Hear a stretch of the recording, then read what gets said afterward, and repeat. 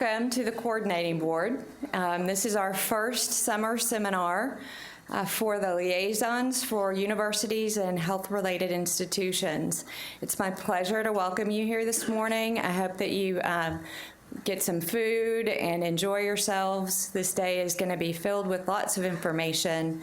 And first on our agenda, I'm very pleased to welcome our Deputy Commissioner, Dr. David Gardner. He's going to give you the official welcome.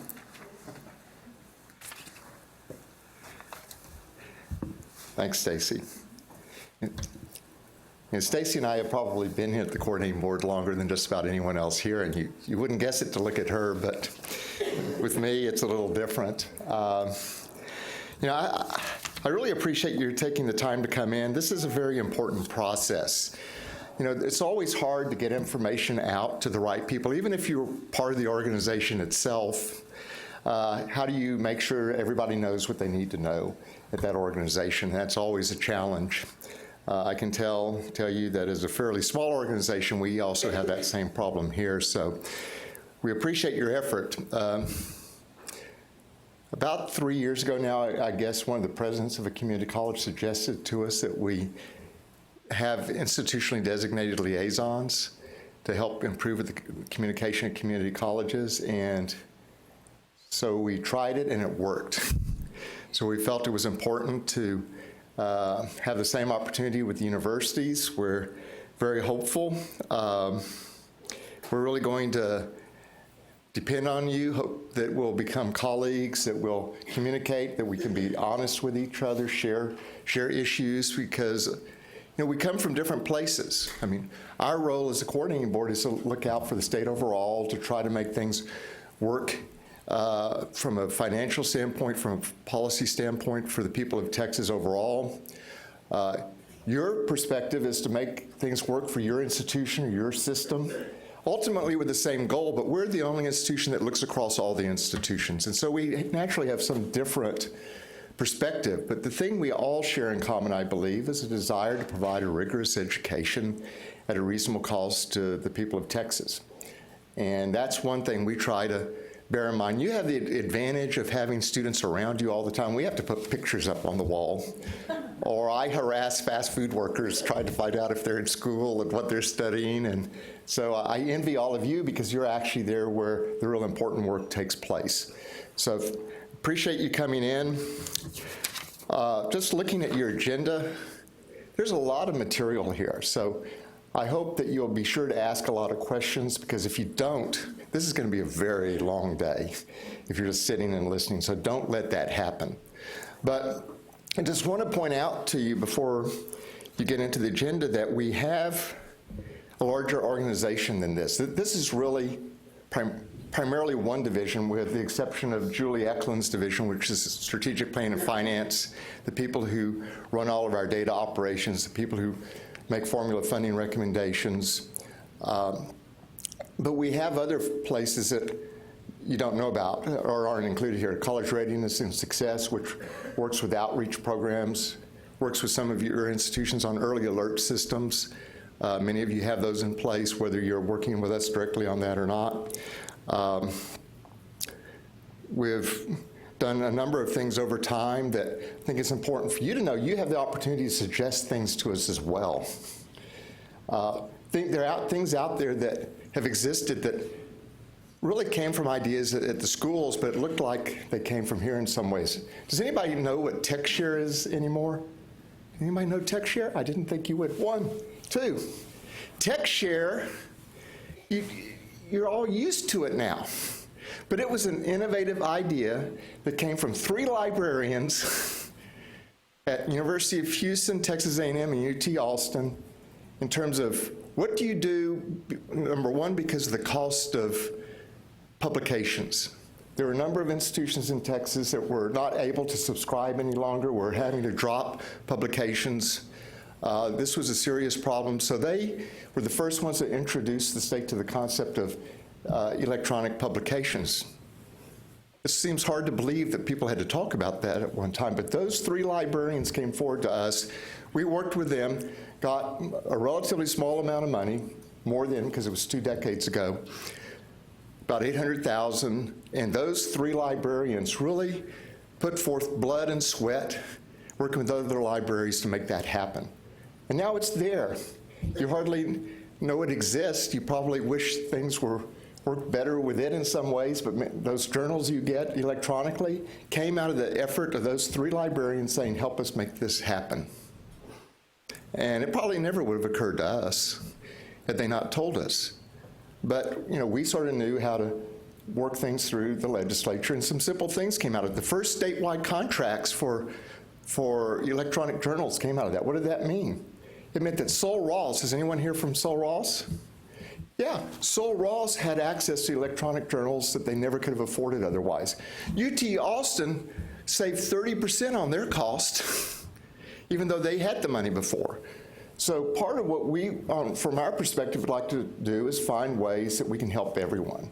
At the same time, recognize institutional differences. I personally believe, we talk a lot about diversity in higher education. I believe in it. We typically are talking about ethnicities and people, but we need to have different kinds of institutions as well. They shouldn't all look exactly the same other than that they provide high quality education. The commissioner said years ago when he first came that students in Texas deserve access to a high quality education wherever they live in the state. We still believe that. We're still working hard on that. We still have resource issues. We all know that. So these are things we have to work on together. So help us communicate with others on your campus, but also give us good ideas. Or if you think we're working on something that you think has a bad fallout, or there's another way of doing it that's better in your view, share it with us. Does that mean we'll just do it? No, I can't honestly say that, but I can assure you we'll listen. And it's important that you do that. So I'm glad you're taking the time today. What you're seeing today are a lot of things that are sort of the everyday work of our agency. I don't know that Rex will say it, but if you look at how much of this work comes from his division, he has about 30 people to do this.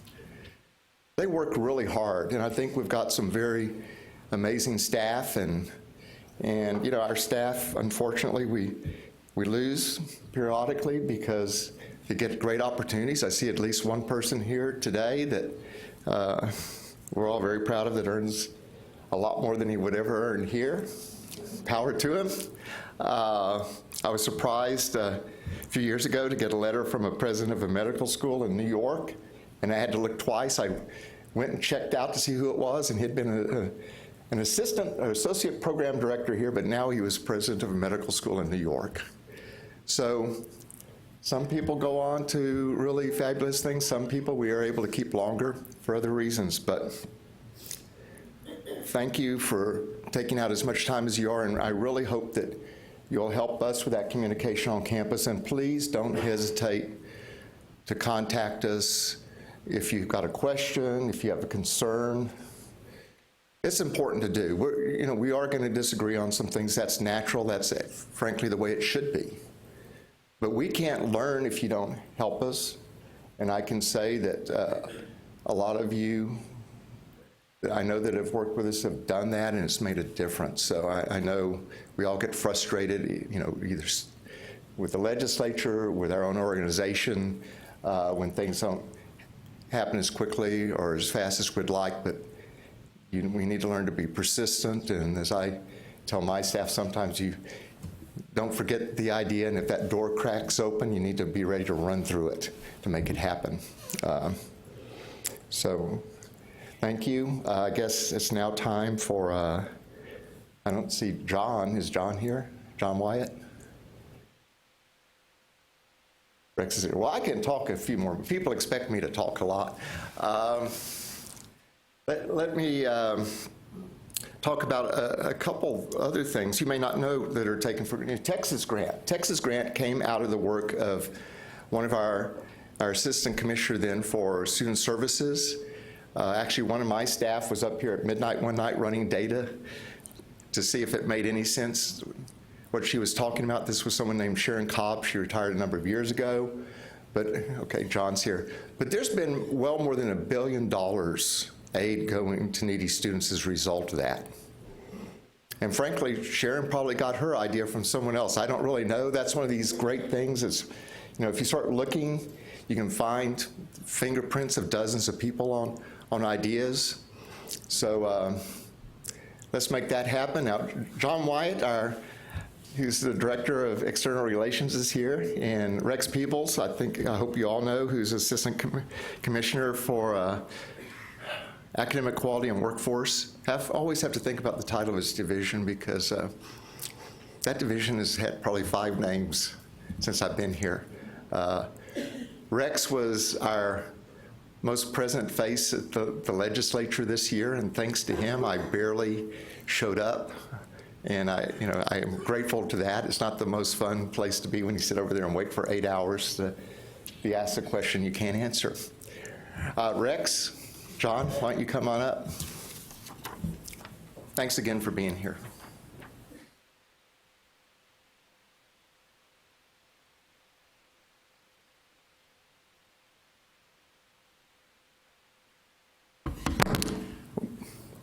Good morning. Oh, y'all are unusually bright for a Monday morning. Thank you, David. My name is John Wyatt. I am Director of External Relations here at the Coordinating Board, and my team and I are responsible for the agency's engagement with the legislature during the session. So during this last legislative session, we tracked and analyzed over 500 bills impacting higher education.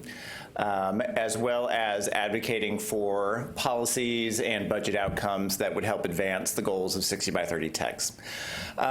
If there's one overriding motif for the session, and I think our commissioner summed it up, is that it could have been a lot worse. We came into this session facing some real budget difficulties. Obviously, the impact of the price of oil led to some limitations on the budget, and so the initially introduced budget was a tough one. But we did end up in a place where we were able to make some progress, but we still have some challenges that were not addressed during the session. What I'm going to do is present just a bit of an overview of some of the budget and policy outcomes of the session, and then leave plenty of time for questions.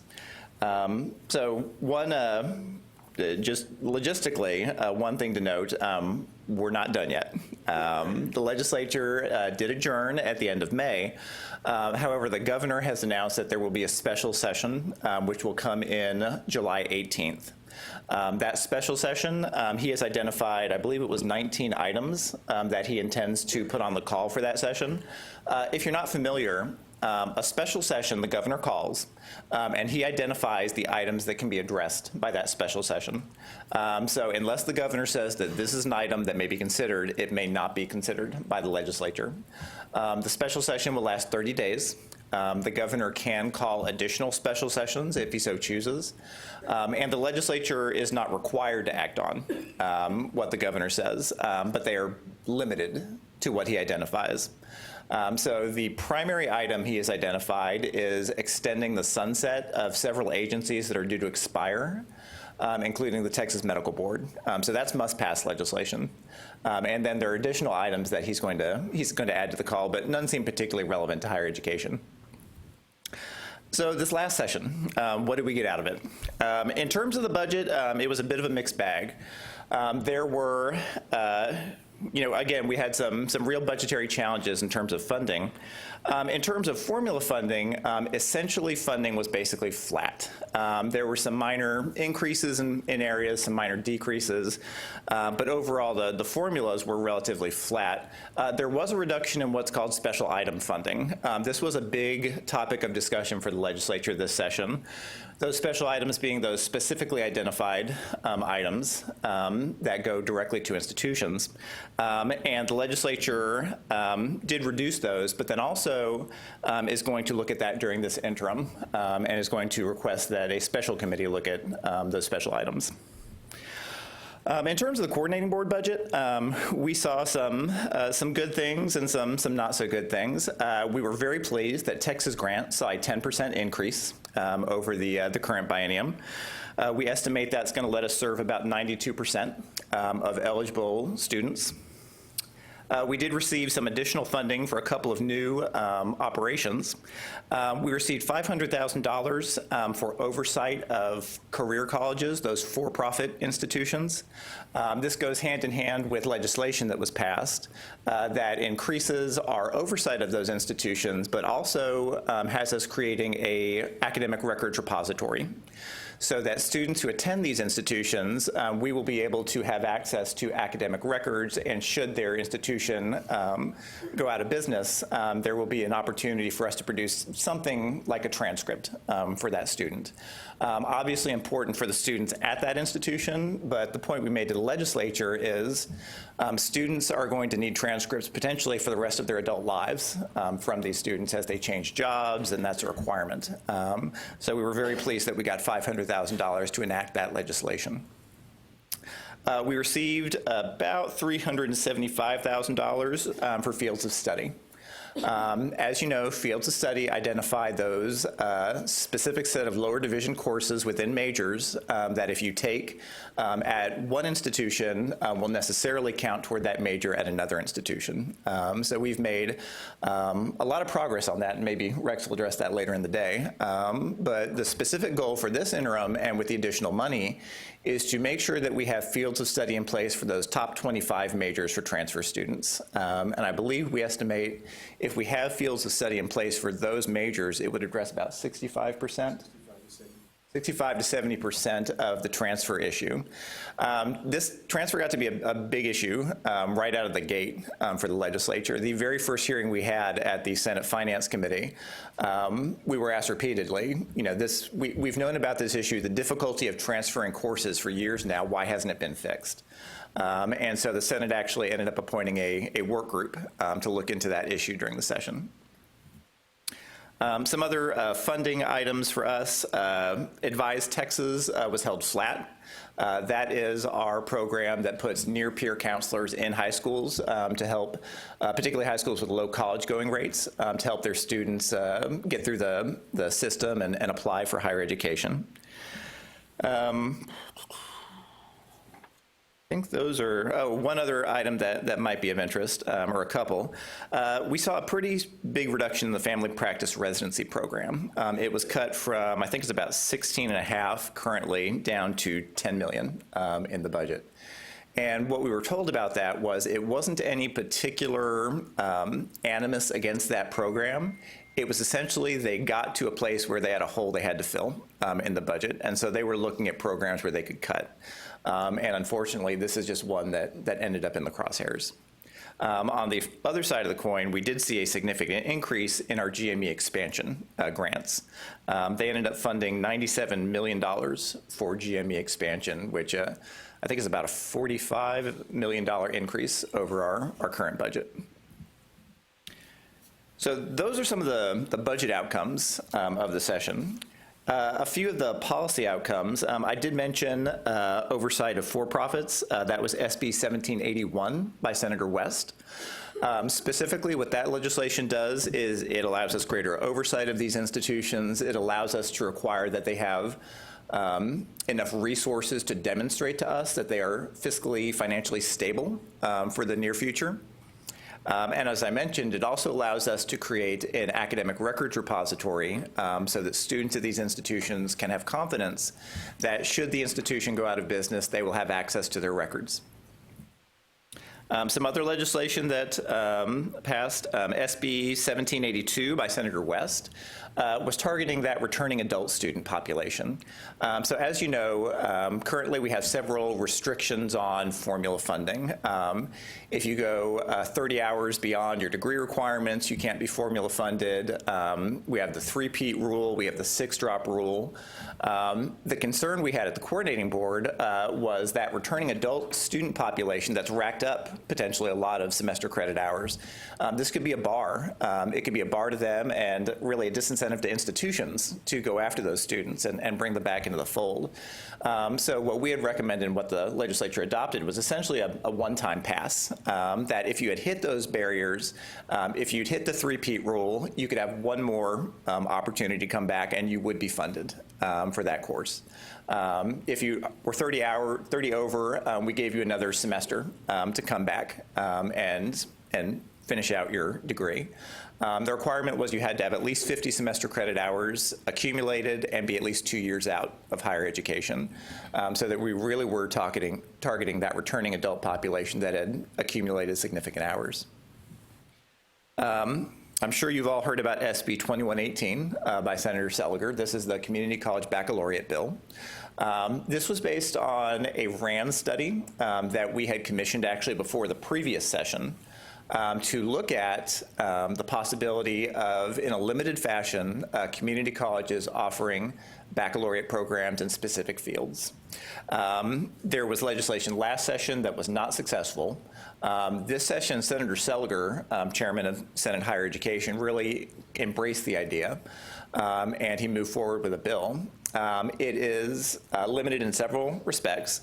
So the fields that are eligible are baccalaureates of science and nursing.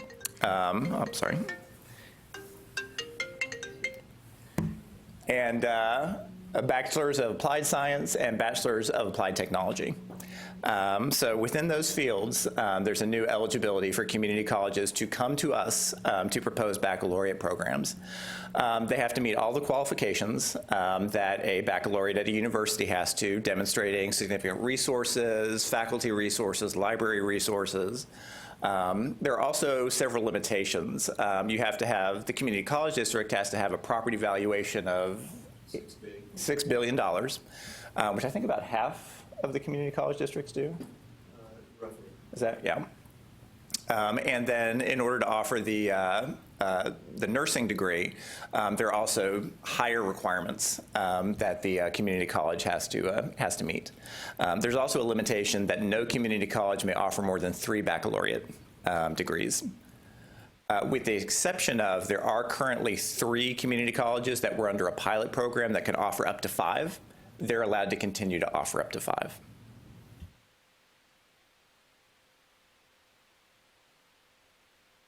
There were a couple of bills that were passed regarding graduate medical education. HCR 102 by Chairman Lozano of the House Higher Education Committee was a resolution. It expressed the sense of the legislature that they wanted to prioritize increasing the number of residency positions in our state before authorizing additional medical schools. The idea being that we have a limited amount of resources in Texas, and so if we really want to grow the number of physicians practicing in our state, what's the best place to target those resources? And a theme that we've heard recurrently over the last few sessions has been that part of the bottleneck has been those residency positions, getting to that 1.1 to 1 ratio of GME positions to medical school graduates. And so this was passed to say that the legislature wants to continue to focus on additional GME before new medical schools. And as I mentioned under the budget, they are following through on that with increased resources for GME. There was also legislation passed by SB 1066 by Senator Schwertner, requires that when an institution applies to offer a medical degree, they must also submit a GME plan. So they must have a plan that says how they're going to create the additional residencies that will accommodate their graduates. Let me highlight just maybe a couple more and then kind of open it up to questions. Some other bills that might be of interest, Helen Giddings passed HB 2223 on developmental education. This requires schools to move increasingly to the co-requisite model for providing developmental education. As you know, that is the simultaneous developmental education with credit-bearing coursework.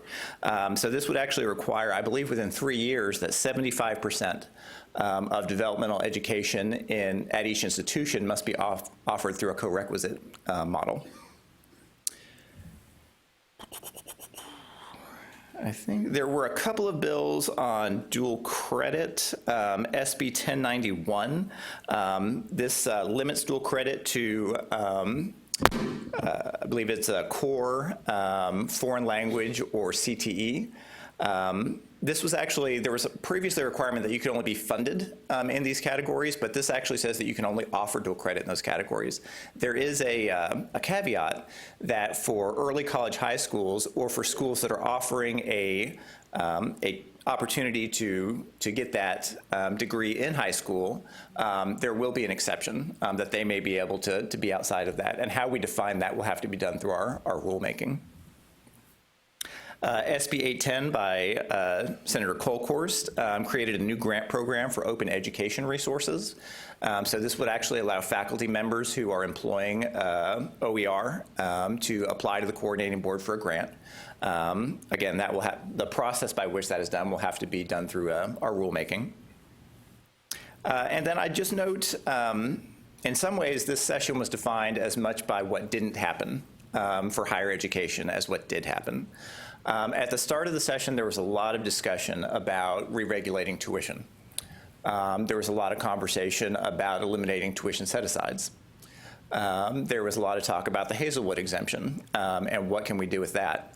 Ultimately, the legislature did not adopt legislation on any of those matters. Bills were advanced on tuition re-regulation and tuition set-aside repeal through the Senate, but they were not successful in the House. Neither chamber had any appetite for taking up Hazelwood this session. There was also, the coordinating board had a couple of recommendations on financial aid for the Texas Grant and the TEOG programs to make them more effective. Those did not advance largely because in the Senate, there was a successful effort on SB 18, which is the tuition set-aside repeal. That bill included creating a new grant program, and an amendment was offered to that would limit that grant program to those eligible for federal financial aid. And the context of that is that only citizens and permanent residents are eligible for federal financial aid. So essentially, this was an effort to ensure that undocumented students did not have access to this new grant program.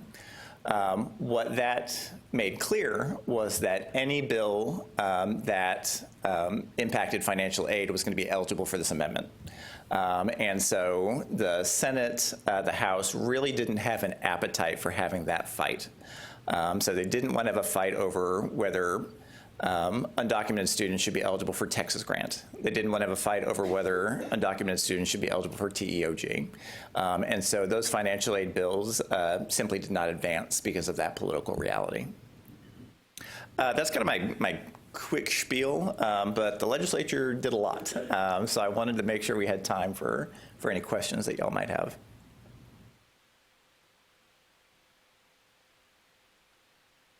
And this is the guy who's going to implement everything they did, so. Or most of it, anyway. One quick note about dual credit. There was also a bill passed that would require the TEA and the coordinating board to collaboratively develop goals and objectives for dual credit. And the piece that will be really important for your institutions that offer dual credit is that those goals and objectives then must be sort of embedded in or woven into the MOUs that institutions must adopt with those institutions you have dual credit with. So at this point, I'm not quite sure how we're going to work all this out in terms of our collaboration with TEA, but the bill does require us to jointly decide what these goals and objectives for dual credit should be, and I suspect this will take us a while to iron all that out, and we'll try to get as much input as we can as we go along on this. Learning goals and objectives, or is it infrastructure? Or structural and center? Well, it's kind of open, but the bill itself does mention sort of the traditional things that we would think of in terms of, completion rates and retention and that kind of thing. So. And I will follow up on that. I mean, if you look at the issues that took up a lot of time in higher ed that were really discussed, dual credit was one of the big issues. I think one of the things that the legislature is interested in is dual credit effective? Is it really helping students advance more quickly and more efficiently through their education. And, frankly, there's a lot of question as to whether that's the case. They ended up not really, they had a couple of bills, but and there was actually a study that was required in the budget with us and TEA, but that ended up getting a line item vetoed by the governor because he thought it was duplicative of an ongoing study we're currently conducting with the RAND Corporation. And then I do believe that RAND study should be having some results next year, and we'll hopefully that will help inform the legislature as they come back next session to look at the issue. Before we take a couple of questions, just a little bit of follow-up to John on that one. There was another bill that requires the coordinating board to conduct a study on transfer issues, and that bill specifically mentions including dual credit. So that's also a place where what we know is that if you look at excess hours, then we've sort of determined that from a 2 to a 4 year of those hours that students have actually passed, they have about 15 excess hours from a 2 to a 4, about 16 from a 4 to a 4-year institution, but 21 for dual credit students. So there's a little bit more dimension about the issue of transfer around dual credit, and that study requires us to look at transfer issues in general, but also specifically at dual credit. So. I have a question about the special session. One of the agenda items is raises for public school teachers. I believe it's $1,000 a teacher. Yes. Should we be concerned in higher education about how that would be paid for? It's an interesting question. I'm not entirely familiar with public education finance, but as far as I know, there's been no talk of shifting resources to pay for this. So just from what I've read in the paper, I believe it has to come from local resources, but I could be incorrect on that. The thing about a special session, so the governor, he's announced, his items that he wants to see addressed. There's nothing that prevents him from adding to the call. So he's announced that this is what he wants. Up until, frankly, the last day of the special session, he can expand the call and add anything he wants. So while it doesn't look like there's anything that directly impacts higher ed on there right now, it's still important to remain vigilant and keep an eye on it. So with the decrease in the family medical residency program, is it anticipated that the increase in the GME will help offset that, or are they just two separate? So I can answer that question. The answer is no.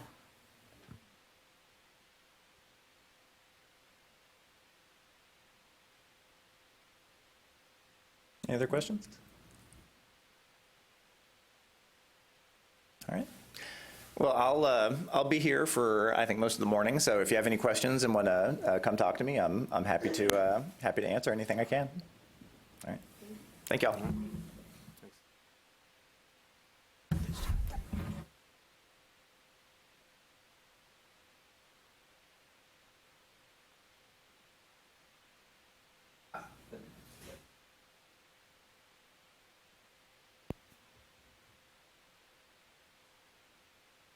Apparently I am. It's thing. Well, no, you're fine. So next up on our agenda is the 60 by 30 text progress report and marketable skills. And I'm happy to introduce Rex Beebles and Ginger Gossman and John Wyatt too. So welcome. And for those of you who have entered late to the room, please come up. We have about 5 empty chairs up in the front.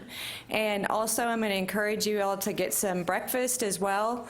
We still have some refreshments back there, so please partake.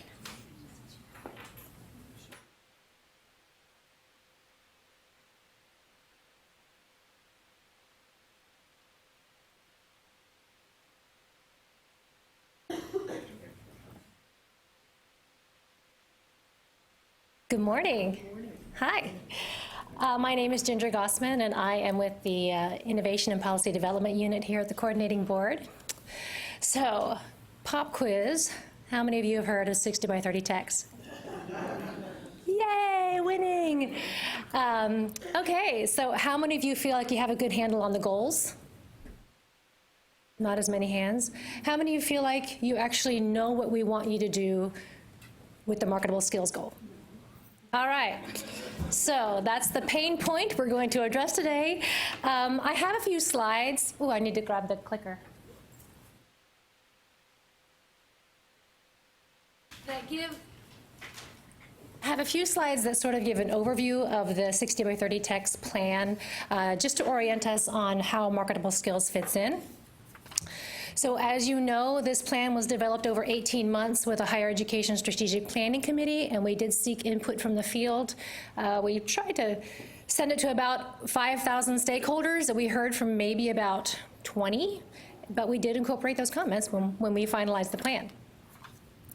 So there are 4 student-centered goals, and this plan really is founded firmly on the need for Texas to produce an educated workforce in the next 15 years. We don't just want to be competitive nationally with other states, we want to be competitive internationally. And our Higher Education Strategic Planning Committee was very focused on that. So 60 by 30 text emphasizes all forms of post-secondary education. We're not just talking about the 4-year degree. We're talking about level 1, level 2 certificates, associate degrees, but also master's degrees and post or graduate education. The plan is very directed, but it still provides latitude for you to pursue your missions. So we really hope that you can fold these goals into what you're already doing, because this builds on the success of closing the gaps, which by many counts was a very successful strategic plan. So we want to continue those efforts. So the first goal deals with educational attainment, or the educated population, and that's the fraction of the Texas population that's actually holding an undergraduate certificate or degree. The second goal deals with undergraduate certificate completion at Texas institutions. So the first goal, educated population, you could have gotten that degree anywhere in the world and brought your degree here to Texas. The second goal, completion, is only talking about degree production in the state. The third goal is the marketable skills goal, which we'll get into more a little bit later, but that deals with the skills that students acquire through their higher education experience. The fourth goal is recognizes the need to address student debt.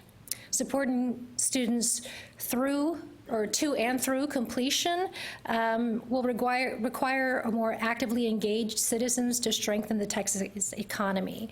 And that means we need to address college affordability and the workplace needs or expectations from the graduates we produce. So the plan was designed in such a way that all 4 goals tied together. 60 by 30 is the overarching goal at the center of the plan, but the other 3 goals will what will get us to that 60% in 2030. The completion goal counts, as I said, the number of degree production in Texas. And that's really important for this plan because data from the Bureau of Labor Statistics make it really clear that students don't get an economic lift from going to college. They get an economic lift from completing a program. Also, completing a degree ensures that students will gain full exposure to the skills that are available to them through their degree programs and through their higher education experience. And students who can effectively market themselves can get better paying jobs. Students with better paying jobs are better positioned to pay off their student debt without undue burden on themselves or their families. So the student debt goal ties back to completion because we want students to borrow enough money to complete their programs. The student debt goal is not really about removing debt or even reducing debt necessarily, because again, we want students to use student debt or use student loans as a tool to acquire that certificate or degree that will get them to that better paying job. So data projections from the Georgetown Center on Education and Workforce show that we're going to need substantially more Texans with a certificate or degree in the next 15 years. They're actually proposing that we need many more. We need 60% as a nation by 2020. We want to emphasize that the marketable skills goal is also about the student's future. It's not just about the Texas economy. The impetus behind this goal is to give students the tools to be successful throughout their careers, not just in their first job. So again, this goal, it is about the first job because we want them to get to find placement in the workforce, but it's about their third job, their fifth job, their 10th job. The average tenure for Americans was about 4.6 in 2014, 4.6 years in their current jobs. So we're now a nation of transferability. So I've changed jobs many times. I need to think about my career path. But I've changed jobs a number of times in my adult life. And while that may not look like your life, it is going to be your students' lives. They're going to change jobs a lot, and they need to be able to market themselves every time they go out to look for a new placement. Oh, and in 2016, LinkedIn found that millennials will change jobs 4 times in their first 10 years in the workforce. So the third goal, this is how it reads: by 2030, all graduates from Texas public institutions of higher education will have completed programs of with identified marketable skills. So we are asking this of public institutions, but we are inviting this for private institutions to participate in as well, and some have shown interest. This goal pertains to all levels of higher education, so we are anticipating, again, from the level 1, level 2 certificate up through graduate programs will identify their marketable skills. The first target for this is focused on creating a process to identify those skills. So some institutions are ahead of the game in this regard. Others are still needing some guidance. And on that note, Dr. Peebles and I are working on creating guidance for institutions on how to implement this goal. We hope to have that live by the end of the year, the end of the calendar year, and we will certainly keep you posted on that. Identifying this process is a really important component of the goal, and the reason why is because part of the goal is that these skills will be updated regularly. We don't know what the job market will look like in 15 years. We don't know what jobs will exist in 15 years. I was just reading an article that was talking about how design jobs, for example, in computer science, are changing so quickly that HR divisions are having a hard time staying on top of what titles to post when they're trying to find placement. So there used to be 3 separate jobs in creating UX and UX design. Now that needs to all fall on one person because the change that needs to happen is so quick for the company to stay competitive that they can't afford the time it takes for 3 people to collaborate. They need one person to be able to do it all. So continually updating these skills is really important as well. And the second target is about job placement after graduation. And hopefully you're familiar with this metric already because the coordinating board has been collecting these data for, I think, over 10 years and posting it on our data website. So this is nothing new. It's just now integrated into the strategic plan. The planning committee, when they were designing this goal, were responding to what was happening in media. We were reading a lot of news articles about how employers were not satisfied with the graduates that they were getting, that they weren't ready for what employers needed.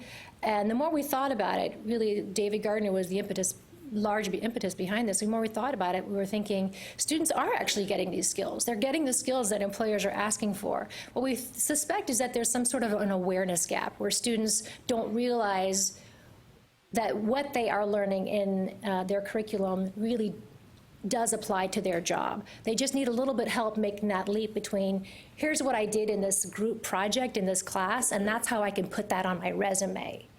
So what we're looking for are sort of resume-ready skills that will help students land that job that they're hoping to get after graduation. In particular, we think that many liberal arts and humanities programs are preparing students for leadership roles. And again, you know, one of the responses that employers have been providing regarding graduates is that, well, those degrees don't help my organization. I need someone who has an engineering degree, or I need someone who has a nursing degree. Well, and you do need those students, absolutely. But students with liberal arts and humanities are very honed in on synthesizing information and improving information. So they do have marketable skills. Those degrees absolutely have value in the workplace. Again, we just need to help students understand how to market themselves with those degrees to employers. And also help employers understand why those degrees are valuable. And marketable skills are those that are valued by employers. And they can be applied in a variety of work settings, including interpersonal, cognitive, and applied skills. And these skills can be either primary or complementary to a major. They can also be obtained by students through their co-curricular and extracurricular activities. So the goal as written is really targeting academic programs, but we hope that you'll, as you create a vision for implementing this on your campuses, that you will also embrace the co- and extracurricular programs as well. We believe that all programs develop skills of value in the marketplace. The plan requires you to formally identify those skills for each of your programs so that students are aware of them and can communicate them to potential employers. In a national study by UCLA, most students who were surveyed identified getting a better job as the most important reason why they went to college. Students who can articulate their skills are better positioned to get that better job. So I just want to let you know, as I mentioned, Rex and I are working on those guidelines. If you're interested in staying on top of what's new and exciting in the marketable skills goal, you can sign up for our news alerts, our e-updates. We haven't been using it as much as we hoped, but now that we're creating the guidelines, we will have information to communicate to you. I also really encourage you to encourage your career services folks to sign up for these updates. There is no statewide career services organization in Texas, so we don't have an automatic way to communicate with all of your career services folks, and they really do need to be a partner in this process. I've spoken to several career services group in the last year, and they're very eager to be part of it, but you will need to invite them into that conversation. So our plan launched in 2015, and Governor Greg Abbott was very excited about this, and he thinks that the brightest years for Texas are ahead, largely because of 60 by 30 Tex. So that's what we're hoping too.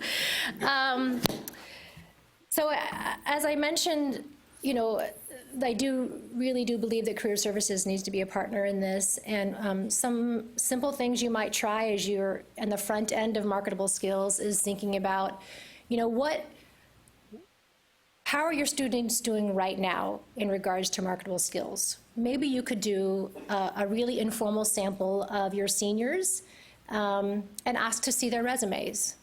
You know what programs they've been exposed to, you know what extracurricular activities they've participated in. Take a look at those resumes, and do they really reflect what those students can do? Think about your first resume, your very first resume. Was it good? Did it really tell your employer what you were capable of? If you could go back in time, and if somebody, a professor or a counselor sat down with you and explained these are the marketable skills you got in your program, would it have helped you in your first job search? Mine was terrible. I hope it's better now, but it was terrible in the beginning. But those are the kinds of things we're suggesting. We're not going to dictate any practices to you in regards to marketable skill. We really are offering suggestions on how to get started. But your career services folks already have, if you as leaders in your institution or your programs don't already have relationships built with employers, your career services folks do. And they can provide feedback when you're starting to develop these skills. Another suggestion may be to invite your career services folks to a classroom. Because I bet as they observe your classroom, they'll see skills that are being provided to students that you may not even think about as valued in the workplace. But they get feedback on job placement more often than you do. So those are the kinds of suggestions we're going to have in the guidelines. They'll be more fleshed out. Anyway, that's marketable skills. I hope that helps a little bit. There's more to come. Yes?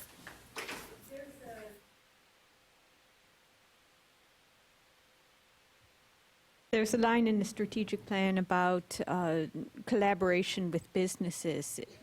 Has that been flushed out? Like what kind of documentation or evidence the coordinating board needs from the universities about how we collaborate with local businesses in developing and articulating marketable skills? To my knowledge, we will not be asking for any evidence regarding that. The evidence will be the marketable skills and how you communicate. We may be asking, how are you communicating them to students? Because we want you to identify them, but the whole purpose is to help students, so how are you telling them? At our Marketable Skills Conference last year, we had someone from the UK, the UK went through this idea of employability skills about 15 years ago, and all institutions were required to identify them. So every program, academic program in the UK has to have a tab on their website that lists the employability skills. So that is one way in which you might communicate the skills with your students. But Rex, do you have any thoughts on that? Yeah, we may wind up doing, or hopefully we'll wind up doing at least some of that work for you. We're going to try to meet this summer with a small group of folks from business and industry, and then later on with the larger group to help us sort of bridge that divide between sort of the language that academia uses and the language that business and industry uses. Because I think sometimes part of the problem is that we call something A, and business and industry refers to the exact same thing as D. And the nomenclature is not quite the same, and so there's something missed in the translation. And I think it's important to note that we are not asking institutions, and particularly instructional programs, to do something they're not already doing. So this came about, part of this was the belief that in every instructional program, students are actually, first of all, that students are actually learning something. In spite of what some of the press had to say about graduates who come out and know nothing, I think we all know that actually students learn a lot. They may not be necessarily very good at telling other people what they've learned sometimes, and sometimes that waits to be demonstrated. But people do learn stuff, and in fact, they actually learn an awful lot. And so part of this is what have they learned that you have not made explicit for them? And some of you have heard me use the example from my own background, which is all political science, but I learned a lot of statistics. And one of the jobs that I had working my way through college was a plastics plant. And we made trash bags.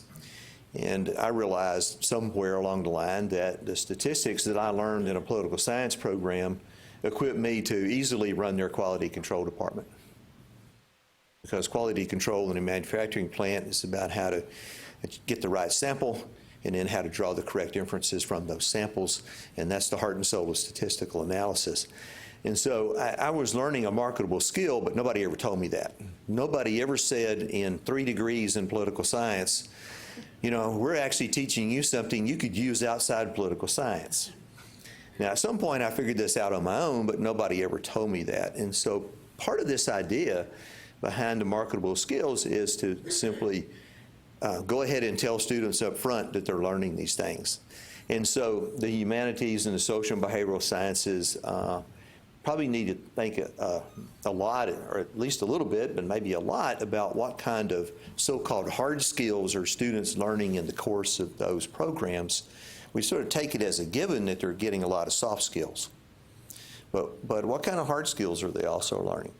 And for those students that are in engineering and accounting and what have you that are clearly picking up so-called hard skills, what kind of soft skills are we also teaching them along the way? And we are. As a general rule, students are learning some of these things. We don't necessarily make that explicit, and that's what the marketable skills goal is all about. Thank you very much. I have a question, Ginger, and to some extent this would be related to John. John, you talked about a special committee possibly looking at the special items. And Ginger, as you're pointing out, 60 by 30, many of the initiatives that we were working on related to 60 by 30 were directly related to the special items, yet they were cut. Will this possibly be part of the evidence brought to the special session in that special committee? Will they be looking at this? And would it be best for our institution to show how our special items are related to 60 by 30?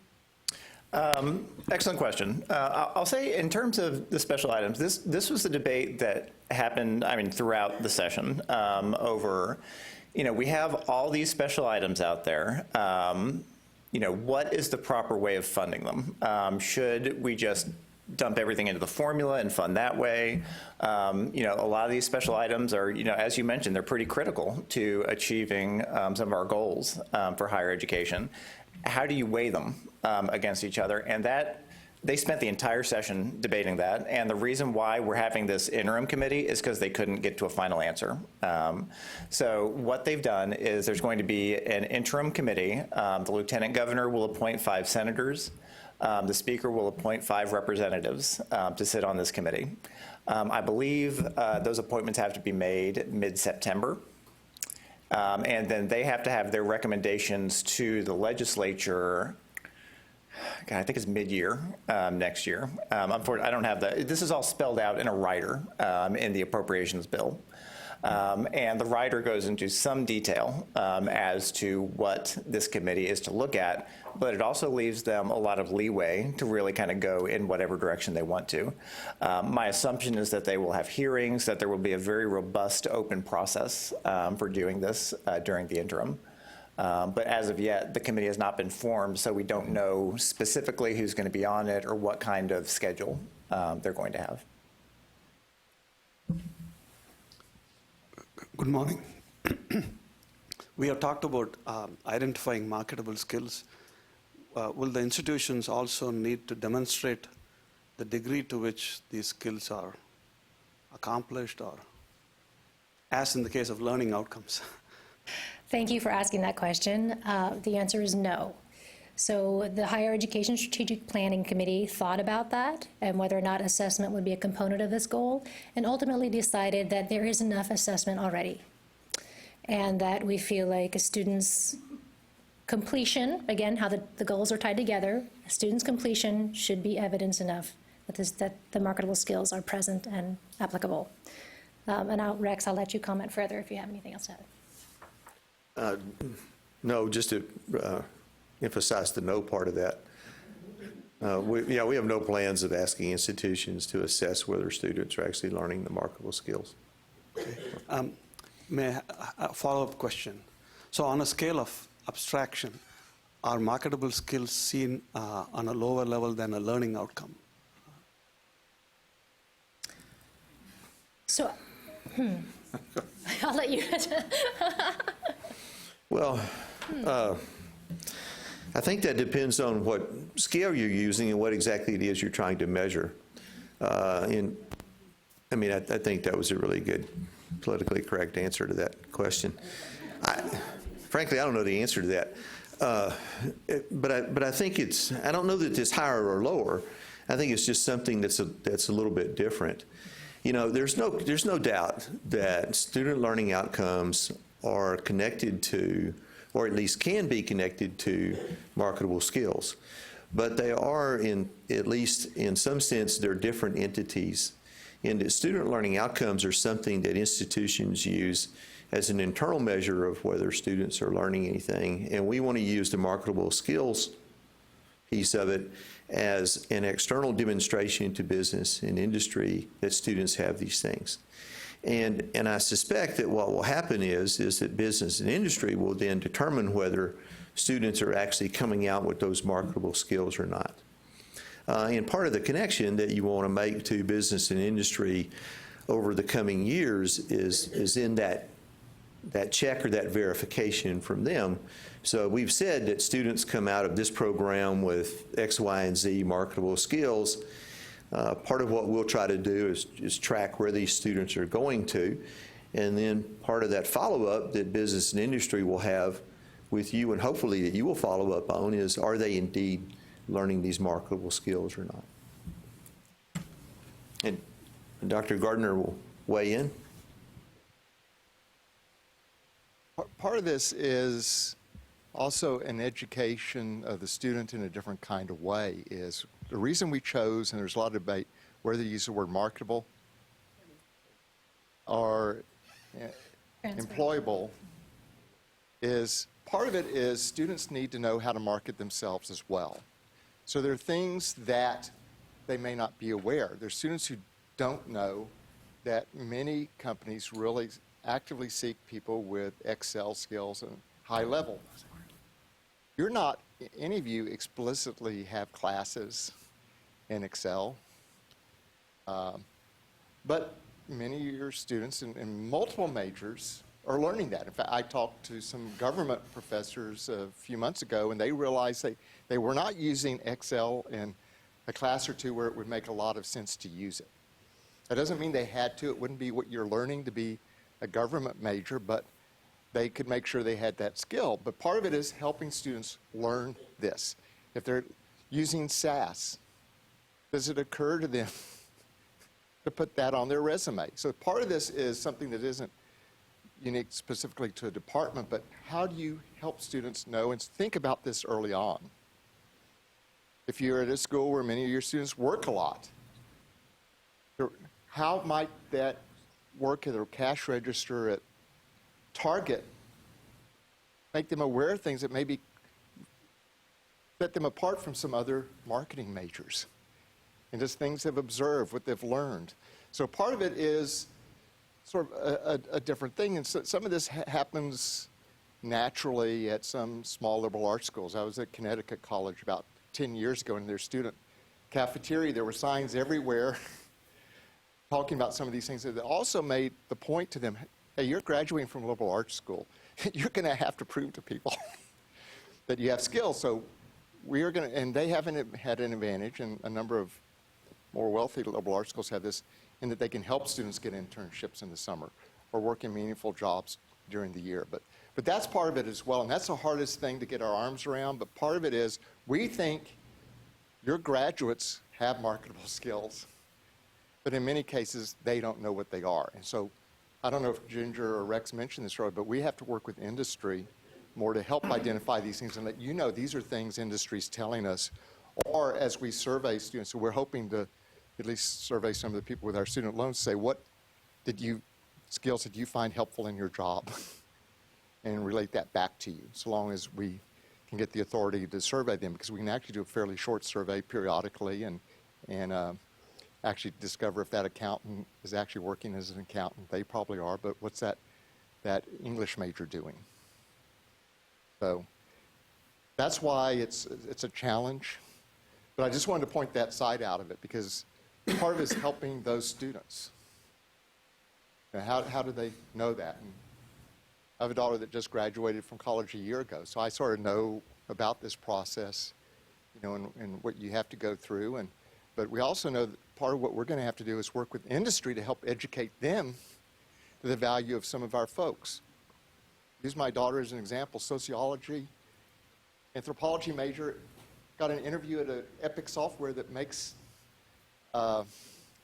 patient information for electronic systems for hospitals and doctors. How they thought to interview her, I don't know, but they interviewed her twice, took an exam to see if she could learn to code.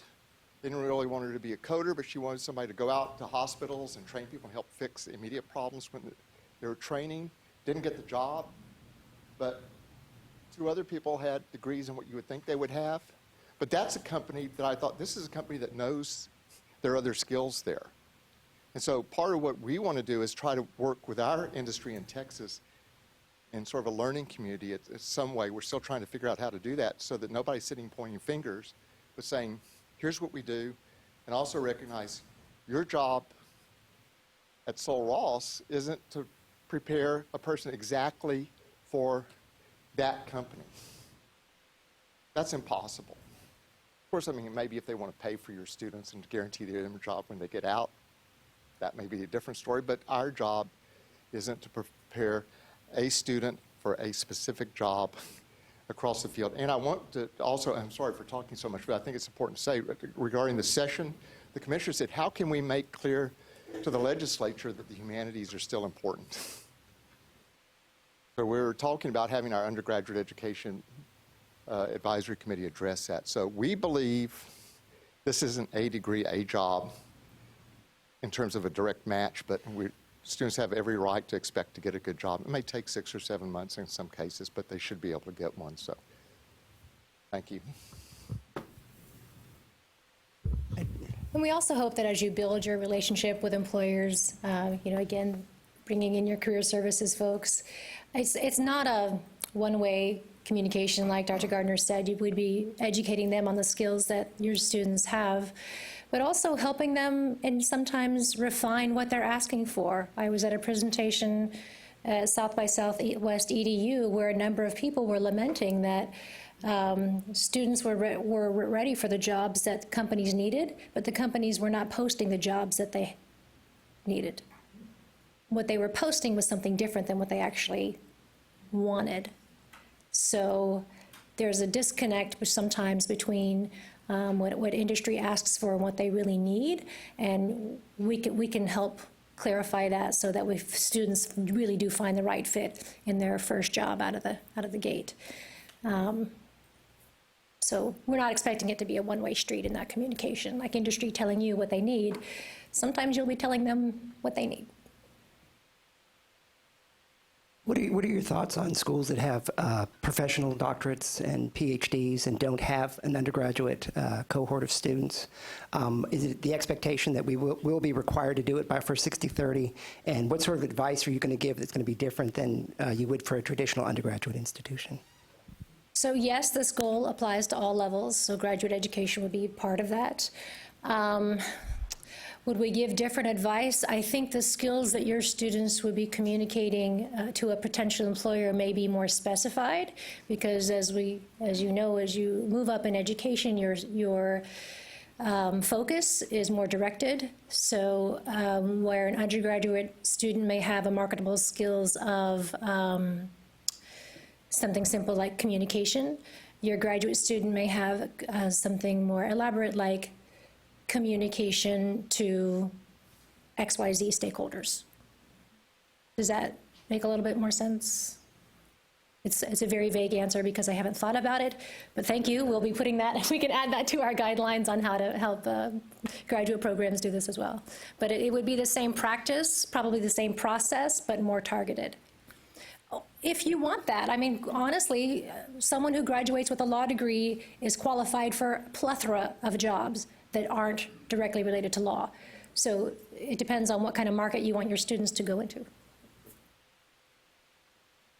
want to say, one, thank you very much for not insisting on requiring us to assess how we're going to look at this. I'm sure we get enough assessments at this time, but I also want to link back to a couple points that was brought up earlier. If the learning outcomes are written appropriately, they really test the marketable skills. So they really should be intertwined. And so that would help the professional programs, that helps all of us. So the key, I think, and that's what we're doing, is going back, really taking a hard look at what those learning outcomes are saying and make sure they link to that particular aspect of marketable skills. And I think that's a great idea. Suggestion. Yeah, I think that's a great idea. Student learning outcomes may be a great place for your institution to start, depending on what vision you have for this process, but they are not the same thing. And but they are very much tied together. So if, again, as Rex mentioned, student learning outcomes are very internally focused on something that you use as a metric, and marketable skills is very student focused. It's very student centered because it's something the student will use. So how do you take a student learning outcome and convert it into a resume ready marketable skills? And if you're able to master that progress, we will be inviting you to present that to other institutions, because we think a lot of institutions are also taking, we do think a lot of institutions are taking that approach, and we would like to provide support in that regard, because we don't want you to reinvent the wheel if you don't have to. But we really do want the end product to be useful to the student. But thank you for raising that. Any other questions? Sure.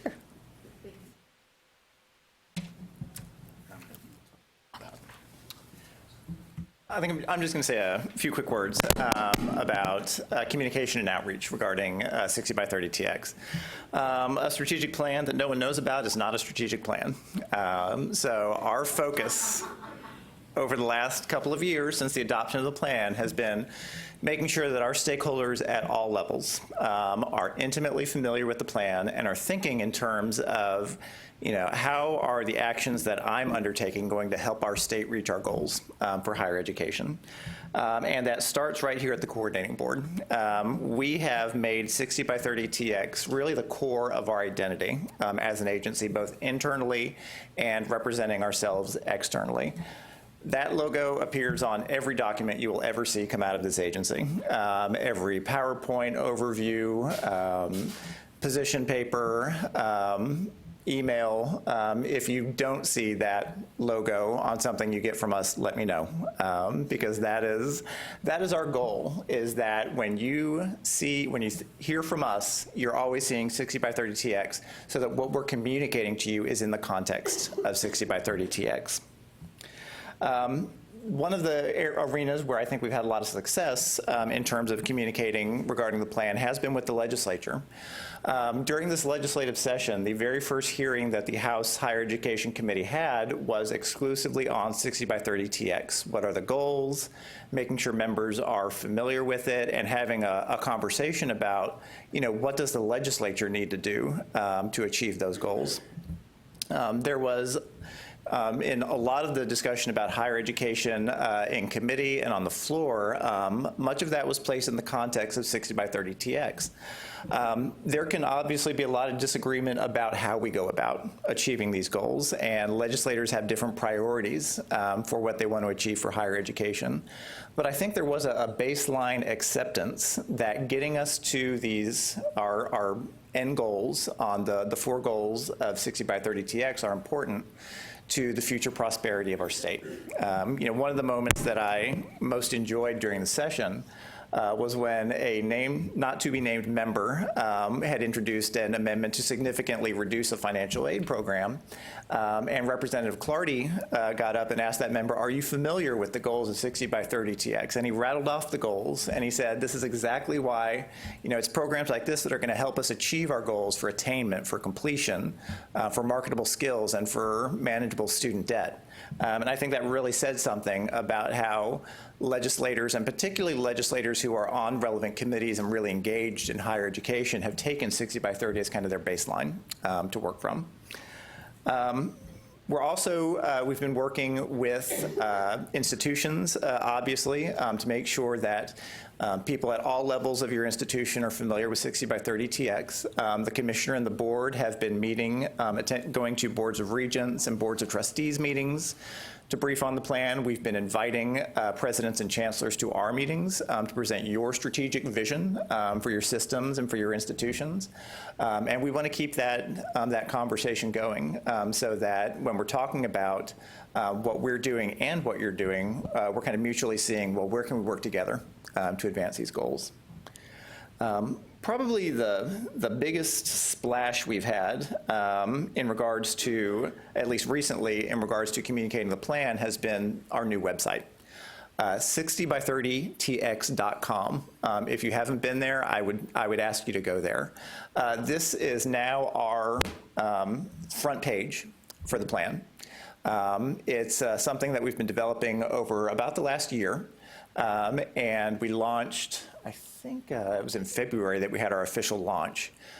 This is our portal for everything 60 by 30 TX. So it includes access to our accountability data. I think Julie might be talking about, Julie's going to be talking data in a little bit, and she's much more qualified for it than I am. But the idea behind the website is it presents a portal that you can access at whatever your level of need is. So if you're just interested in a quick overview of where does Texas stand on these goals, that's something you can access.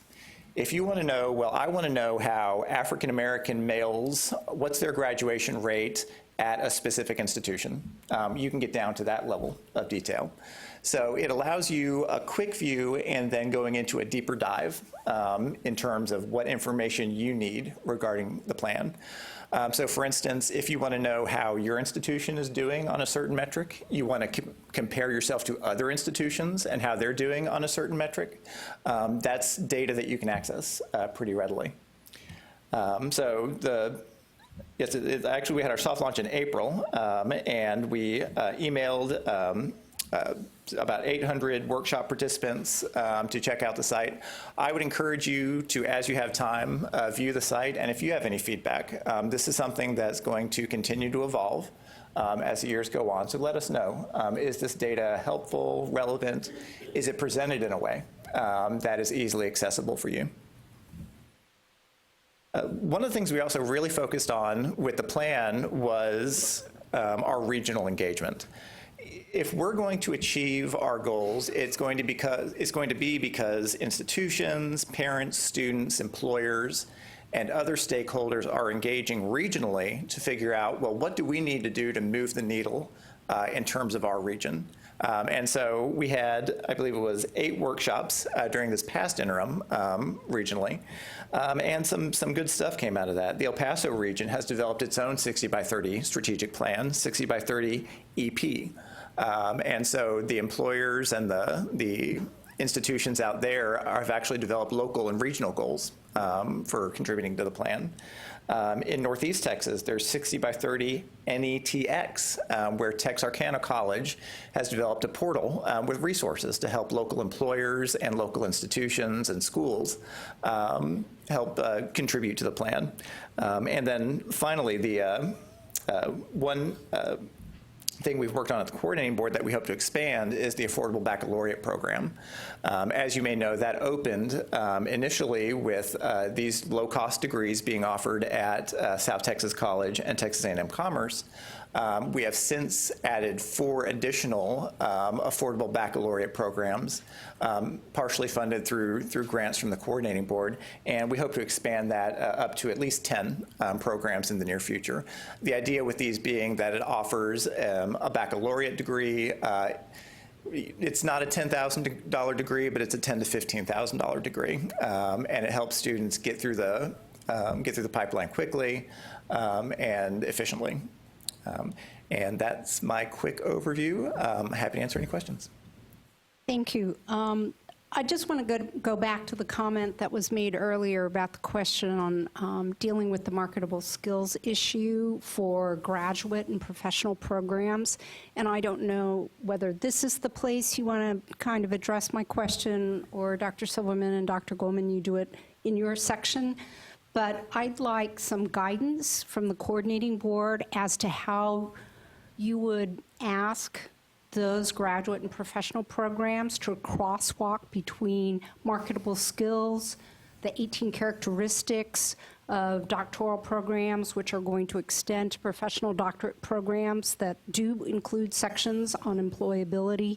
So whenever you feel like it's an appropriate place to address it, that's just, I want to make sure that from a user standpoint, particularly for the health-related institutions, we're not tripping over how we are reporting data to you, whether they are graduate program reviews, 18 characteristics, and all of this, or the distinctions you're trying to make. Thank you. Yeah, and I certainly don't want to do something that's going to wind up in a duplication of effort for either one of us. So I'll get back to you on that. But I think it's a very good question to ask, and so let us give that a little bit of thought. And it's particularly as we go forward with the guidelines, that's one of the things that we'll keep in mind about how to make sure that we're not doing or causing you to duplicate effort. Because if you're duplicating effort, then we're reading it twice, and neither one of us want to wind up in that boat. So, okay.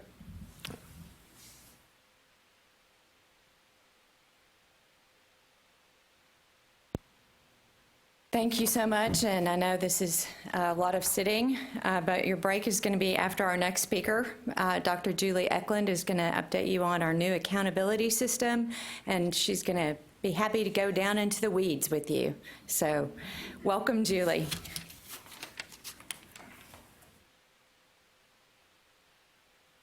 Thank you very much. I like to think of it as getting into the nuts and bolts. That just sounds so much more positive. Thank you all for being here. Before I began talking about data, I did want to say that I'm thrilled that we're going to have the liaison program with our universities. My division, the Strategic Planning and Funding Division, sends a lot of notices out to our institutions. We work closely with our reporting officials, with our folks who are directors of institutional research, with our chief financial officers, and with our accountability peer groups. And I, in fact, see a couple of people in the audience today who are members of our accountability peer groups, and glad to see them here today. And it's been really valuable to us with our two-year colleges to be able to copy our liaisons when we send notices out to these groups. Folks change in terms of who's there, and sometimes we don't get exactly the right people. And so I'm just really thrilled that we're going to have all of you to work with. So you'll probably start seeing my name fairly frequently. We do send a lot of information out about data and reporting and our accountability system and process. So again, thank you all very much for being here and for doing this. And now you've seen my face, and feel free to contact me if you get any information that you don't understand or you're not quite sure where it should go. But many of you will probably be learning more about the data process. So today I'm going to provide a very brief overview of some of our data resources. For some of you, you'll be very familiar. Some of you, this might be brand new, and I would imagine most of you, you're kind of in the middle. So what I want to do is show you what we have that's high level, and then sort of getting in more deeply in terms of what's available. One of our major functions here, of course, at the Coordinating Board is to collect data from our higher education institutions. We get data from our public institutions, from our private independent or ICUT institutions, from our career schools. There's really a wealth of information that we receive, and we really strive to make available what is helpful to institutions, what can help inform decision-making at your institution. So we're always open to feedback about information that we don't have there that might be helpful. But it's also important for us to focus the state's attention on our plan and our goals and what's most important to us. And I know that John said it's not a strategic plan if nobody knows about it. Well, it's not really a strategic plan if it's not monitored. And one of our responsibilities is to monitor progress on the plan, and there's several places where we're able to do that, so that as you use the plan, as you work at your institutions to help achieve the goals of 60 by 30 text, we want to have the information available for you to do that, and for you to see how is our institution doing, where do we maybe need additional efforts, where does the state need additional efforts. So that said, let me jump in and provide some resources. I hope the PowerPoint will be useful to you moving forward, so that if you want to jump in and learn more and see more, you will use it as a quick link to get to our resources. New Interfaces for a New Era. That's actually the name of a presentation I'm going to be doing at SHIO this summer. And I called it that because we're very excited at the Coordinating Board to have two new applications related to our plan and our accountability system. The 60 by 30 text website, which John Wyatt mentioned a little bit earlier, and I'll show you a little bit more on that. And also, we have a new interface for our accountability system. We've been working on it for about 2 years. It just made a whole lot of sense with the new plan to have a new website and web application for accountability, because we have been updating our measures so that they'll align with our new plan. So in terms of using our resources, here's a really quick place to start, and places where you can get different levels of detail. So John talked about 60by30text.com, which is our new all things 60 by 30 website, really designed for a range of stakeholders, and very much a living site where information will change over time. We've got hot topics, those types of things. This is a new link for the accountability system. We actually have a website for it now, and you can also get to it from our data site. I'm going to show you our data website, txhighereddata.org, that we've had for years, and that's the place to go when you want Texas higher ed data. There's a wealth of information there. And then also our Higher Education Almanac, which many of you are familiar with. I know senior leadership is very fond of pulling these out in meetings, I'm told, and I see heads nodding. What do these numbers mean? Can you tell me more? Well, I'm going to give you the ability to say more, but it is good to be aware of this and know where you can find it electronically on our website. So in terms of 60 by 30 text, I think John talked about some of these things. One thing that I think is neat about it is we've set it up so that you can pull graphics off of it. And so if you're doing presentations, you want information, it is set up to pull nice, clean graphics from it. We've got information about meetings, events, and it also has a link to our accountability system. So my intention is to jump into the website just briefly, since I know you already went there with John, but I did want to show you a couple of things here. And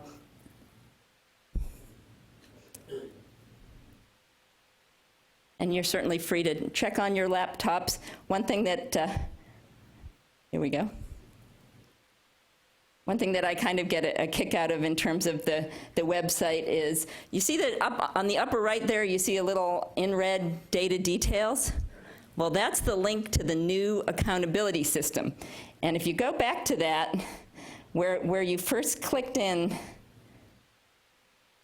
and now we need to go back to home. So when it first comes up, there's a picture of a nurse, and there's a little sign that says emergency, and it points to the data details button. And that was totally by happenstance. I don't know if you can get back there and go in there again, but one day I saw that and I said, okay, if you have a data emergency, there you go. There's your data details button if you forget how to get in to more depth. So I'm going to take you to the accountability system in a little while, but I just wanted to show you a couple of things here. On the top blue bar, we have a tab that says goals. Here is where you can do the dive in for your region. Okay, so this website talks about where we are statewide, and it also focuses on regional data. So very helpful to those folks working in regions on trying to reach the plan. We have all 4 goals. For example, if you select completion, goal 2, and then we scroll down, you can see there's a map on the right. You can select a region, and you can see how we're doing, how is our progress, not only statewide for all of our completion goal and all of our completion targets affiliated with that goal, but you also can see how your region is doing in terms of the goal and the targets. And we have this for all of the information that it makes sense to break out regionally. So I think this is very useful to know if we want people to think sort of beyond institutions. In fact, we are working right now to develop regional targets for 2 of the goals and one of the targets for our folks in regions, our stakeholders, to come together and work on. And we've been talking about that at our board meeting. In fact, we will be bringing it to our board at the end of this month. But this is a great place to go to see regional data and how your region is doing. But now let's go back to the PowerPoint. It's a little bit hard to do all this from up here. Thanks. And we're gonna. Okay, now I want to jump in and I want to talk about the accountability system, and then we can dive in there and take a little look. In fact, I might come over and drive. So the accountability system, how many of you are familiar with the accountability system? I think pretty much everybody, which is great. It's been around for about 13 years. It was from an executive order from Governor Perry. It has several purposes. We evaluate and compare institutional data, and folks in the field, of course, can do that. It's really important for highlighting state priorities, and I think we had been getting away in the accountability system from this. We had dozens and dozens of measures for each institution type. So we worked with our accountability peer groups this year to really think about what are the most important measures for looking at how Texas is doing related to the plan, but also in other key areas. And so we did pare down the measures considerably as part of our review process for the accountability system. So the system really is designed to do that, and I think moving forward, very much what's important is front and center in the system. It also holds institutions accountable to taxpayers, parents, and students. How do we use accountability data? Well, we use it in many different ways, certainly in terms of program reviews and requests that all of you are familiar with. We have our online institutional resumes. They're required by law, and they're available on our data website. So we collect the data for the system, but then load up the information in resumes. We have the Almanac. We have a Compare College TX website that's basically accountability and Almanac data, but it's available on for mobile apps and designed more for parents and students. We use the system for Success Points, which is our outcomes-based funding for community colleges. We have that information in there. We, of course, institutional comparisons and for regional planning. And in terms of our accountability peer groups, we have 5 groups at the universities, 2 research institutions, our 8 emerging research institutions. I think many of you are familiar with the emerging research institutions because of not only our TRIP program, but the emphasis in the state on trying to raise up our research institutions, or our emerging research to research. We have doctoral institutions, comprehensive, and masters. We also have 10 health-related institutions, plus our new medical schools at universities. We have the state system and our community colleges. And for the community colleges, we just look at them in terms of the size of the group. For the universities, you can go into the accountability system and see the detail about how institutional groupings are determined. And so that is available. We bring the groups together at least once a year. We're hoping moving forward to really be able to focus a little more strenuously on the plan and how we can work together, not only in terms of our peer groups for the accountability system, but also thinking maybe more regionally and having those groups work together with others in their region. Okay, and then as I mentioned earlier, we have gone through our final measures. Hopefully all of you had a chance to see those. I think they were sent out to institutions multiple times, but that's the sort of thing as a liaison you'd be receiving and really making a decision about, hey, who is it most important to share this with? Again, we have fewer measures. Our new system, we think, is really much easier to navigate than the old system, and I'm looking forward to showing you a bit of that. And we also have a larger interactive data link than we've had in the past. So we basically took everything from the PrEP system, and that's something that's been around a long time. I see you nodding. Many people got data from the PrEP system, especially program-specific data. We've moved that into the new accountability system, and we're continually adding tables, but that's going to be the place where you want to go if you want detailed data by program, by institution, that isn't highlighted in the actual accountability system and accountability measures. And I will demonstrate for that to you in a moment. Okay, so here's the new portal. And it's also, we made sure it was set up for responsive web design. So if you're in a meeting and you need to grab information about your institution or another institution, it should be very easy to do from a mobile device. So that's something very new. The old system did not work well that way. Okay, so now let's jump in and take a look. And I don't know, Ernest, is it going to be easiest for me to drive? Okay, so we're gonna put you through your paces. So the link should work there. And can I get a mobile microphone? Is Stacy? Thanks. Just probably going to be easier for me to point some things out. Great, thank you. Okay.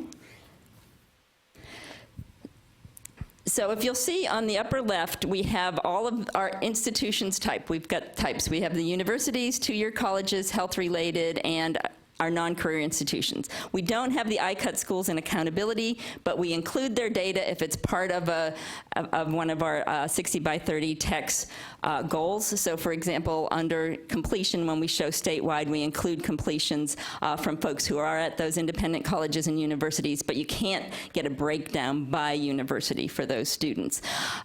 You can see stretched across the page, we have our 4 60 by 30 text goals, our 60 by 30 educated population, completion, marketable skills, and student debt. And then we have a sector-specific other category, because there are some measures in accountability that don't tie directly to the 4 plan goals, but we thought were very important to continue to include.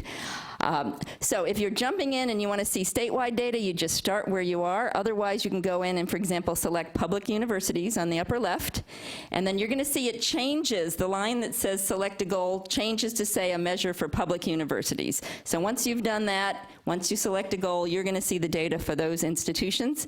If you select completion, and I will point out for the 60 by 30 text goal, educated population goal, we don't have institutional level data, of course, for the percent of 25 to 34-year-olds with a degree or certificate, because that's information that's statewide. It could be students coming into the state. It's not focused on institutions. So we do have, of course, some areas where you won't be able to see institutional level data. That's where the focus on the region or statewide is going to be important. And of course, the goals are student-centered, and they all really do build towards that overall 60 by 30 text goal of having a more educated population in the state. So here we're in completion, and you can scroll down a little bit if you don't mind, Ernest. So the first thing you see is degrees and certificates awarded, very much tied to our completion goal. And there are filter buttons at the bottom, and this is something we didn't have before in the system. So what you're seeing now is statewide for universities in terms of our degree and certificate completion, and you can see it's very low for the certificates and associates. We have a couple of universities that offer those. But let's go ahead and pull down a particular institution, Ernest. So if you go back up to the top and see where it says statewide sector, select an institution or group, so keep going down. And right there. So maybe Texas State University.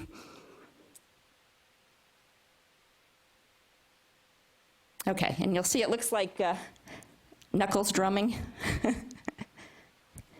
And so here's the information for Texas State, and then if you scroll down a little bit, select the All button on the filter. Let's start from scratch. So here's all the students, but if you select the All button and clear it, now let's just select, for example, Hispanic males and see how what Texas State looks like in terms of completions there. Okay. So we can show for international students, we can show for males and females. So these are very easy to use, handy filters. So if you quickly want to get in and see information for your institution or another institution, it's quick. We also have the information by peer group. So if you want to see for emerging research institutions and see how are we doing compared to the emerging research institutions overall, we have that type of information as well. Now if you continue to scroll down, we have our key accountability measures, and all the data is shown. And so you can see here's degrees and certificates awarded to economically disadvantaged students. We have graduation rates, which of course are not a goal or target in the plan, but very important for tracking. So you can see your graduation rate, including the count of students in the cohort. And you can keep scrolling. Here's information about fall head count. And then we move to, you'll see a lot of light yellow bars if you keep going. These are our contextual measures that our accountability groups that were important to include in terms of the measures, but they're not as important. Those key measures are the ones where you're going to see the tables come up when you go in. So this is where you would choose to open up one of them. In fact, you can open any of them, Ernest, and you'll see we have the data tables there. Now, if you hover over where it says persistence rate 1 year, again, we're still in Texas State, it'll give you a definition. And also under resources, we have the definitions. So very quick and easy to get in and see data for the key and contextual measures statewide. Now, on the upper right-hand side, you're going to see a tab, and maybe roll back to the top. On the upper right, you see a tab that says interactive. This is where the interactive access to data lives. And if you click on that, we've got some information about how to create a report that you can go through, but if you click Create a Report, I'm going to give you an example of the depth of data that's here, and then we'll come back a little bit higher. So why don't you select public universities, and then where it says, just leave that there, or you can select all, and then where it says, what data would you like to see? You can scroll down and perhaps select degrees and certificates awarded by curriculum area. So if you select that, we're going to leave everything else the way it is and then select View Report, because I want to show all the data. Oh, and select an institution. So let's select, scroll down and just Texas, or you can select a system. Let's select a system. Select UT system and View Report. and then scroll down. So what you're going to see is for all the institutions in the system, it's going to show by SIP how many students earned degrees or certificates. And then you can select Create CSV, and this is basically, and say open. This is going to drop a very large table into Excel. So if you wanted to do comparisons for the system, in terms of where the degrees are being awarded, what the programs are, et cetera, it's very easy to do. So this is the type of data that was in the PREP system before. We hope it's easier to find here. We have the ability through this new system to add tables very easily. So if there's something we don't provide, as long as we don't have a FERPA issue, we're able to show it here. So we can't give you filters on this by race, ethnicity. There's certain things we can't do because of FERPA privacy requirements.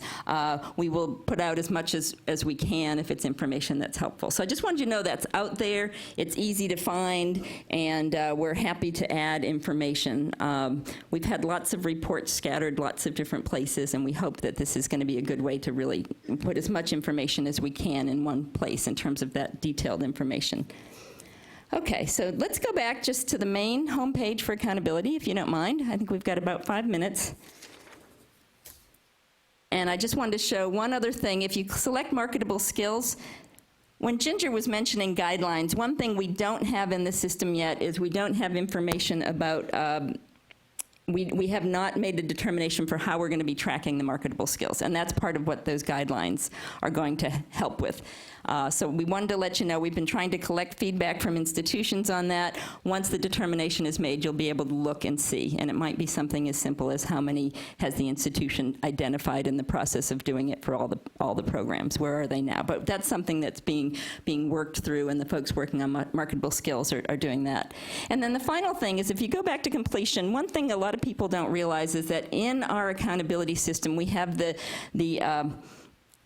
functionality that institutions can add comments to any of the reports. And some of you may have seen these. So if, for example, if you go back to Texas State, or maybe we're still there, if you scroll down, I know they have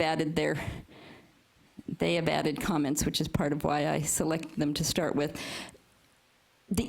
As an institution, you can add any comments, whether it's something comparative. I know Texas State talked about how they looked versus emerging research institutions on some of these.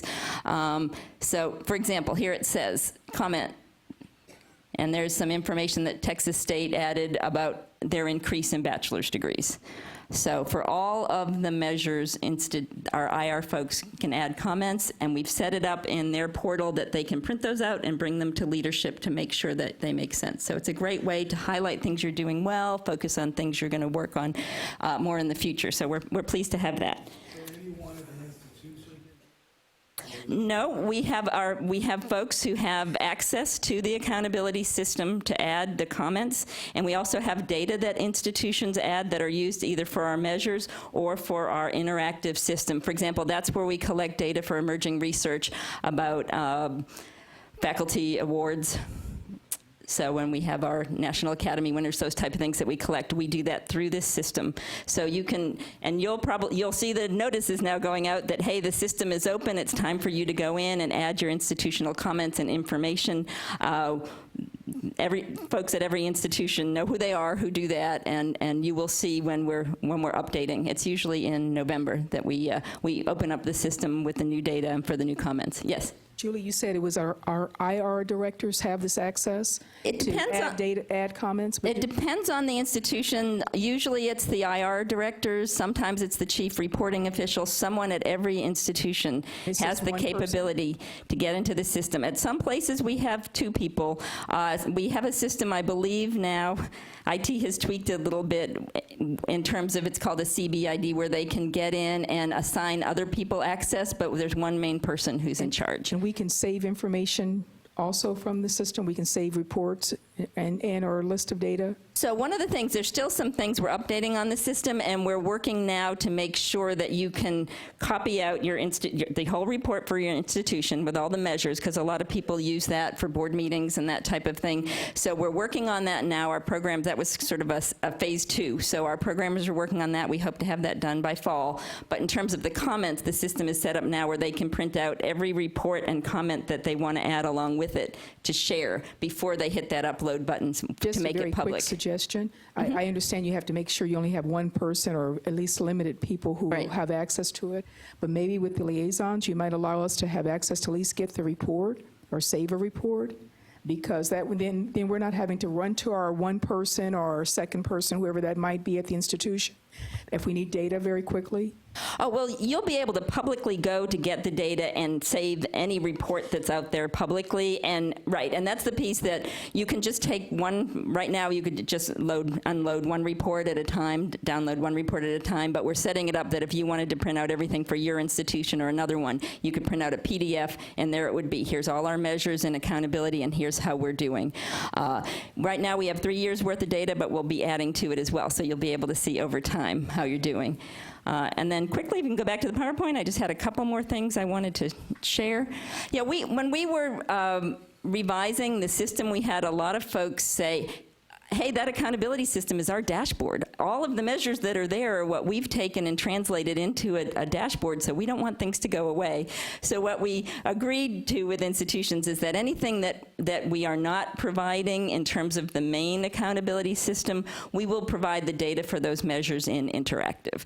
There's a few that no one has expressed any interest in, but pretty much anything that we had before, we've loaded that information into the tables or plan to do so shortly. So now you've survived the deepest dive, and I just want to show you a couple quick things. We have our main data website. Okay. And we have a lot of different information there. We have a great report on transfer student success that a lot of people don't know about, and it's a really good one to explore if you haven't seen it, where you can see exactly who's coming in, who's graduating, for those students who did transfer in, what their GPAs look like the first year, lots of great information there. We have a wealth of high school to college data. We have wage and income data. I think many of you are familiar with that. And we also have started, or sort of revitalized, a program called 2-Page Briefs, where we're doing a deeper dive into different areas of data related to the plan or of interest, and trying to put it out there in a sort of infographic, user-friendly format. So we have those now too. Here's the locations of some of those things I mentioned on the earlier slide in terms of it says topic overviews. Those are our 2-pagers. The accountability system is in front and center there. We have the legacy system as well. So if you need data back to 2000, you can go in. The old system is there. We froze it in 2015 point in time, so everything there is still available. So not to worry if you had something there in the past that you want to still be able to access. The transfer information is under success. And we have information on things like finance, research expenditures. There's a wide range of things. And if data websites aren't your thing, don't forget the Almanac, or remember the Almanac. Again, it's funny how for some people this is just the easiest way for them to access our higher ed data. So everything that's on here is available at the link on the website. There's of course a lot more detail, but good to know that this is out there, because we also send this to legislators, and I think they use it quite a bit. I did see it pulled out during session once by a legislator, and it might have happened other times when I wasn't there, so I was pleased to see that they're using it. Thank you very much. I know we've moved into break. I'm happy to answer any questions, and I'm happy to stay through break if you want to catch me that way. Thank you.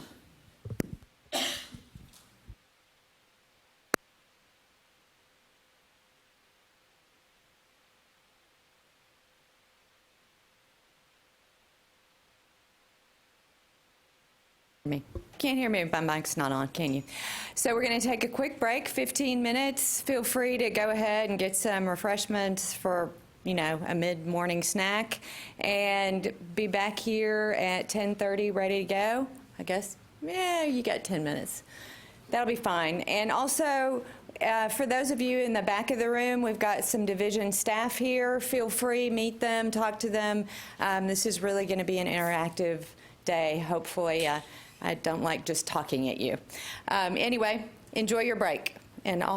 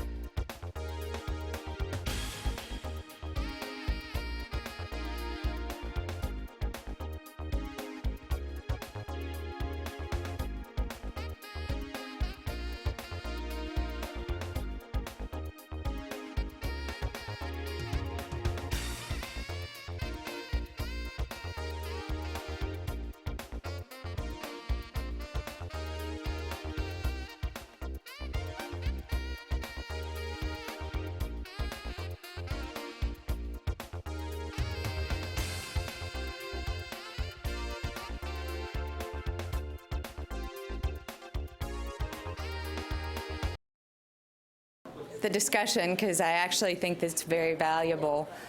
Part of why we want you here today, why we invited you, is so that we can have discussion and so that you can get to know us better and we know you better as well. So feel free to continue the discussion, during lunch and at our next break as well. For those of you who don't know me, I'm Stacy Silverman. I'm the Deputy Assistant Commissioner in Academic Quality and Workforce here at the Coordinating Board.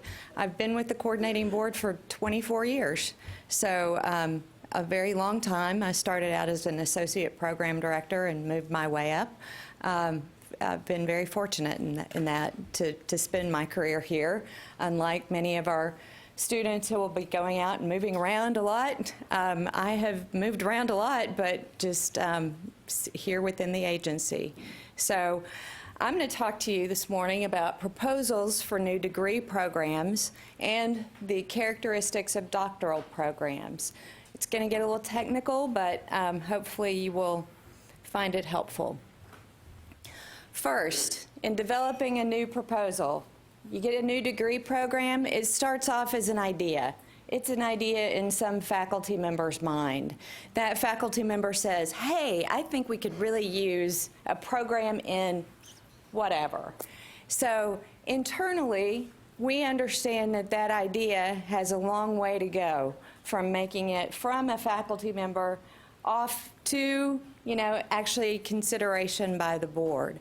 I thought I'd give you this little overview just to show that we understand. It starts off as an idea, and somebody thinks it's a really good idea, and that good idea is going to continue to grow and move through our system. And we hope that by the time it actually becomes a real program, it actually has had value added to it along the way. So what we don't want is what I think we often get, which is this belief that, oh no, what is the process? What's going on here? So it is the coordinating board's responsibility, I believe this very firmly, to make the process of submitting and reviewing a proposal reasonable by providing clear instructions and timelines and expectations. So I don't want institutions to have this view. I want you to understand the process, and I understand that sometimes the process makes you feel this way, which is not how I want you to feel.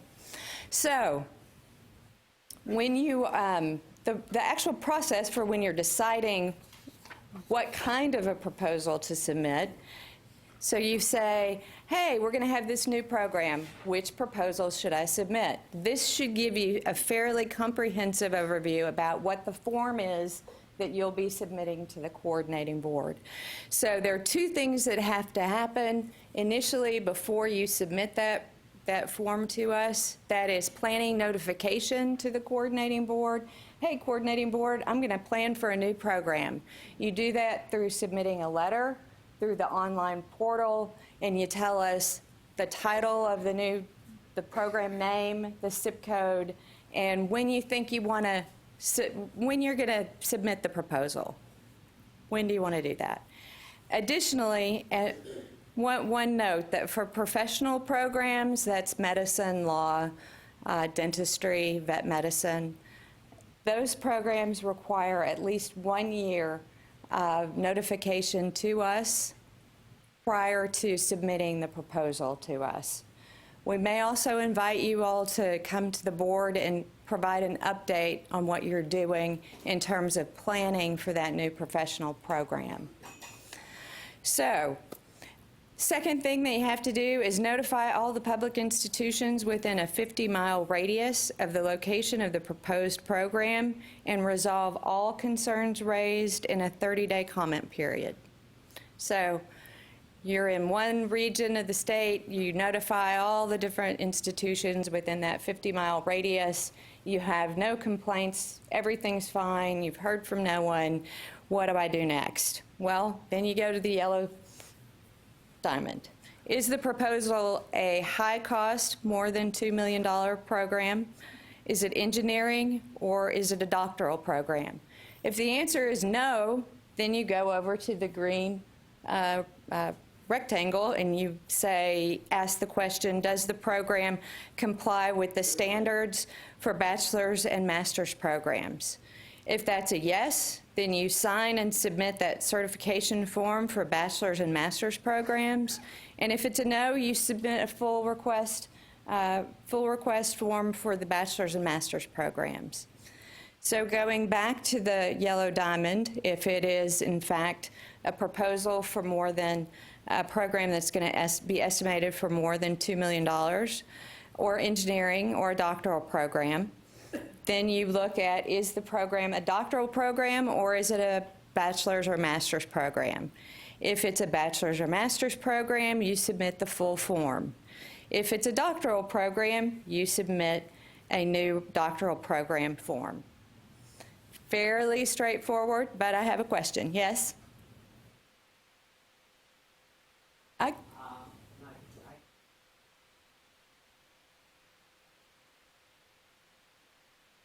A notification of desire to start a new program, does that still apply to the coordinating board? Yes. Okay, thank you. And then the second one is, what's the definition of a professional program when we think of master's level professional programs, for example, in education, in occupational therapy, in speech therapy, some of those allied health areas? Sure, I'll address that a little bit more when I talk about the characteristics, but professional program would not be at the master's level. Those are all doctoral level programs, and actually in the Texas Education Code, professional degree is spelled out. It's Texas Education Code 61.306. That's up there in the blue. So if you want to take a look, and it's law, medicine, dentistry, vet medicine. Thank you. That's pretty much it. Now, when we get to the characteristics of doctoral programs in a few minutes, I'll talk again about professional programs, and it's a little different from that perspective. But that's because the institution gets to decide what's a professional program. Yes?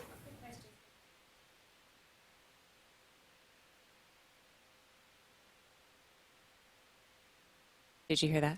Yes, yes, I did. We'd like notification when you're going to when you're going to begin to plan for a new degree program at that doctoral level, or something that's in an area that you don't already offer in. So a SIP code area that we don't already have permission. Right. Okay, so Yeah. at any level, if it's a new SIP code and for all doctoral. Right, and we can clarify that too. That'd I think be that's really important. Okay, thanks. So.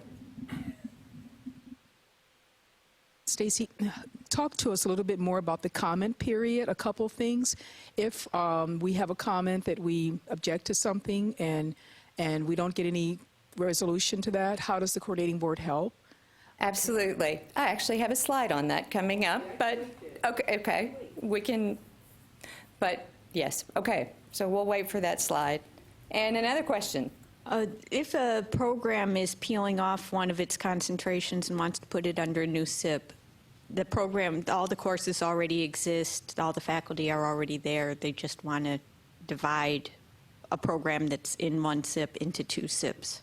That would still follow this whole thing for the new SIP? Yes. So again, with this actual slide presentation is out on our website, and what I want to make sure that you all do is use this as a reference point, so that you just have the links. You can go right in, they're live, and you can go to these hopefully updated forms. So for the bachelor's and master's program, again, it's that certification form. For the high-cost engineering and doctoral proposals, it's either the full request form for the bachelor's and master's or the doctoral program.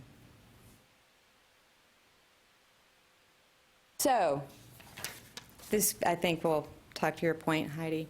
So in order, when you're proposing a new degree or certificate program, you notify the institutions of higher ed within a 50-mile radius. The notification must be 30 days prior to your submitting the proposal to the coordinating board. And if the proposing institution receives any objection, you must resolve that objection, you can handle it on your own between the two institutions, or 3, or however many are involved. But if you can't resolve those objections, you can come to the coordinating board and ask for our help. And you can ask for us to help mediate that dispute, and we've done this on a few occasions.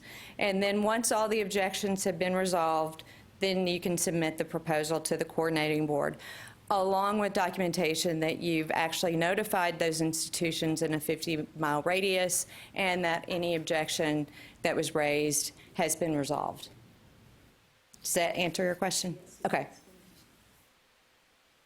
And you may want to know how we would actually help resolve that objection. We would really seek to find out what the objections are and how to get the institutions to work together. We could convene a meeting, we could have a phone conference, those kinds of things. We just want to act as a mediator, really try to resolve those issues. Yes, Dr. Lemoyne.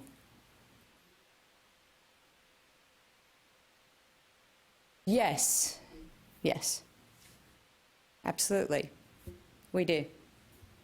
So we don't need it then. I mean, you can send it out to the institutions and then send it to us once you submit. That's fine. So we do have the streamlined approval process for many of the bachelor's and master's degree programs. And one point I will make is that we do have the right to go out and audit you if we want to. We wouldn't technically do that necessarily, but it is available to us. So we take this very seriously, and we want you all to take it very seriously as well. So when you certify that you've met the standards, you're saying that you've got your governing board approval. You're in compliance with the standards for the bachelor's and master's. You certify that funds are adequate to cover the costs. It's not going to cost more than $2 million. It's not engineering, and it would be offered by a university or health related. Now, those standards, what you're attesting to is that you have a demonstrated need. There is a job market need. There's student demand. You have adequate enrollment projections. You've looked at the quality so that you're going to ensure the quality of this program that you're certifying. You've looked at its degree requirements, its core curriculum, the number of hours that are in the program, the number of hours that would transfer, initial teaching, marketable skills, looked at library resources and facilities and equipment and accreditation. And you recognize that the cost to fund that program is it's not high. So over the first 5 years, it would not exceed $2 million. And then you've also agreed to a regularly scheduled review to assess the quality and the effectiveness of the program. And that's what you certify when you submit on what we call the short form or the streamlined process. And there's been some assumption that these are just automatically approved. Well, they're not. We actually do look at them, and we look long and hard to make sure that this isn't something, it's not a great degree. It's like a GREAT, something that would be weird. We don't want a graduate to come out with a degree that's not going to be useful to them. In 10 years or 20 years, that's going to be, you got a degree in what? So we do look at that. And again, we look with the ultimate responsibility for us to be responsible to the student. And when we ask questions, we don't mean to ask them, we're not trying to be mean about it. We're trying to actually understand, and we're trying to know that, in fact, you guys will have a quality program, because that's ultimately what we want to make sure happens. So, as you're developing, and again, these are all accessible, so take this away and you can click on them and it'll be a resource that you can use right off the bat. So, these are available all online. They're on our website. The coordinating board has the institutional program inventory, and I'll talk about that in a minute. We've got the degree program search, And we've got the SIP code as well, information, as well as the accountability system, which Julie talked about earlier. We also have IPEDS data and National Science Foundation data as well. So you can take a look at programs nationally. How many are out there? What's their capacity? What's that enrollment look like? What's their graduation? What does that look like? Then additionally, we have online, we've got the workforce need, we've got the national, state, and regional data, information from the Bureau of Labor Statistics, the Workforce Commission, and some others that might be helpful to you.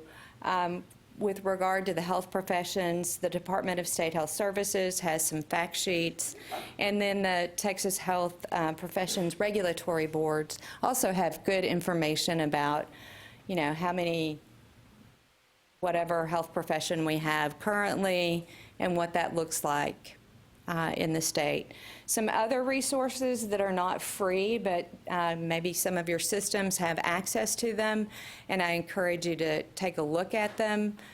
Burning Glass and MC, which both look at demand from the marketplace and looks at sort of workforce need from the perspective of who's hiring these graduates. So really good information out there.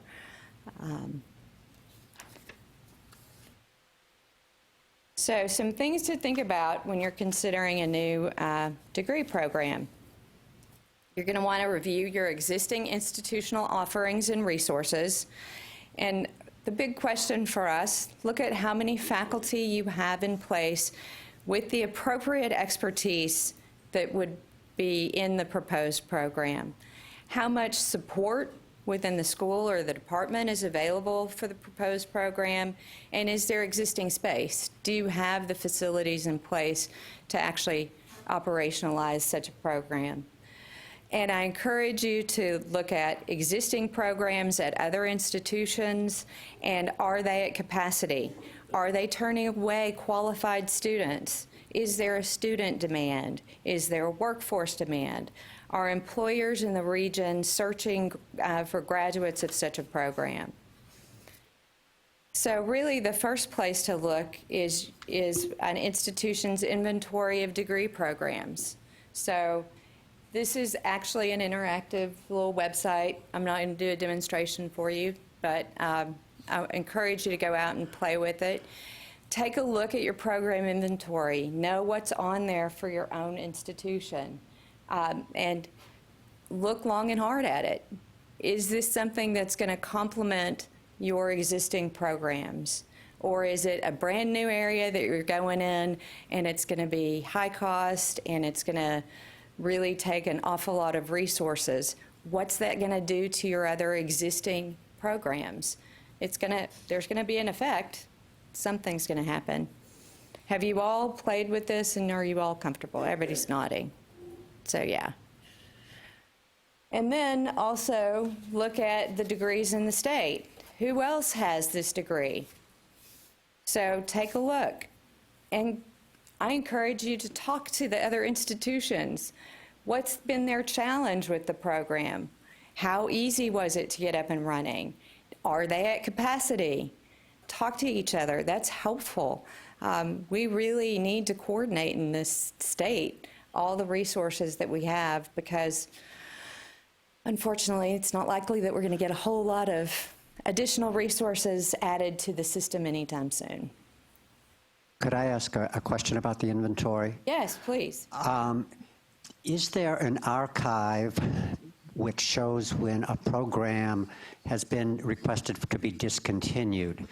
I know on the inventory it will give the date of initiation, but I just wondered if there was a place on the website to find when programs were discontinued. And I'm asking that because for financial aid, the Department of Education is interested in knowing when we stopped offering programs, and I just wondered if that information was available on the site in some place. It is not available on the site, but we have the data. So you can shoot us an email for some specific for your institution, you want to know when things were open and closed, we can get you a full listing. We have it going back as far as we can. For Great. some more than others. I would add that if you have a program that's in the process of being closed, if it's in the process of phase out, there'll be the year of the final phase out date right next to it on the program. So it'll say 2019, you know. That tells you at least where your current programs are in the phase out process. Thanks, James. So, again, for thinking about a new degree program, consider program development. Where's the proposed program going to be offered? Is it face-to-face? Is it on your main campus? Is it a distance ed program? Is it going to rely on your current students to populate the new program, so it would be a wash for your enrollment? Have you thought about that? Would the program provide paid internships? These are something that we're really going to be looking at, and we really want to encourage institutions to find students opportunities to actually enter the workforce and get some experience. Curriculum development. What courses are required for the new program? Would the program utilize competency-based methods, including credit for prior knowledge? Would the program promote an efficient time to degree?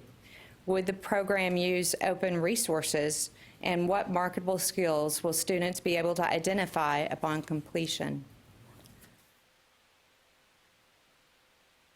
So specific to doctoral programs, this is the link to where the actual rule sits, and the information about the new doctoral programs should include, and I can read all this to you, but design of the proposed program, freedom of inquiry, need for the program, faculty resources, critical mass of students, on-campus residency expectation, external learning experiences, support staff, physical facilities, library, costs and funding, program evaluation standards, and strategic plan. And is this a first doctoral program for your institution? That's very important to know. So our forms, I know John Wyatt told you earlier that everything is now, we have that 60 by 30 text logo on everything. We have recently, as of the last couple of weeks, been updating our proposal forms. So we think that hopefully they're mostly updated. And if they're not, that's my fault. So take a look at these. They're out there and available. And really, this is for the doctoral program. And it's just been updated, and it has some guidelines to follow as well. It's too small for you all to see, but I encourage you to go out and take a look at it on our website. And if you have any questions, feel free to ask. So for doctoral programs, we want you to pay close attention to the following required items. Policies for transfer of credit, course by credit by examination, credit for professional experience, placing out of courses, and any accelerated advancement candidacy. Also, identify any alternative learning strategies, such as competency-based education that may increase efficiency in student progress. If there are no such policies in place, please describe why not. Also describe how the proposed program will align with the 60 by 30 text plan. Specifically identify the marketable skills students will attain through the proposed program, and explain how students will be informed of the marketable skills included in the proposed program. Hopefully this is not new to any of you. This is the portal where you submit your proposals. So hopefully you all have access to this, or know who at your institution does have access to it. And for those of you who want to know where your proposal is in the process, or which of our staff are currently working on your proposal, this is the proposal tracking system. So you've got new proposals and pending proposals. So when we get an institution's proposal in, we'll post it on our website for 30 days, which we say is the comment period. So this is just an extra opportunity for anyone who maybe hasn't seen that proposal to make a comment to us. And then after that 30-day period, it moves into the pending proposal section. And you can search for a particular proposal by clicking on that last link, and you can search by your institution. Pretty easy to do that. So what happens when a proposal gets to the coordinating board? Well, we have, by law, 5 days to review and return a proposal if it's missing something. So we receive the proposal, we log it into our database, and then it's assigned to a program director, and the program director reviews it, and if there are any major missing elements, for example, you don't have a budget included, or you've forgotten to mention that you have any faculty, or some big thing, or you haven't said there's a workforce need, then we'll have 5 days to return it back to you, and you all will have 10 days to return it back to us, and that won't stop the clock from ticking. So we have 1 year to approve any new degree proposal from the time you submit. So that, just so you all know. And I know you all are bright enough to know that submitting the proposal right before a board meeting will ratchet down by about 3 months, the time that we have to actually review a program. So we know that y'all know that, because we see that pattern quite a bit. And then once that 10-day period, did you have a question, Kevin? I'm sorry. The governing board, yes. Right.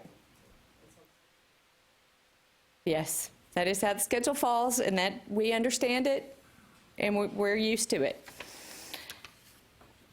So AQW staff review about an average of 88 proposals annually, and the majority of them are approved. So this is just a breakout for the last 10 years of what we received at the bachelor's, master's, doctoral, and professional level. And you can see the average is about 88 a year. All right, any questions about submitting a proposal? Yes. Oh, I'm sorry. Somebody say something. When you, let's say it's 5 working days, you responded there's a major item missing. The university has 10 days to get back to you, Stacy. What happens if they don't get back in 10 days? Do you pull it out of the queue? We will remove that proposal. We'll say, okay, so you didn't want to resubmit, that's fine. You can resubmit then at any time. Okay. But the clock stops ticking. Stacy, earlier, I think there was some talk of combining the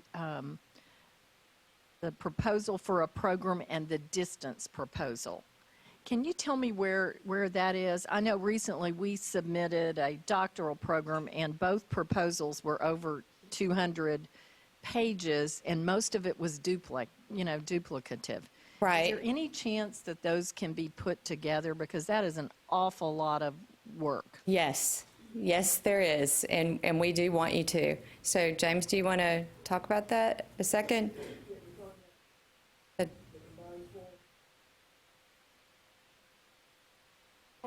we're talking about the combined form for this one Right. with the doctoral degree? Yes, we do have that form that we've combined. I think we need to throw it up on the website, but we've already made it available to a couple of people that asked for it, so we could avoid having them. We've just gotten that form done. So we need to throw it, yeah, we need to throw it up on the website for you. Great. So, Stacy, at a recent, I think it was the March or it was a spring board meeting, the board gave delegated authority to the staff to review BSN to DNP proposals, which are not new proposals, but for institutions that actually have existing DNP programs, and now you have an altered admissions path. Can you give us any guidance for those institutions who have configuration of degrees like that as to what criteria the board staff will be looking at and whether there's a specific form, because it doesn't really fall into this category of proposals for a new degree program. Thank you. Absolutely. You are correct that the new process for the DNP, the BSN to DNP, was built on having a strong program and having the capacity and maintaining the masters and allowing part-time students. But first and foremost, it was built on the program having strong outcome data. You met your enrollment projections, you're graduating the number that you projected that would be graduating, and you've done this within, and you can demonstrate that the workforce would be there, so that the student demand would be there as well, and that your curriculum could be rearranged in order to meet that, what's needed for that DNP. We have approved one. That was the one at the board, and we have one in play right now. So one, I believe that is the case. I think that's right. We do. Yes. So, a priori? Yes. You must do that. Correct. Correct, because the program, you still want to be able to allow that program for those existing nursing students to come in and get that DNP. So with the master's degree. But yeah, and revamping that curriculum is not without a lot of work. A lot of work. Stacy, this is on certificate offerings. We've begun probably a year or so ago looking at certificate offerings, and I know the coordinating board has a threshold for bachelor's, master's, and doctorate with respect to your review of those certificate proposals. Are they listed on the website that we can get a comprehensive? And then, of course, there are some offerings that, they're just calling them certificates, but they're not really certificates. So we're just trying to clean up the whole certificate thing. I mean, are you involved with any of that as well? Okay, so we just updated our website with regard to the certificates that we officially review and approve. And we do note them occasionally on program inventories, but we've really tried to get away from that. You've hit a subject that you're right on target. Certificates are kind of an interesting category. They have meaning for institutions, they have meaning for the state, they have meaning nationally. Nothing matches. Nothing. They're complete opportunity for cleanup there, if you will. But we do count certificates in the completion goal for 60 by 30 text. So it is an important topic, and we really need to continue to look at that, especially for the upper level certificates, as well as for the graduate certificates. So we have updated that information on our website very recently. So, all right, I'm not sure where I am on time, but I'm going to move on to the next topic, which is, I think I'm intruding on the next group's time, but this will go fast, so, and Doug is telling me that's okay. He thinks his will be very quick too. So characteristics of doctoral programs, I just wanted to make sure everyone was aware that we do actually look at this information and give you a brief history of it. They were originally developed by the Graduate Education Advisory Committee, established in 2008. Was just a snapshot of doctoral programs offered, and it actually does provide a mechanism for ongoing evaluation and quality improvement, and it's a reference for the general public interested in doctoral education. So this was revised in 2017, so beginning in September 2018, we're asking that all institutions provide both research and professional information about their doctorates, and we did leave it up to the institution to decide what's a professional program at your institution.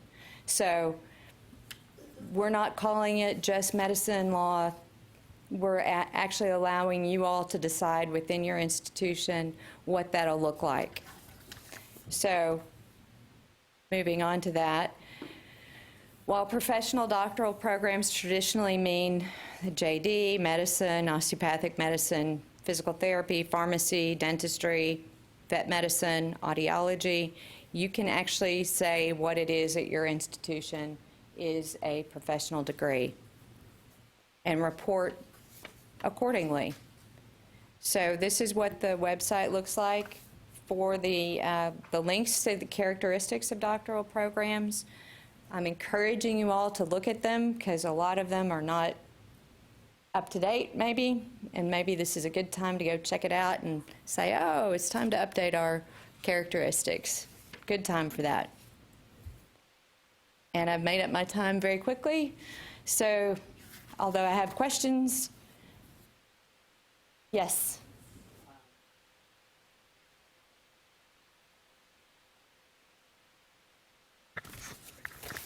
Confusing with regard to the continued use of the 18 characteristics versus the new characteristics of doctoral programs. And I guess it indicates that the 18 characteristics will be continued through the spring of 17, but the new characteristics of doctoral programs won't be implemented until the fall of 18. So the question is, what happens next year, academic 17-18? You don't have to report until 18 for the new characteristics. Thank you. That's why we'll have to do a rules change because 18 characteristics are actually in the rules. So we're just going to go in and delete 18 and provide some additional information about the reality that institutions have the ability to report their different programs as either professional or research. So maybe mixing apples and oranges here, but for state funding purposes, I think the coordinating board treats professional doctorates at the master's level for funding purposes. Would an institution's distinction for purposes of 18 characteristics have any impact on how you treat it or report it for funding purposes? it would not.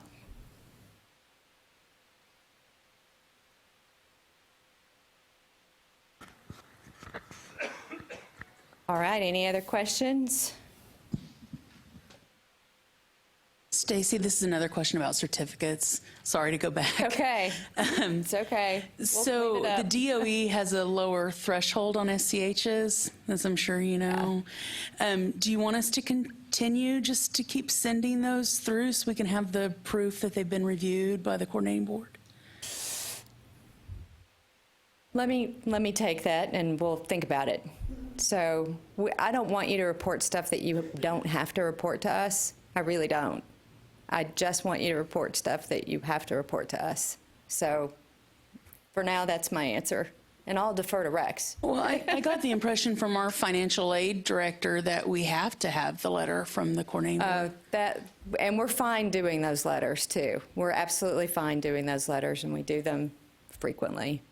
Yeah, I think that's true, especially if you're offering those certificates in place, because increasingly we get requests from institutions, and I actually had a request last week from the financial aid office in Dallas for proof that an institution had the authority to offer degrees where they were offering them at. So that's something that I've seen more and more of just in the last year and a half, and it's all connected to financial aid, right? And so we can look at that a little bit closer, but I think that may be something that we probably need so that we can easily respond to those kind of requests. Well, and to post that, my understanding, even if it's on-site, we need the letters because these are not degree seeking.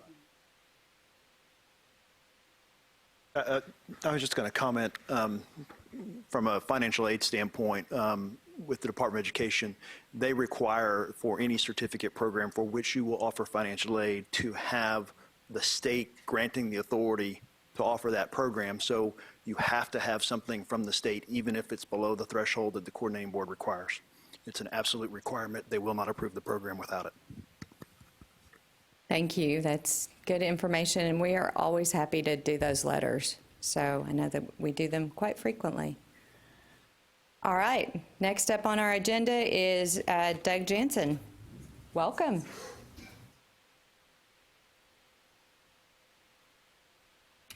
Good morning. I am here to talk, now that you've got your programs, I'm here to talk about what happens when they change. Because that is the one thing that is constant, is change, right?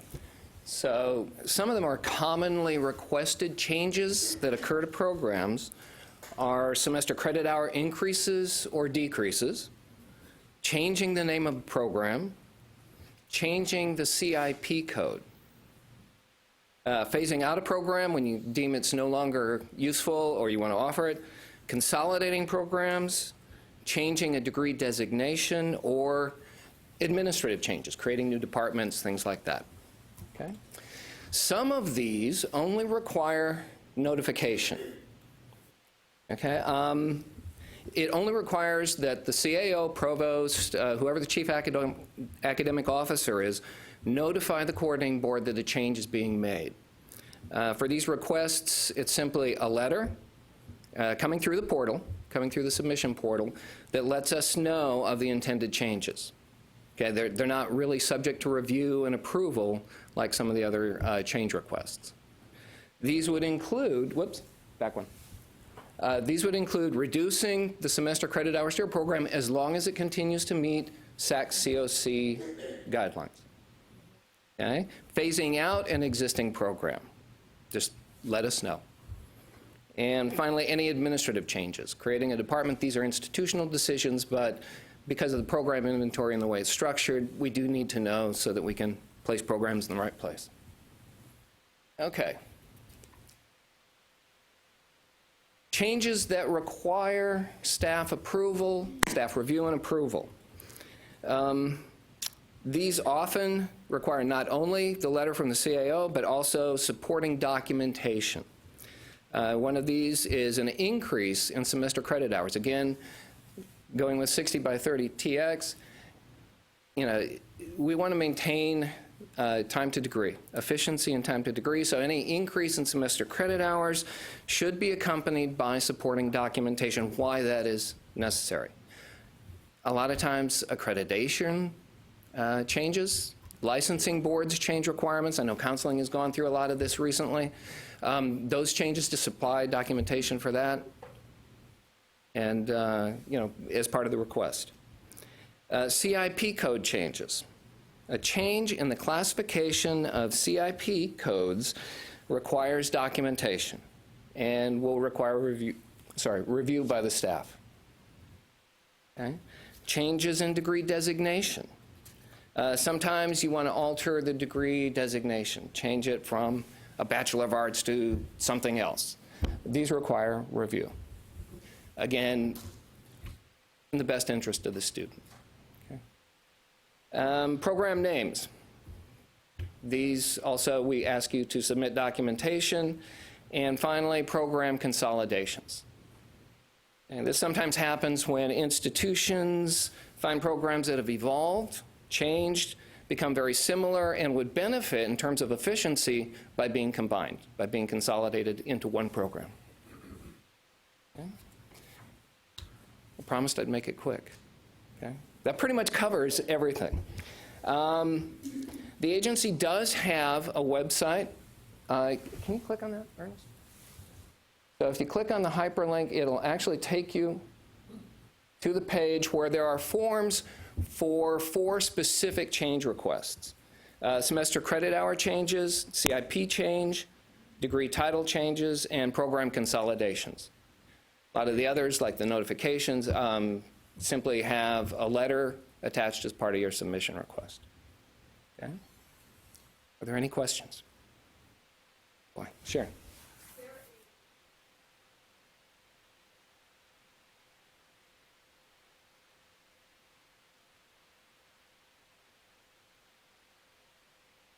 So at the bottom of this page, right down at the bottom, it says guidelines related to changes in existing programs.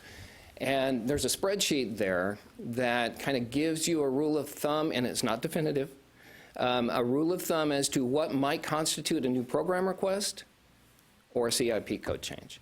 And that's one of the reasons that staff reviews, especially CIP code changes, is because you really could end up asking for an entirely new program that hasn't gone through your institutional approval process or ours. So that's why we do that. Yeah, Heidi. What about the level of documentation? You mentioned that.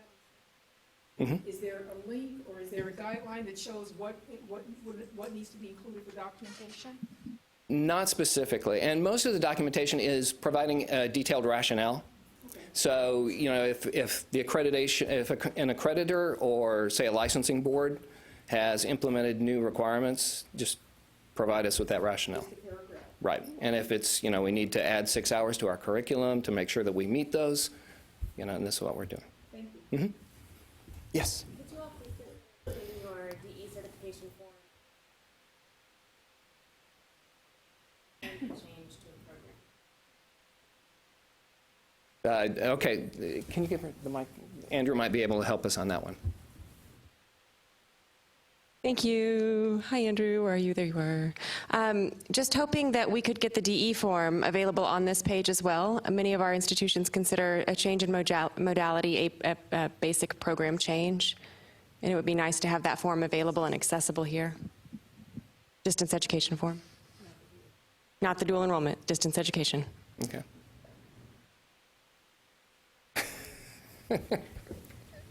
It would depend on what you're trying to get, what modality you want. Certain things just require notification. So really, only form that would be required to be submitted would be the certification form for electronically delivered and off-campus programming. That's fine. I could talk with James and Stacy, see if that's something that they would consider. We already have it up on the distance ed page, which I'm going to go over in just a little bit, but.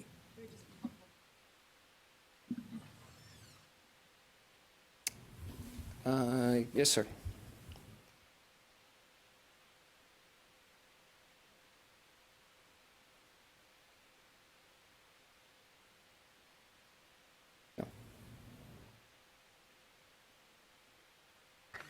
Hello? Okay.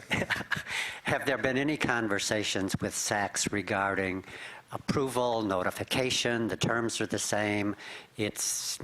There seem to be more clear-cut guidelines from the state with regard to what would be an approval, what would be a notification than SACS, which is pretty ambiguous. It would just be nice if we use the same set of terms for the same things. We can certainly look into that and see what would be useful. Yeah. Pat.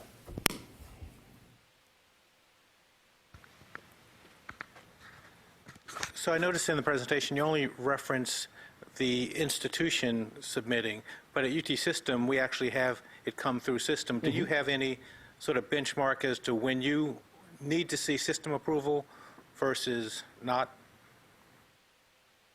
I think, does that, and where's James? That may depend on how the system actually works its own approval process, whether they require those to come through as with system notification. All yours come through your system. Well, I guess I was asking because they flag to say we don't see a system level. That, this is a funny little mic. So yeah, we want it, for those that are in a system, we would check to see that the system office has in fact signed off on it, because we'll send it back to you if you just send it directly to us and it doesn't go through a system office. And that has happened recently. Yeah, Pat, typically we see it coming from the system office, so we know that you've seen it. It would be a rare occasion where something would be sent to us directly from an institution where normally we expect to get it from their system office, not from the institution itself.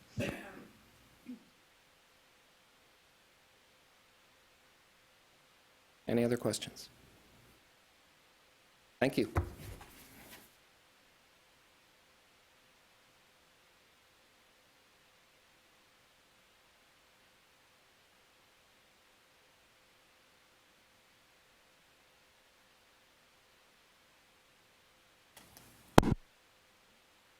Oops, I shouldn't have turned that off.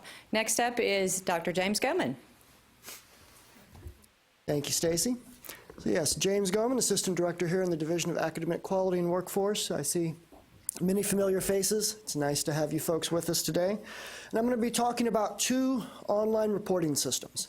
Both of these are basically self-contained online applications, and they're both about review processes. And basically both of them are applications that are going to sort of have a schedule, and they're going to allow us staff and you folks at institutions to have a coordinated, well-scheduled way to respond to periodic reviews that need to occur. Okay? The first system that I'm going to talk about are the annual progress reports. Okay? These were developed back in the early 2000s, and basically these center primarily, although not solely, upon doctoral programs. Typically, these are for the doctoral programs, and this is where your institution is going to report annually for the first 5 years, right? And you'll notice this reporting requirement, it's always going to be spelled out in your board approval letter. So I'd always suggest that you look at those board approval letters, because they list the commitments that you've made, the significant commitments that you've made right there in the letter. Basically, each annual progress report is going to cover 1 year, 1 academic year of your first 5 years. Okay? So we expect to see 2 long semesters and a summer, if applicable, to your program. And what this system allows us to do is to get feedback to you about the progress of these new doctoral programs, which, you know, we all understand represent a significant investment on the part of your system, on the part of your institution, and on the part of the state. So what are these progress reports about?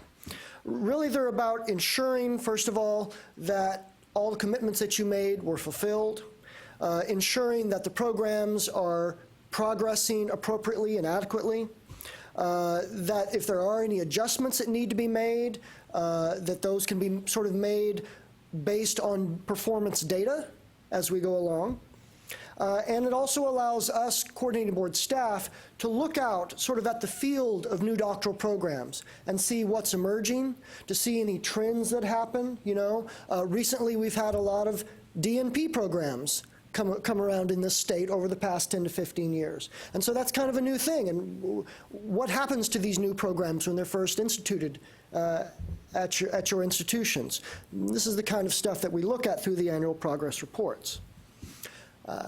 Workflow for these, again, going back to that approval letter, when the board approves that new doctoral program, institutional commitments and performance targets are put. First of all, any really significant commitments are put in the letter. So if you say, hey, we're going to hire 3 new faculty over the first 2 years of this new doctoral program, we'll typically put that in the letter to remind you and to remind ourselves. We'll also enter into the system sort of a template, and we'll put in, you know, things like, what are your enrollment projections for the first 5 years? What are your levels of student support going to be in the first 5 years? And that way we can go back and then compare with the expected targets to the actual performance. Get all those details entered into the system, and then the system keeps track of all your schedules. So after that board approval date, when it gets close to a year, it's actually, I think, about 10 months, about 2 months before that 1-year anniversary would be due, we'll send out an email to your provost's office alerting your provost, hey, this report is coming up.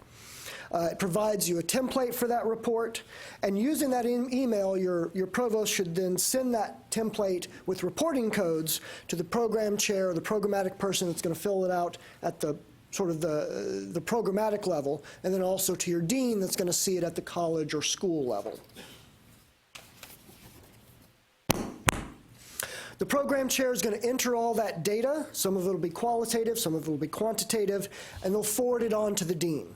The dean then will be the first level of review. The dean will be able to look at that report, see if any changes need to be made. If changes need to be made, the dean has the ability to kick it back to the program chair, get some work on it done, then have it come forward again.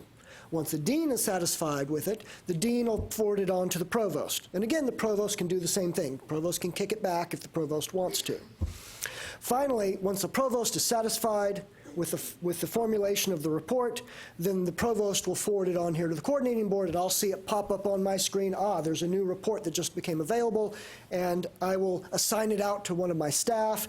The staff will work on the report, review the performance statistics, compare that to the projections that were made earlier, and they'll craft a relatively brief response. It's usually 3 to 5 paragraphs. It's not a lengthy essay.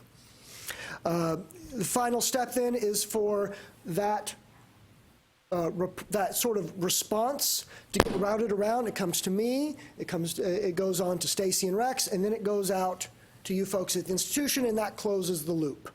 And this allows us all to monitor this stuff, allows you guys to make improvements on the fly as needed, and allows us all to make sure that these significant investments of state resources are proceeding smoothly. The next one just gives you some resources there. The board rules, 5.53. There's a page devoted to the annual progress reports. They're listed under website. And there's another page, the DocProgs page, that'll give you all the due dates, and it gives you a set of PDF instructions, including some useful definitions of terms you might want to take a look at. Okay, I'll pause here and see if we have any questions. Yes, we have a question in the back about the annual progress reports.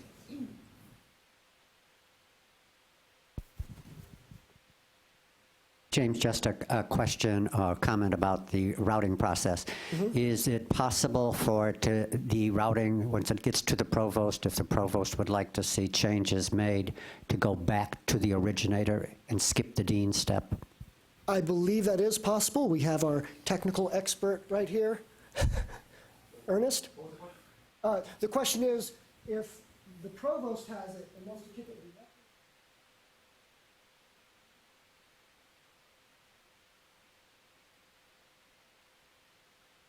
So it is a hierarchical setup, so it'll go to the dean, and then the dean has to kick it back to the program chair. James, you mentioned 5 years on these particular programs. What happens after 5 years? Okay, after 5 years, you should be preparing for the other process that I'm about to talk about, the graduate program review. I would note, though, that there are rare occasions, and I'm very glad to say that they are rare, but there are rare occasions where we can see the doctoral program is struggling, or it's not hitting its performance metrics. It's not performing at a pace and in a condition that we or you probably are comfortable with. And in those cases, we might add a year or two onto that 5-year reporting period and ask for a 6th or even a 7th report. So in those cases, you alert the provost? That's right. Doing so? That's right. Yeah, we will always alert you that that's what we're intending to do, and we'll often even talk to you about it with a phone call even. Okay?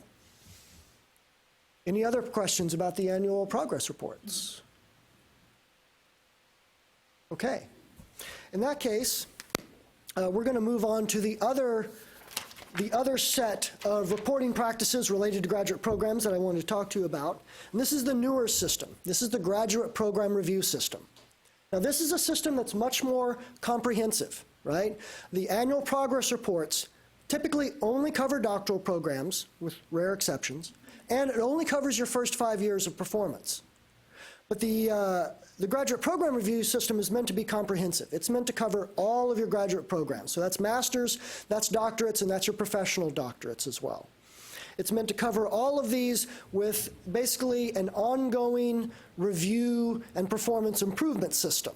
So right now the system is set up for every 7 years, and it's intended to work on a cycle where every year you'll check on a certain percentage of your programs, get them reviewed, and then report those results to us. That's kind of the broad scope of it. In terms of its history, it was developed back, in GIAC. We started talking about it in, I think, 2010. By 2012, we already had it fairly well developed, and we started working on the application and actually implementing it. Developed it in cooperation with GIAC by board staff.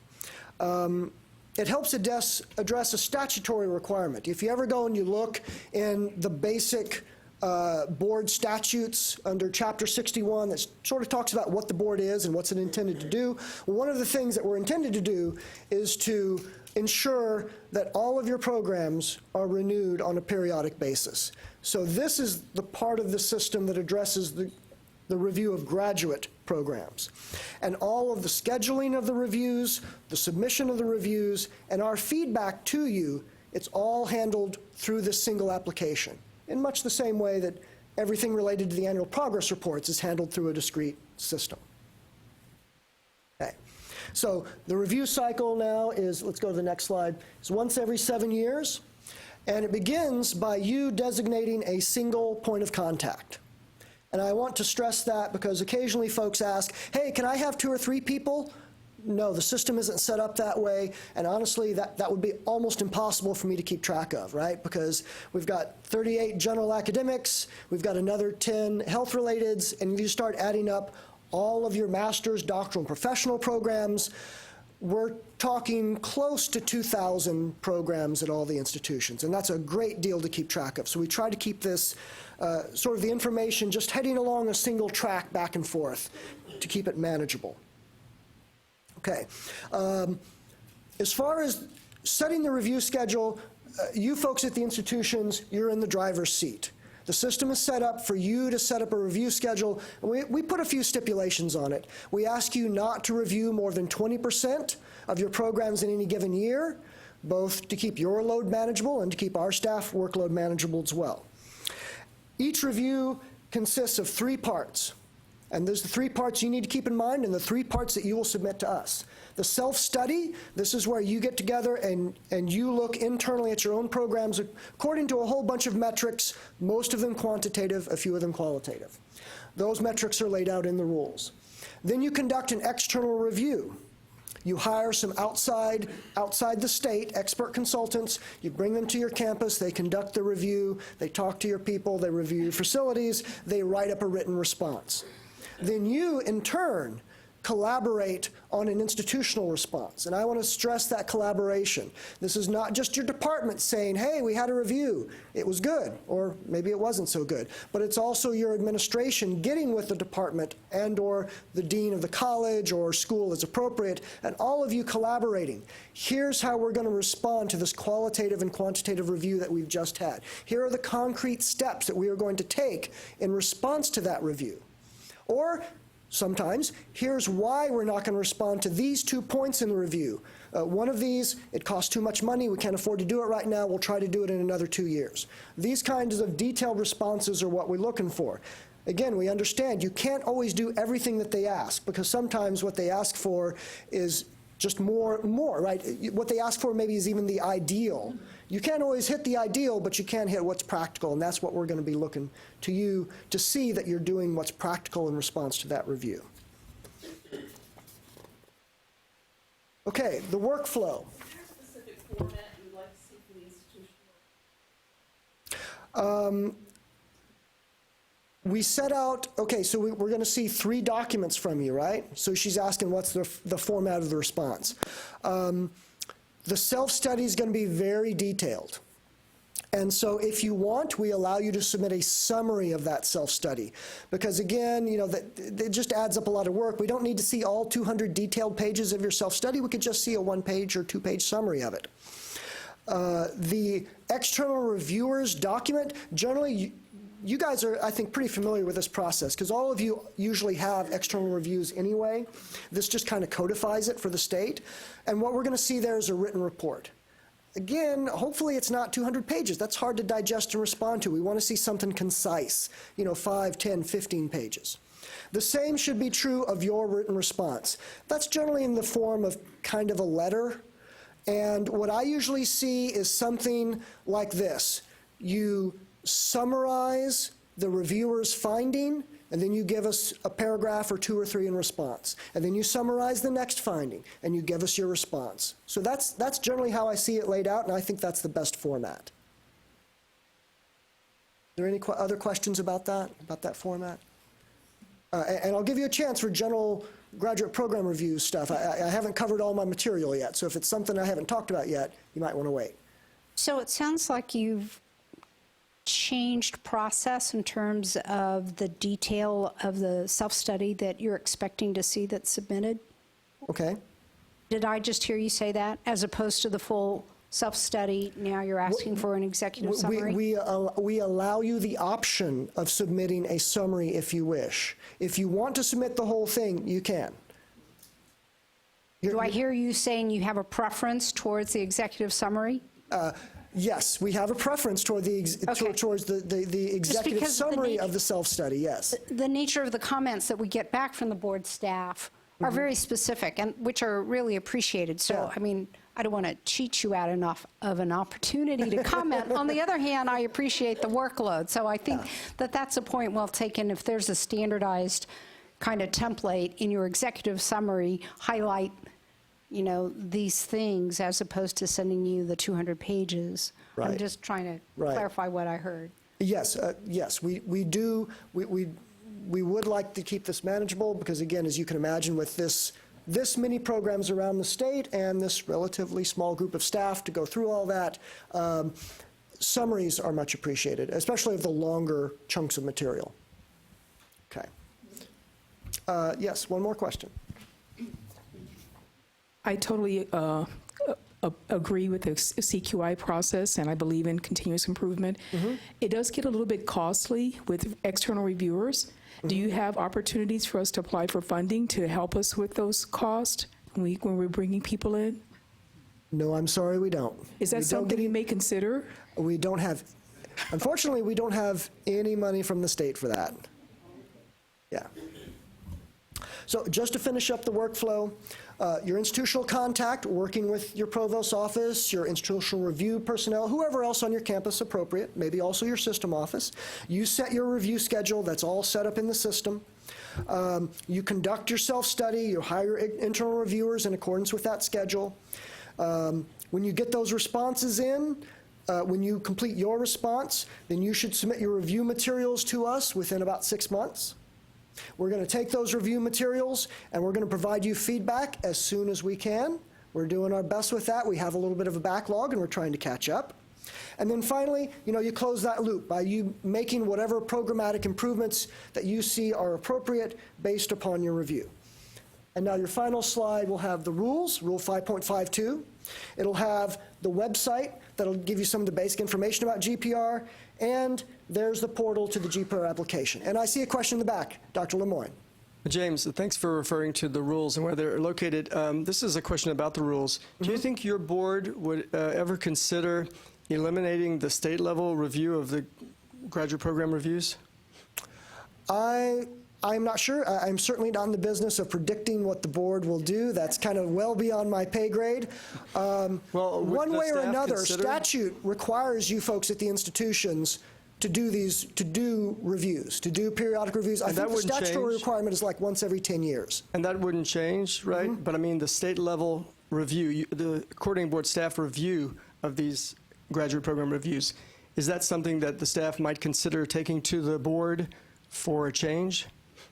Changing the rule? I mean, it is certainly possible because this is a significant workload on staff, and there's always shifting priorities, and there could come the day when we might say, hey, this is important, but now this other priority is even greater importance, so I would not preclude that. It is possible. How would that happen? Through the GIAC?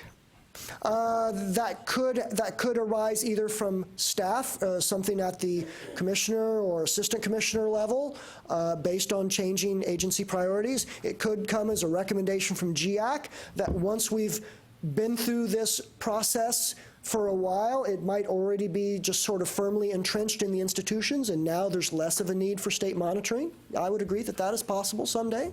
Great, thanks. Yes, sir. We've got another question here. Yeah. Is there a way we could find a place maybe on your website that lists when reviews are scheduled? So if I'm bringing in somebody from my business school, I could go there and say, oh, commerce needs someone coming in too, and then we could split the costs a little bit.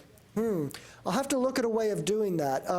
Right now, so here's what I tend to do now. So each of your institutions has its own discrete schedule. Each of your points of contact can see those schedules. Some systems, like Dr. Lemoyne, occasionally ask me for the institutional review schedules so that at least they can be coordinated within a given system. So what I would need to do is I'd need to talk to my tech guys and say, hey, can you modify the schedule, the application, so that people from other institutions can see other institutions' review schedules? Now, of course, you'd all need to be comfortable with that. I don't see why you wouldn't. It's not like this is really privileged or private information in any way that I can think of. So as long as all the institutions and systems are okay with everyone seeing each other's schedules, that may be possible to engineer in the future. It'd take a while, though, because there's a lot of requests on our institutional IT personnel, but that is something that I can make a note of and ask them to look into. Other questions? What about new programs? Are we responsible to enter them into the cycle at a certain point? Okay, We get a new so new programs, yes, new programs, we don't expect new programs to show up right away. So for instance, with doctoral programs, we know that they're going to get reviewed in the first 5 years. So we don't expect to see them on the schedule right away. What's that? Yeah, the master's programs, they're going to require at least a few years, so we would expect them to show up no later than their 7th year of operation. Just like everything else, you set the schedule, so you'll need to put it into the schedule at the appropriate point, and people, the points of contact often talk to me about that, so you're welcome to talk to me about, confer with me about when that scheduling should happen, because there's always some conference going on about adding changing schedules, yeah.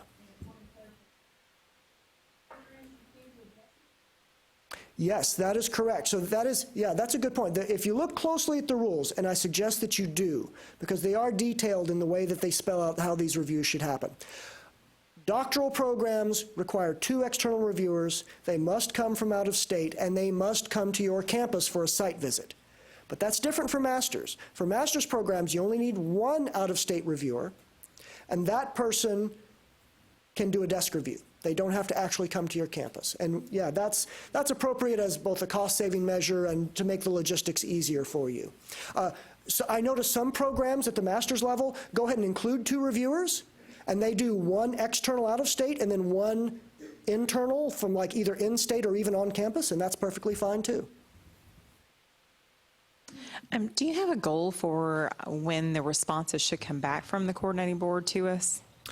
Yes, we try to get them back to you within a year, and right now we are not hitting that mark because, as I said, we have a backlog. So we're trying to address that now. Yeah, because like a 2 to 3 year wait period gets really past a 10-year cycle of review, respond, and change. Yes, you're right. You're absolutely right.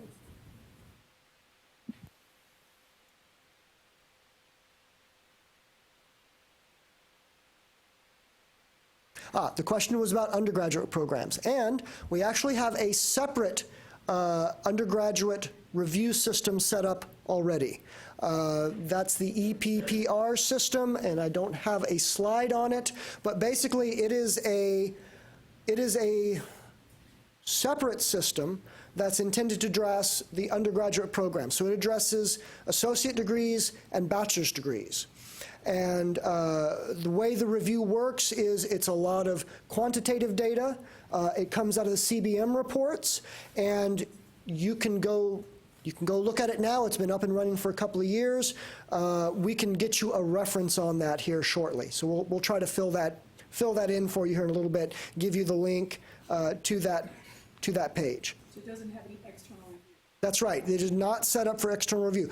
Now notice, if you take a look at our graduate program review rules, you'll see that we allow you, as part of graduate program review, to review existing programs, including undergraduate programs. So again, if you want to do some cost saving, we encourage that. Okay, I think I'm about out of time. So we've got, I believe, 1 more presentation to do, and then we'll be ready for lunch. So I will not keep you away from your lunch. Thank you. And next up, we have Jennifer Nalos, and she's going to be talking about the Texas Affordable Baccalaureate Program, which you guys heard John Wyatt refer to earlier this morning. Welcome, Dr. Nalos.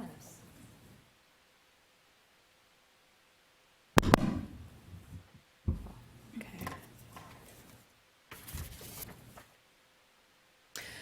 Good morning. Thank you all for being here. It's very nice seeing everyone in person. I've seen your names via email often, but it's nice to have the opportunity to see everyone here together and to answer questions in a timely fashion. So I'm going to be talking about the Texas Affordable Baccalaureate Program. So a little bit of a shift from the other sessions this morning of talking about strategies and steps and compliance and processes. This is a presentation on creativity and opportunities that you could pursue on your campus, and that can take a variety of different shapes and styles at your institution.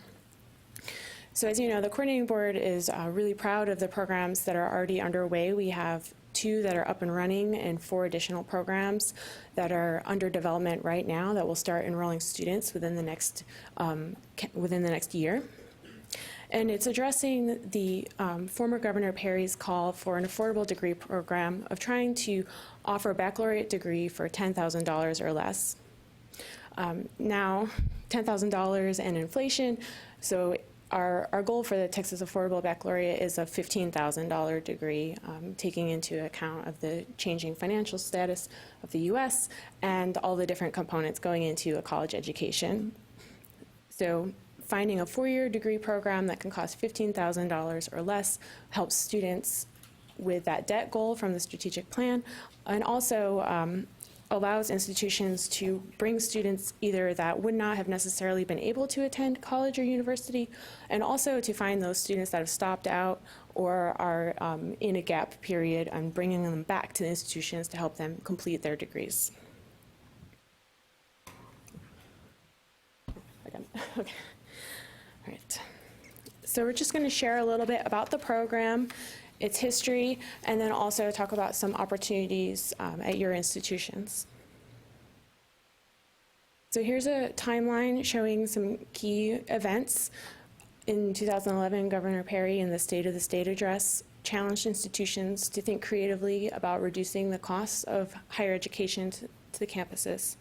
Then in a partnership with the Coordinating Board, South Texas College, and Texas A&M Commerce, the development of the first 2 TAB degrees was underway with funding support from EDUCAUSE.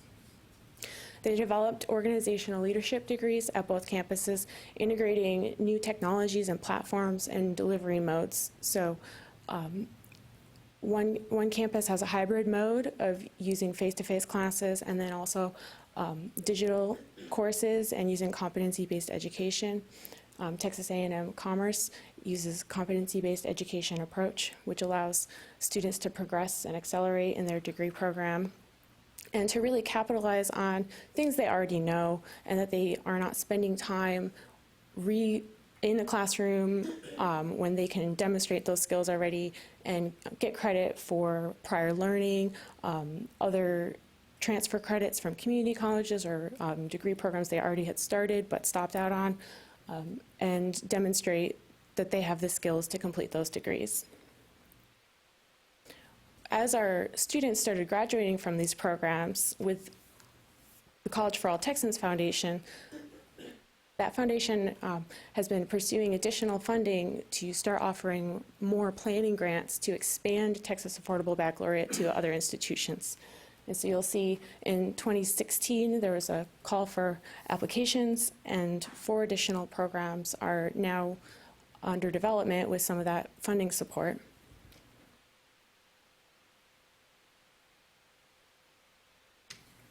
What's exciting about these new programs that are underway is that they're at different institutions and that they're in a variety of different fields.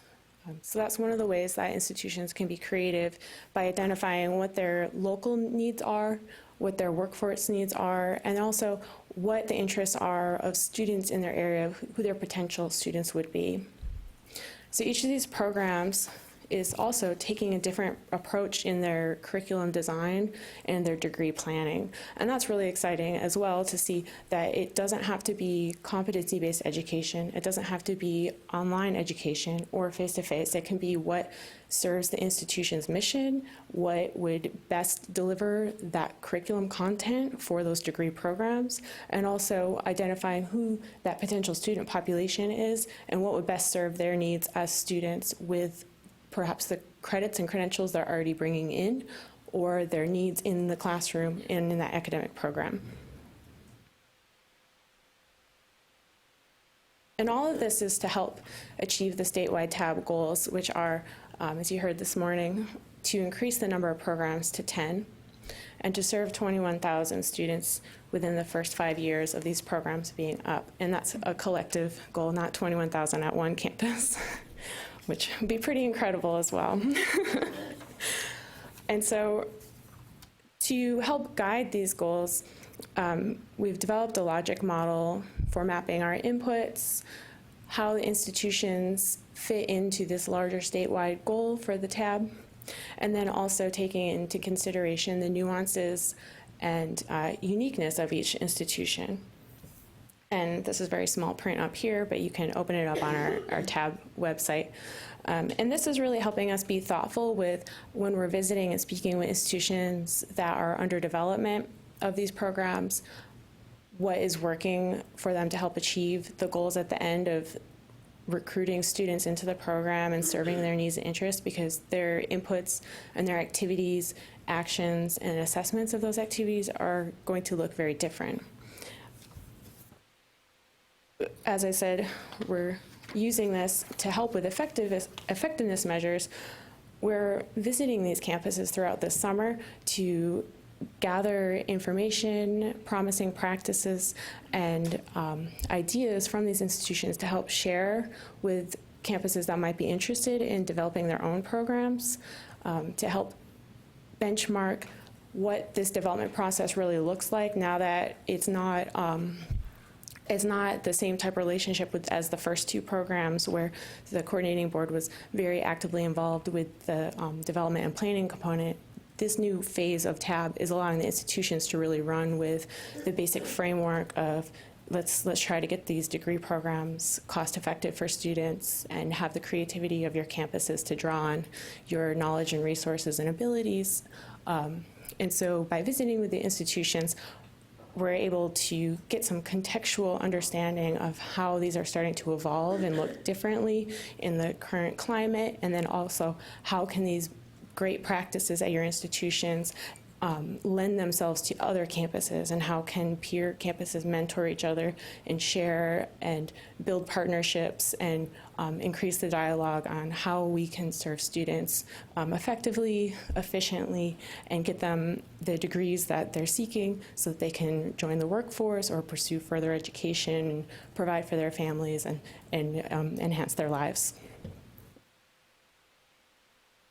And so, as evaluating progress, I really like this slide because it's evaluating is very loose with this program. It's the institutions define what their benchmarks are for progress with developing their programs, that there's no, there's a carrot, but there's no stick. So that's really fun, going to visit these campuses and talking about how are you incentivizing everyone on campus to be excited about developing these programs, what's working, how are you re-strategizing, and how are you overcoming these obstacles that may pop up maybe with your financial aid distribution or with getting the program into the university catalog or paperwork and forms and files, and how is this working out, and how are we progressing towards being able to start offering these degrees. And through these visits and aligning with the logic model of the program, then we hope to be able to help other institutions know what to look out for when they're interested in taking on being a TAB offering campus. Some of the institutional strategies that are already emerging is obviously talking within system, talking with campuses in their region. So we're starting to see a lot of partnerships with community colleges and four-year institutions. And then also utilizing the Institute for Competency-Based Education to come give presentations, to serve as a resource either electronically or face-to-face, and then also going to visit campuses outside of the state that are developing degree programs, either using those delivery modes or instructional techniques that a campus might be interested in. And so our next steps for the TAB program are to get 4 more so we can get to that 10 program goal. So institutions that are interested can reach out to us, to our either through our website or to our email, which is tab@thecb.state.tx.us, or you can contact me directly about it. And if institutions have an idea and aren't sure how it might work, or are ready to submit a proposal, or would like to be connected to more resources, we invite any sort of communication or questions regarding TAB, or if you're interested in what we're learning when we're visiting with campuses, and what information we can share about tips and techniques and obstacles that might come up and might be similar on other campuses. We're really excited to be able to do that, to share with you as well. Are there any questions about TAB? Yes.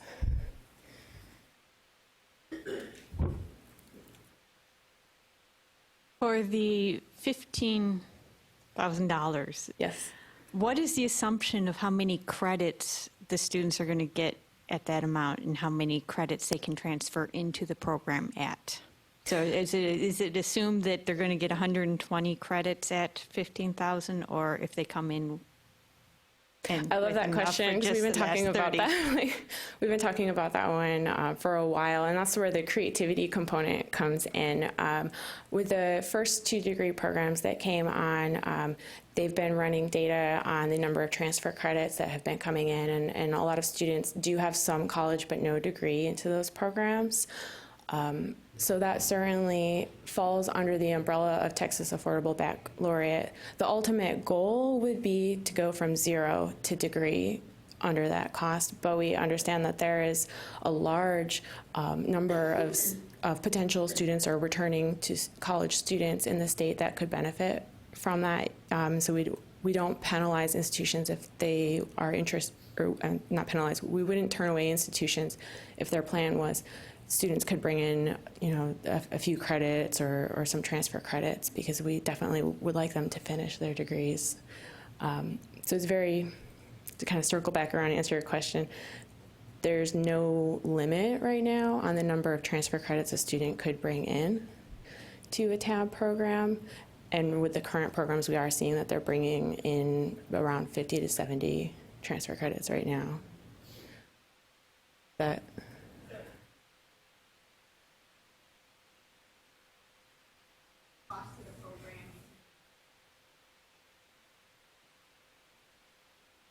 Oh, as if they only needed to take 60 credits, then it should only cost $7,000.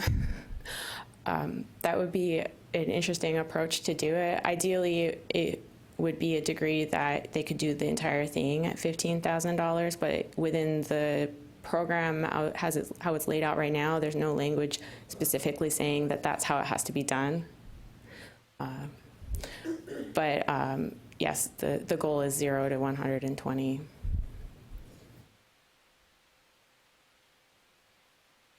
Other questions?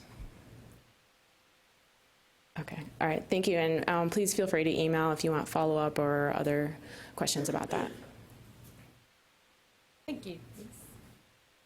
So at this time, we're going to make a little change, a little adjustment to the agenda, because we have food in the back. We want you all to be able to get to it quickly.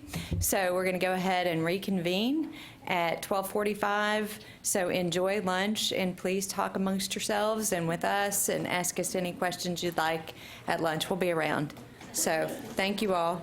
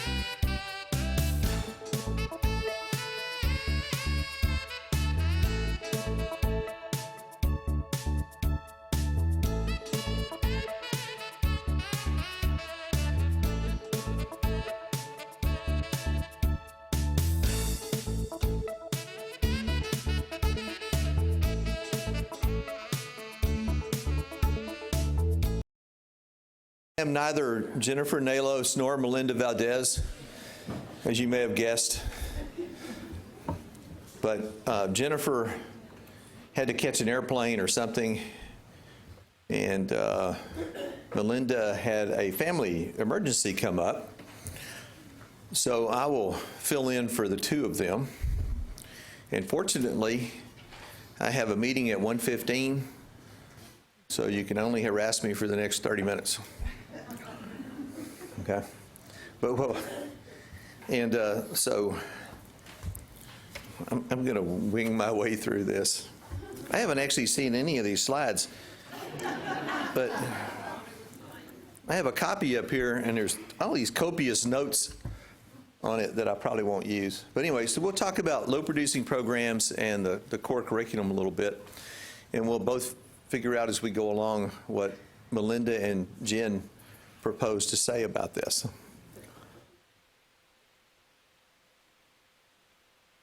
So, I'm glad they have this because I was trying to remember what these standards were on my way down here a minute ago. And I thought I had them, but I was pretty close. So low-producing programs. So as you know, on an annual basis, the coordinating board issues a low-producing report that identifies programs that fall into the category of low-producing. There's a criteria by which you get there. And the first thing is to identify those courses for which graduates fall below the thresholds that you see on the screen here. And this is done over a 5-year average. So if you have 25 for undergraduate degrees, 15 for master's, and 10 for doctoral programs. And so in any year that your preceding 5-year average falls below that, then you wind up on the low-producing report, sort of phase 1, I guess, would be one way to put it. And so, well, this is interesting. Okay, well, we'll skip some of this. Because, I mean, I think this actually skips a step in a way, because, and maybe it gets to it later, but, so that's the first phase, is to identify those programs that have fallen below that average over the previous 5-year period. And then the trick is if you've fallen below that average for 3 consecutive years in a row. So that's the second part of this. So, and once you meet that criteria of having fallen below for 3 consecutive years, that's when you really wind up on the low producing report. And it's at that point then that the coordinating board can either make a recommendation for the program's closure or for its consolidation, or we could actually make a recommendation to keep it open. But those recommendations from the board then go to the institutions. And so it's really up to the institutions' separate boards of regents to determine, and for university and college staff and their respective boards of regents to determine what happens to those programs. And if the programs that have been recommended for closure or consolidation are neither closed nor consolidated, then the institution is required to report that in their next LAR. So the LAR is where you make your request to the legislature every 2 years. And if you don't close the programs or consolidate them, then you're obliged to acknowledge that in your next LAR. Okay. So that's the stick, if you will, to this side of it. And as you can see here, we also, we post this every year. The low producing report for this year has been posted. It has gone through our cause committee and will be finally voted on at the July board meeting, which is just a couple of weeks from now. And so we do exempt new degree programs from LPP review for the first 5 years of their existence because it's a 5-year average, and it's hard to have a 5-year average until you have at least 5 years under you, right? But we also exempt master's degrees that lead directly to a doctorate. Many doctoral programs will include a master's degree along the way, particularly for students who decide they don't want to continue to pursue the doctorate, or for some reason they may not be able to, for a variety of reasons, to pursue the doctorate, and the master's degree becomes the default in those programs. So we exempt those master's degree programs And then we also exempt career technical certificates and so forth. So in the technical certificates are usually granted at a community college at what are called level 1 or level 2 status. And since they usually roll up into an associate of applied science degree, then we don't count those either. But there are some 4 institutions that have these, or used to be. I think there's still a couple left out there that do this. Okay, so we do have exemptions. And in fact, if you think about this, you really don't come up for low producing perhaps into your program's 8th year of existence, because you have a 5-year average and then you have to be on it for 3 years in a row. So you get a really long time in some respects to build a program and make sure that you're getting the number of graduates that you need. Right. And this is a sample of the LPP report that I won't try to decipher for you. But that's all on the, I don't know what that little arrow is for. I guess that's to show you number for that year. Yeah. So in this particular example, at Campus A, which A would be for what? San Angelo, maybe, I don't know. I'm just kidding.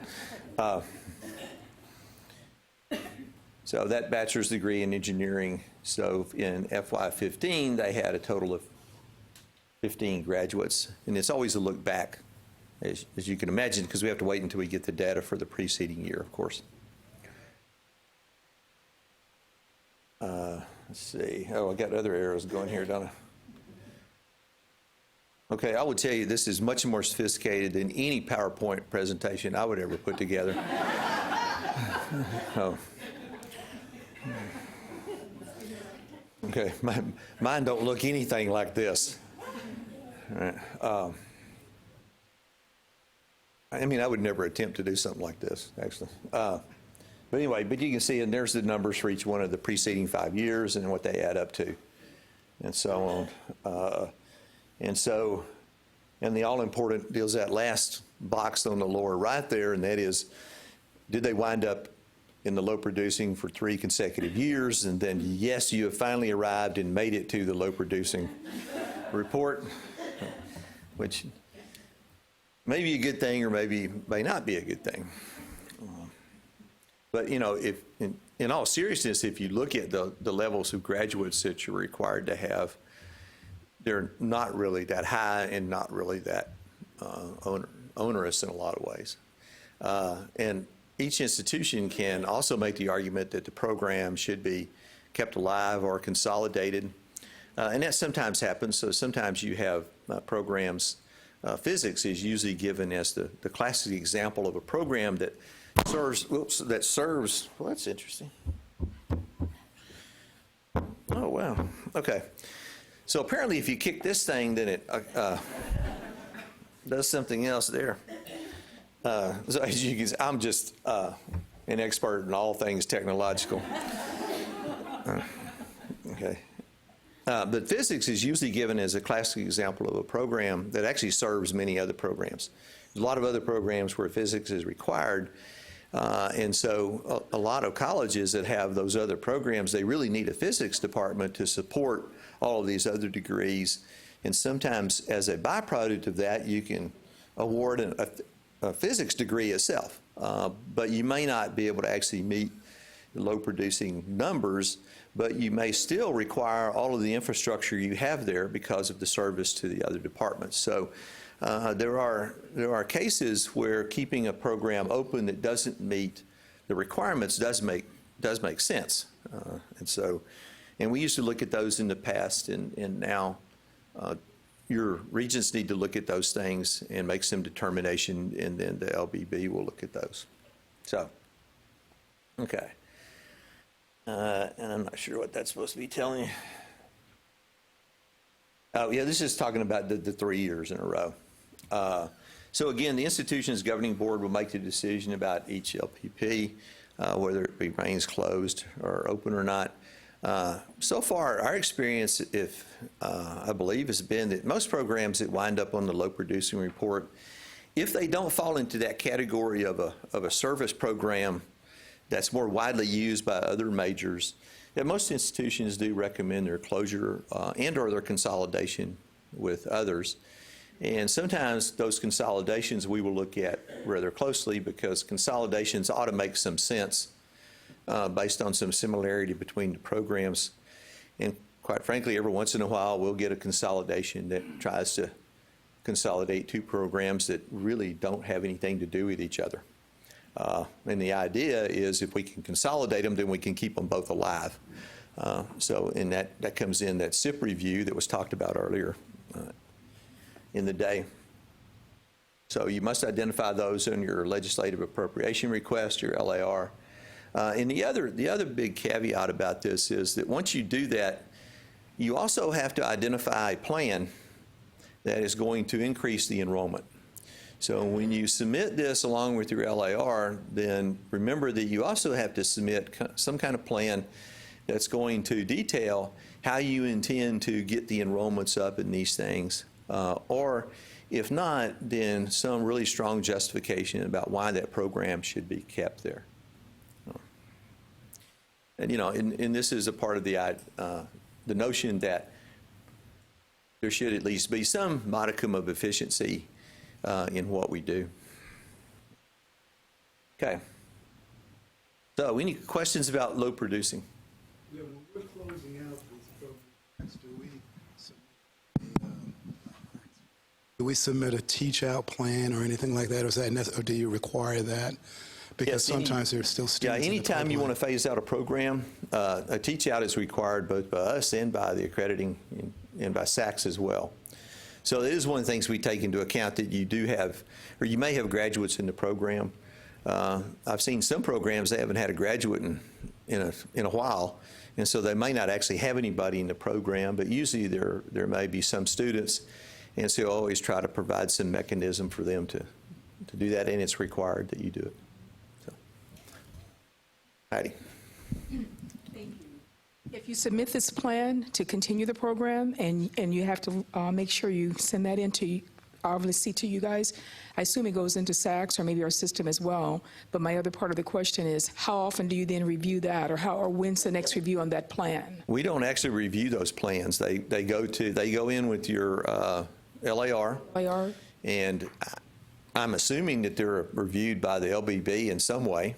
To be honest with you, I don't really know what they do with them. And I don't know if Stacey, do you have any sense of that? But the only way that we then will follow up on that is if that program is maintained by your institution, then we will keep monitoring it for low producing. So, it's quite possible that the program winds up on the low producing report. We recommend its closure. The institution requested it stay open. And then the next year, the program may wind up on the low producing report once again. So we will always review any program that's open after that 8-year period, and then always look at whether they're going to wind up there or not. Again, and I would suspect that the LBB would also monitors this to some extent, and if a program winds up, with them for 3 or 4 years in a row with some justification, they may question it as well. So, and I would just add to that this is brand new, because we haven't actually sent anyone, we haven't sent institutions the requirement to report on their LAR. This round will be the first round. So how institutions will report on their LAR will be a unique process that will happen in the fall and spring, and the LARs will be due next summer. Yeah. So this is just something that has been done this way since 2015.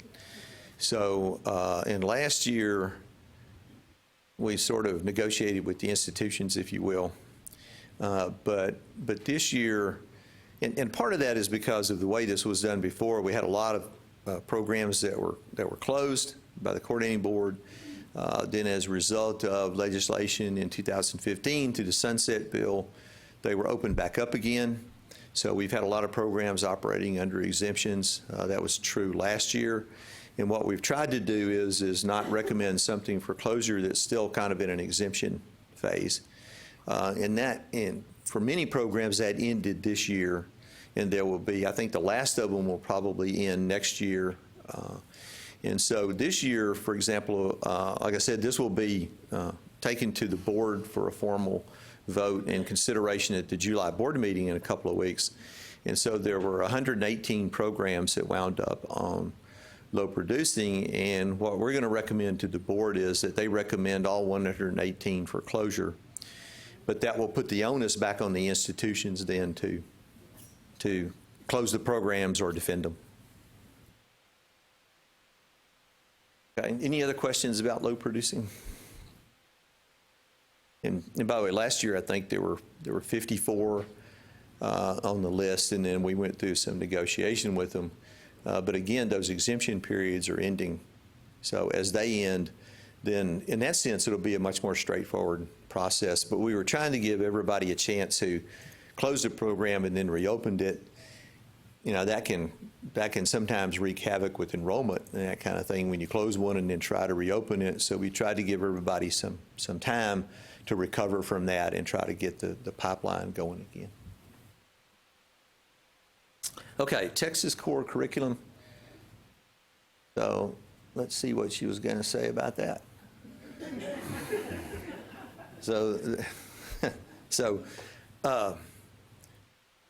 The core is something that so I'll admit to you, I find very near and dear to me in a lot of ways, and so I take a very active and personal interest in the core for a couple of reasons, and one is in the interest of full disclosure. For those of you who don't know, the current core curriculum that was developed by the UEAC was developed by the Undergraduate Education Advisory Committee that I served on for a number of years and co-chaired for the last 2 years of the creation of the core curriculum, and then presented it to the board for final approval in January of whenever that was, 2012, I think.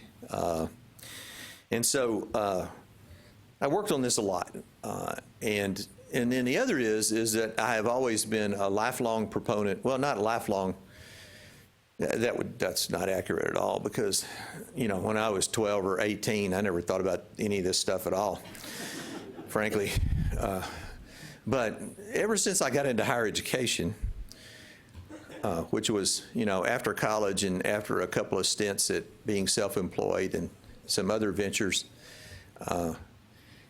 I became, and still am, very much a proponent of the notion of general education and the idea of the traditional sense of the liberal arts, which by the way, does include both math and science, traditionally, are both a part of considered the liberal arts, and I still consider them part of the liberal arts as well. So the core curriculum, part of that purpose behind it is to serve as a general education core and to try to give people the sort of the fundamentals of what that is. And I usually cast it in terms of, and when the UEAC that created this talked about what the core curriculum was supposed to be, we often talked about it in terms of the kinds of knowledge that students should be at least exposed to and know something about, regardless of what their major is. You know, so there's always been a tradition, at least in Western culture, I guess, that regardless of what your major is, you should be exposed to some appreciation of the humanities in terms of its literature and art and music and that kind of thing. I still remember having to study Baroque music in college, and which turned out not to be that bad after all. You know, and I'm a real hardcore rock and roll fan, but Baroque music actually turned out not to be so bad after all. But that kind of exposure to other things outside of your major, I think, is a part of what helps citizens become well-rounded folks and helps them see the connections that exist oftentimes between the occupation that they're in and the rest of the world. There's been a book out that I haven't read yet that it was just brought to my attention yesterday about techies and something else.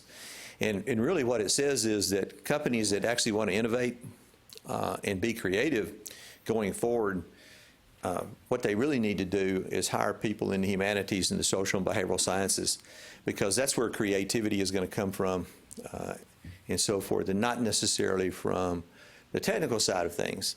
Now, my suspicion is that creativity will actually come from all fronts, to be honest with you, but that's one of the arguments of this book. And so this idea that students ought to be exposed to a wide-ranging body of knowledge drives the core curriculum itself.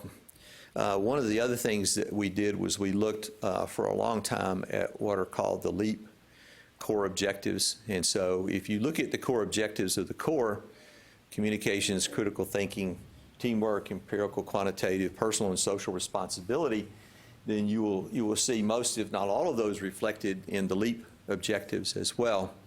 And part of that is because we thought that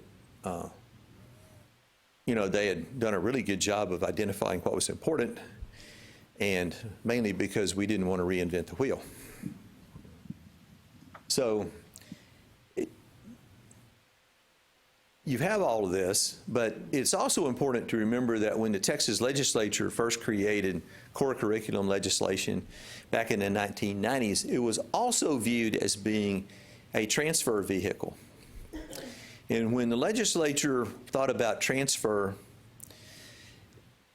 they didn't think about transfer in the way that we think about it. And we tend to think of transfer, well, everything transfers, but not everything applies, right? And when the legislature thinks about transfer, they tend to use the word transfer and applicability as synonyms, not as separate things. And so when they create things that are geared toward transfer, and they put that in legislation, they think of it as being, this stuff is not only going to be transferred, but it's also going to apply to a student's degree. And so that's also a big part of the underlying foundation of core curriculum. So we have 6 core objectives, and I think everybody in the state has done a really good job, sometimes a fantastic job, of addressing the 6 core objectives. But and this is probably partly the fault of us, and that is that I think that at the same time, though, we have a tendency to forget that another piece of this is that it also has to pay some attention to what are called the component area definitions. And so there are component area definitions for each of the component areas of communications, math, life and physical sciences, creative arts, social and behavioral sciences. And then do courses actually match those component area definitions or not? And so that's another piece of the analysis of this. Okay, so there's an annual revision of core. One of the things that we have promised is that we will try to get back to you comments, acceptance, denial, or whatever, of your core curriculum submissions within 30 days of your submission. And sometimes we do that, but often we don't. And so one of the things that I'm going to take a look at, and along with staff over this next few months or so, is how do we rectify that situation so that we are getting back to you in a much more timely fashion than we have been. On the other hand, we do allow almost endless submission. Nevertheless, as some of you know, that even though our rules talk about you can submit once and then you can appeal once, we allow this stuff to keep going on and on. And I was commenting to someone the other day that it's fascinating to me that we can turn down one of your new degree program proposals, and with rare exception, the response to it is, oh, okay. And then we move on, and we usually do a lot of work to fix it and that kind of stuff. But I rarely get the kind of heat over that I get over the core. And hell, I can reject one lousy course, and suddenly the sky is falling. Right? And I sort of get that, because those are courses you already have something vested in, where a new program, you haven't necessarily invested a lot in it yet. So I sort of get that, but I find the reactions are very interesting. Now, that is not to say that I want y'all to go ape over the next time I reject a program. All right. So I am not suggesting that. What I'm suggesting is that you go the other way on the core, not okay. Just to make clear about that. But I do sort of get that. And so we do allow for review and approval or non-approval, and we try to give reasons for this, some of which y'all will buy into and some of which you won't. And I get that, and I think part of it is that, and I think most folks are very much, we're going to disagree about certain things, and so, and as long as we can remain civil and agree to disagree, then maybe at some point we can work it out as well. And so we do try our best to work with institutions on this stuff. And there's a little bit of numbers there. So we do have 95 institutions that list core curriculum courses. So we have 7,000 in the FCAs and 3,000 in the CAOs. And there are some resources for you. And I will tell you that the core came up, John Wyatt mentioned this morning that transfer became a really big issue, especially in the Senate, particularly in the Senate. And the core curriculum was a part of that look at transfer as a whole. And if you read the statute around core curriculum, it says in there that courses in the core curriculum, well, there are two things. One is it says that the coordinating board shall develop a core curriculum. And so one of the questions that I was asked by the work group is, what do you mean there's not a single core curriculum in Texas? What do you mean there's, how many do we say there are? It's even more than I thought. Where is this? So we have 95 that list. That some of those are actually duplicative. But we at least have, well, because we have some health-related institutions also have core curriculum, a couple. And Texas State Technical College has core curricula. One of their institutions has core curricula. So, but of those 80 or so core curriculum, I had to sit there and try to explain why there's not one, there's 80 of them. And then I had to try to explain, because their read of the legislation was what it says right here, the coordinating board is going to develop a core curriculum for Texas. So what do you mean there's 80 of them? And so I had to go through this long process of trying to explain that. And then the other thing I had to explain, which I think is even more difficult, I think I actually kind of got around this whole, because there's 2 paragraphs there, and one of them says something about the coordinating board doing it, and then the next paragraph talks about institutions doing it. So I think that can actually be, that can be explained away, and I think I was successful at that. What I was not very successful at, actually I was not successful at all at, was trying to explain how you can have courses in the core curriculum that are not consistent with the Texas Common Course numbering system. Because the legislation says courses in the core curriculum will be consistent with the Texas Common Course numbering system. And we have hundreds of courses that are not. And if you, and I think a lot of this depends on how you're going to try to interpret the word consistency, but in their mind, they interpreted it as being equivalent to.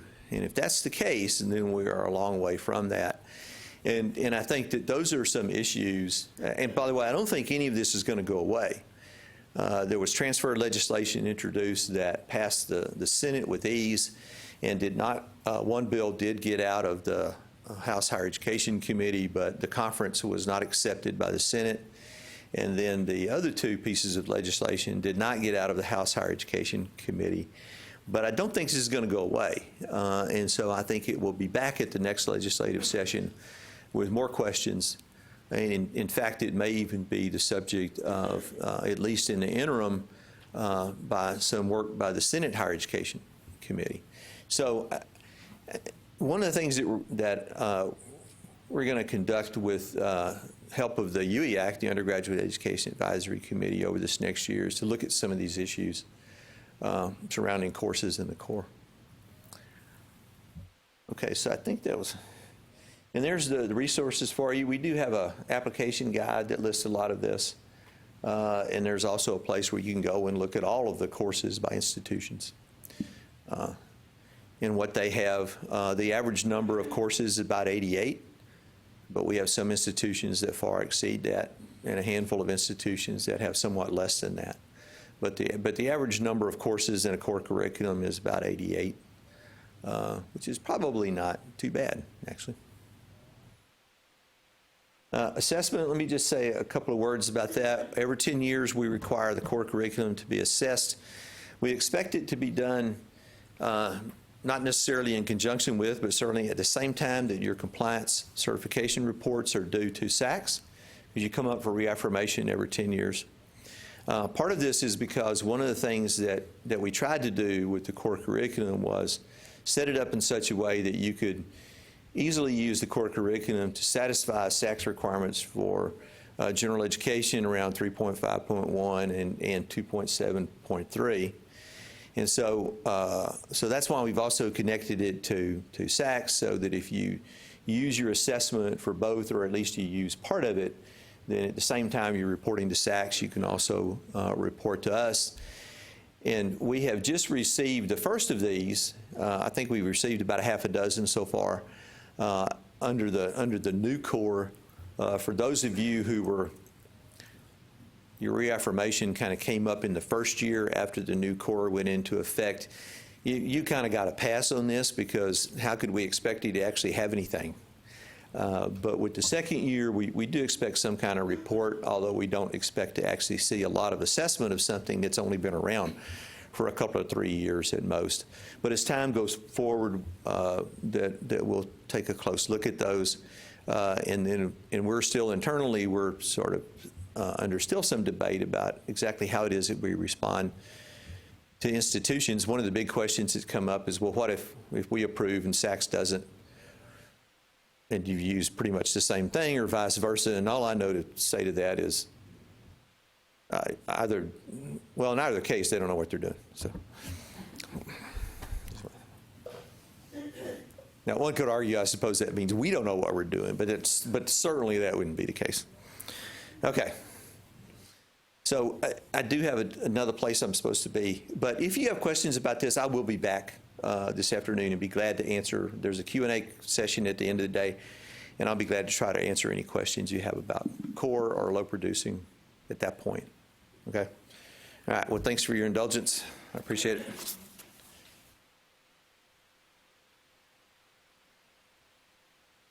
All right, great. We are back on track and back on schedule. So next up is going to be Dr. Andrew Lufters. He's going to talk to us about distance education. So welcome.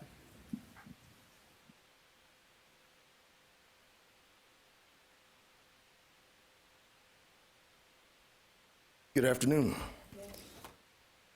I'm going to go over some distance education policies and approval processes. Hopefully this will be informative for you. Distance education. The main thing you want to get from this slide is that distance education once more than 50% of the program is being offered at a distance. A lot of times I get requests and they're saying that we want to have a program that's online. However, they say that only 45% of it is online. Really, that's not an online course yet. What you have is a face-to-face course with a real strong online component. So you just have to make sure that the program is being taught at a distance for more than 50% of the program. The distance education statute and rules. Distance education is governed in statute under 61.0512G, which is underneath the section of statute that talks about the board approval of courses and programs.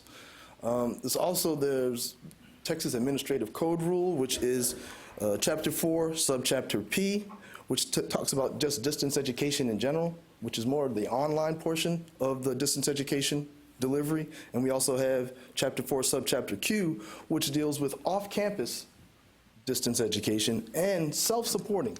For the coordinating board, self-supporting courses, which means that you are offering courses that you're not going to claim funding from the coordinating board. Any kind of formula funding, you're going to have that cost covered by the students who are paying the tuition. Those also are underneath our own distance education rules under Chapter 4, Subchapter Q.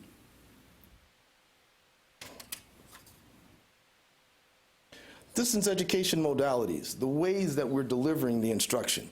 One is electronic to individual, or online. It's the same, those are synonymous. You have hybrid blended, which is 51 to 85%. So 51 to 85% of the program is offered at a distance, and this online, that's hybrid blended.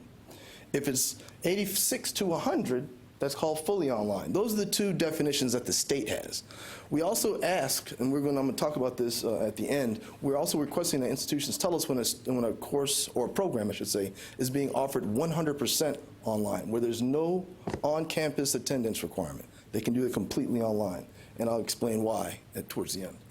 There's off-campus face-to-face, and then when I'm saying this again, more than 50% of a program, you're going to be offering it from an off-campus location. It doesn't have to be all at one time, but you plan on offering more than 50% of the program at an off-campus location. Electronic to group is what I would call synchronized video conferencing. So I have a class on my campus or a program on my campus that I am delivering to an off-campus location through video conferencing. That's also one of the off-campus delivery modes. And self-supporting, I said that as well, that folds up under our distance education policy.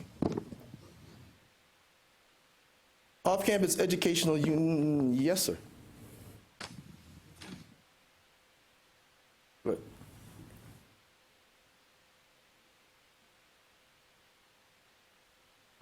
I'm talking about the second bullet, I guess, the off-campus face-to-face. Okay. And when we're talking about the program, correct. Do we mean a 124-hour degree? Do we mean the major? What is the definition of program in that context? So all these distance ed policies are dealing with upper division courses or upper division programs, so bachelor's, master's degree programs. Doctoral programs have another kind of approval process. What you're looking at, am I offering more than 50% of my bachelor's degree program at this particular off-campus location? That would be part of that would be a program. So then that would include the core. It would be Yes. 60 hours. If it's, you're going to have the core in there, it can, yes, if it's a bachelor's degree program, yes. Thank you.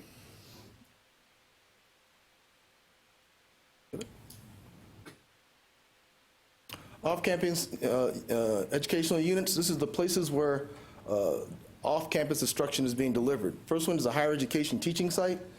This does not require board approval. What you do, you have to make sure that all people within a 50-mile radius, all public institutions are notified that you're going to offer off-campus instruction at this location, and they have to do that 60 days prior to implementing the program or the course. And then you have to allow for 30 days of an objection period.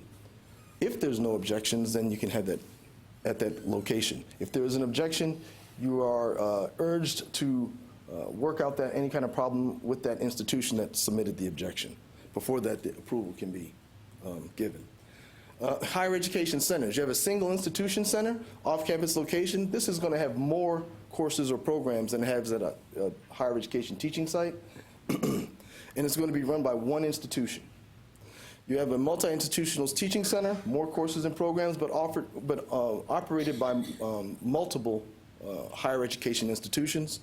And you have a university system center that is operated by a university system. The last one is branch and special purpose campuses. This is a major secondary location. Usually has its own administrative structure, usually operated by a dean or something of that nature. And it has multiple programs within this location.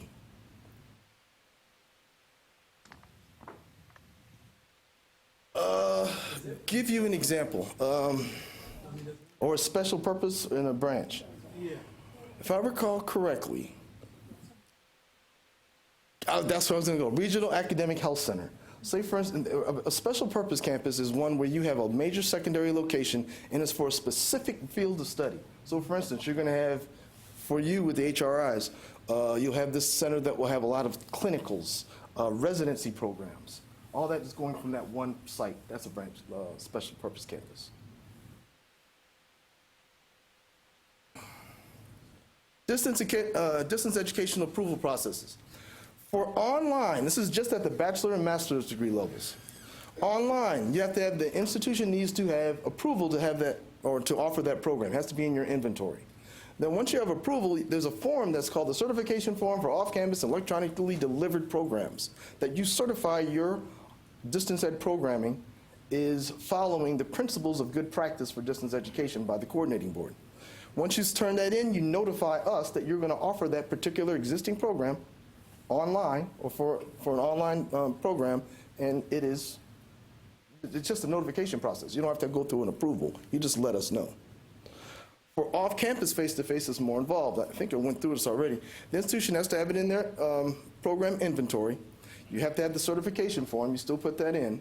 However, you have to also notify area institutions within a 50-mile radius of wherever this teaching site is going to be, 60 days prior to the date you want to implement your programming. You have to include in there a 30-day objection period. Once the notification is submitted, institutions have 30 days to object, and then they have 30 days to resolve any conflicts. If there's no objections, it can be approved. If there are objections, once you resolve the conflicts, then we can approve. Doctoral programs is different. Doctoral programs have a lot more scrutiny as far as distance education. There are two, and someone had a question here earlier. Why don't we combine the regular doctoral application form with the distance doctoral application form? It already exists. It's out there, and it's on the distance education webpage. We have done that. I think it's been out for about a year. Went through LTAC, and we got in LTAC's Learning Technology Advisory Committee. We got feedback, and then once we combined and made one form to make it more streamlined, we posted it to the distance education page. First, you have to, for a new doctoral program, it's not on your inventory, but you want to have it as a distance education program. You must submit a planning notification. You must still submit a 50-mile area notification to let them know that you're going to be offering this new program. You need to complete the new doctoral distance education program form. It then goes through staff review as like any other doctoral program. While that's going on, it is also submitted to the Learning Technology Advisory Committee. It's a THECB advisory committee that provides recommendations to the coordinating board on matters of learning technology, and which includes doctoral program, distance education doctoral program approvals. Once they give their recommendation of approval, it then goes to the board to be approved at the cause and board cycle. Same type of time frame as any other doctoral program, a year. Existing programs that for doctoral, you have to give you a 50-mile notification. You submit the existing doctoral program distance education application form. It then goes in front of the LTAC, the Learning Technology Advisory Committee, again for recommendation of approval. However, if it's an existing program, it then just goes to staff for final approval. It doesn't have to go to the board. Study abroad, and study in America courses. These are courses taken by regular students of your campus that are outside the state or outside the country. Regular. These are students that are enrolled at your campus, and the majority of their program courses are taken at the main campus. That's a regular student. It's in our rules, Chapter 4, Subchapter Q, I believe, P, I believe. As long as it's a regular student, you can offer these courses to these students. All you have to do for study abroad courses is certify that you're following our standards. And there's a study abroad and Study in America reporting site that allows you to certify these courses. Now, Study in America, you're not outside the country, you're just outside the state of Texas. All right, but there's a, can you click on that? I don't know if you can, on that bottom one. Outstanding. When you go to the Study Abroad site, there is a certification portal. And someone on your campus, which I'll have a name, has been reporting any kind of study abroad courses, and I have that if someone needs to certify your courses, especially if you have some kind of change in your distance ed people. Thank you.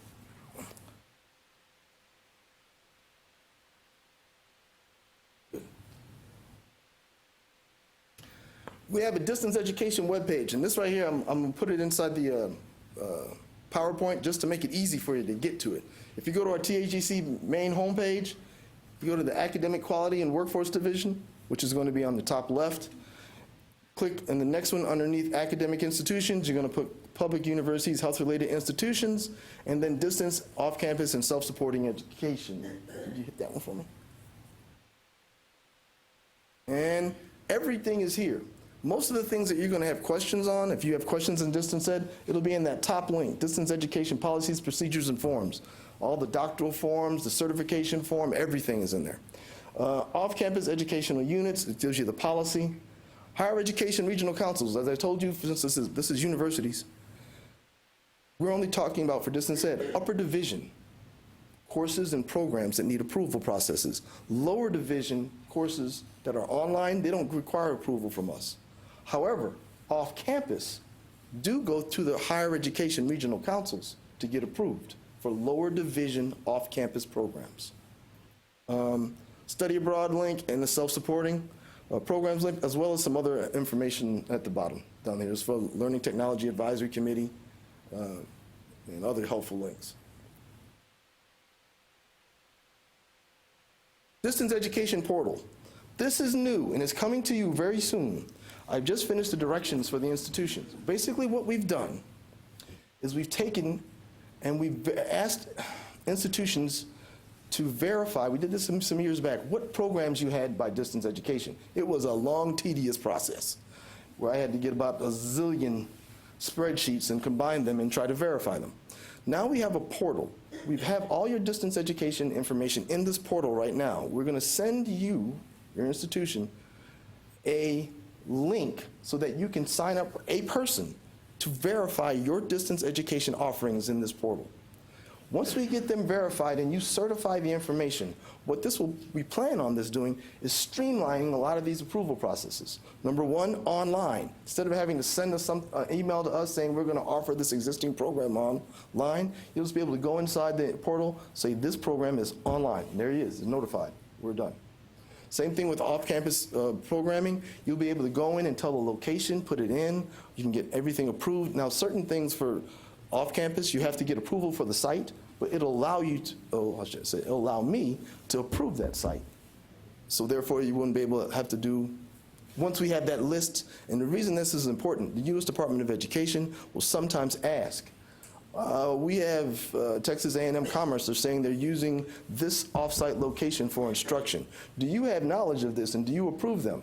Once I have the portal, I'll just be able to look and say, yes, I have this, and it's right here and I can give them the letter back. For this distance ed, I have now the instructions ready to send to you. I just got to get them approved. Once I get them approved, I was hoping to get it out quicker, but within the next month, you'll have it. And then what I'm asking institutions to do is go in, verify all your distance ed information. Once you're done verifying it, you then press certify. Ooh, interesting.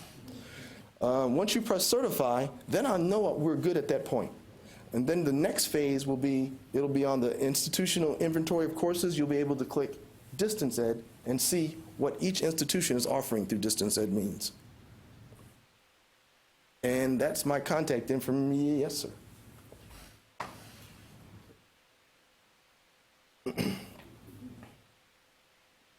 My question is in the context of dual credit and the higher education regional councils.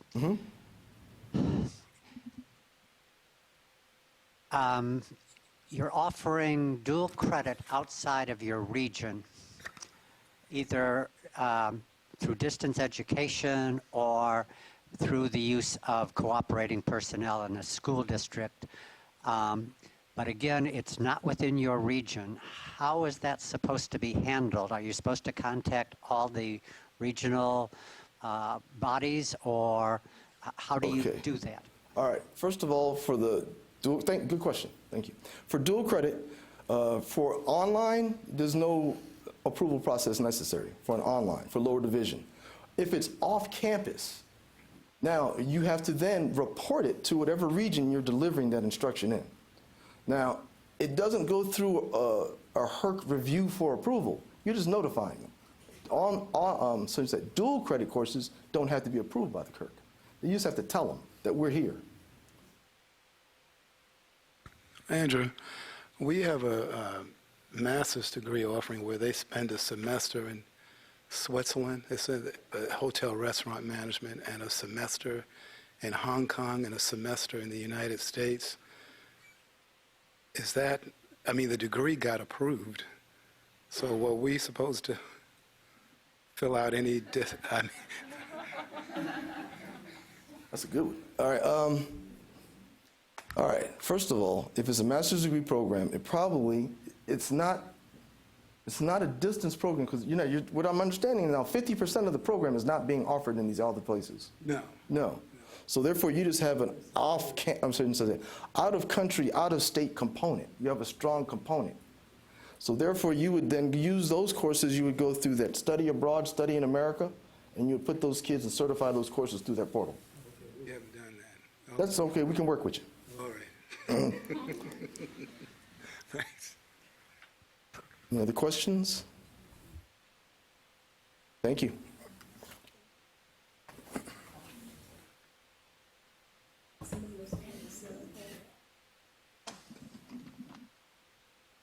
Thank you, Andrew. Next on the agenda is Jessica Acton. She will be talking to us today about the SARA, the State Authorization Reciprocity Agreement. I can never remember it. Sarah.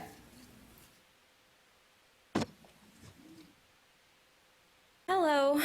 One of my duties here at the coordinating board is to act as the SARA Texas coordinator. So anytime an institution wants to join SARA, that comes through me, questions come through me.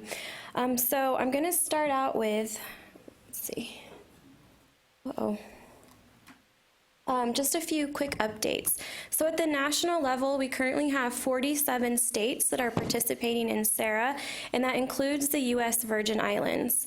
So that leaves 3 states, California, Florida, and Massachusetts.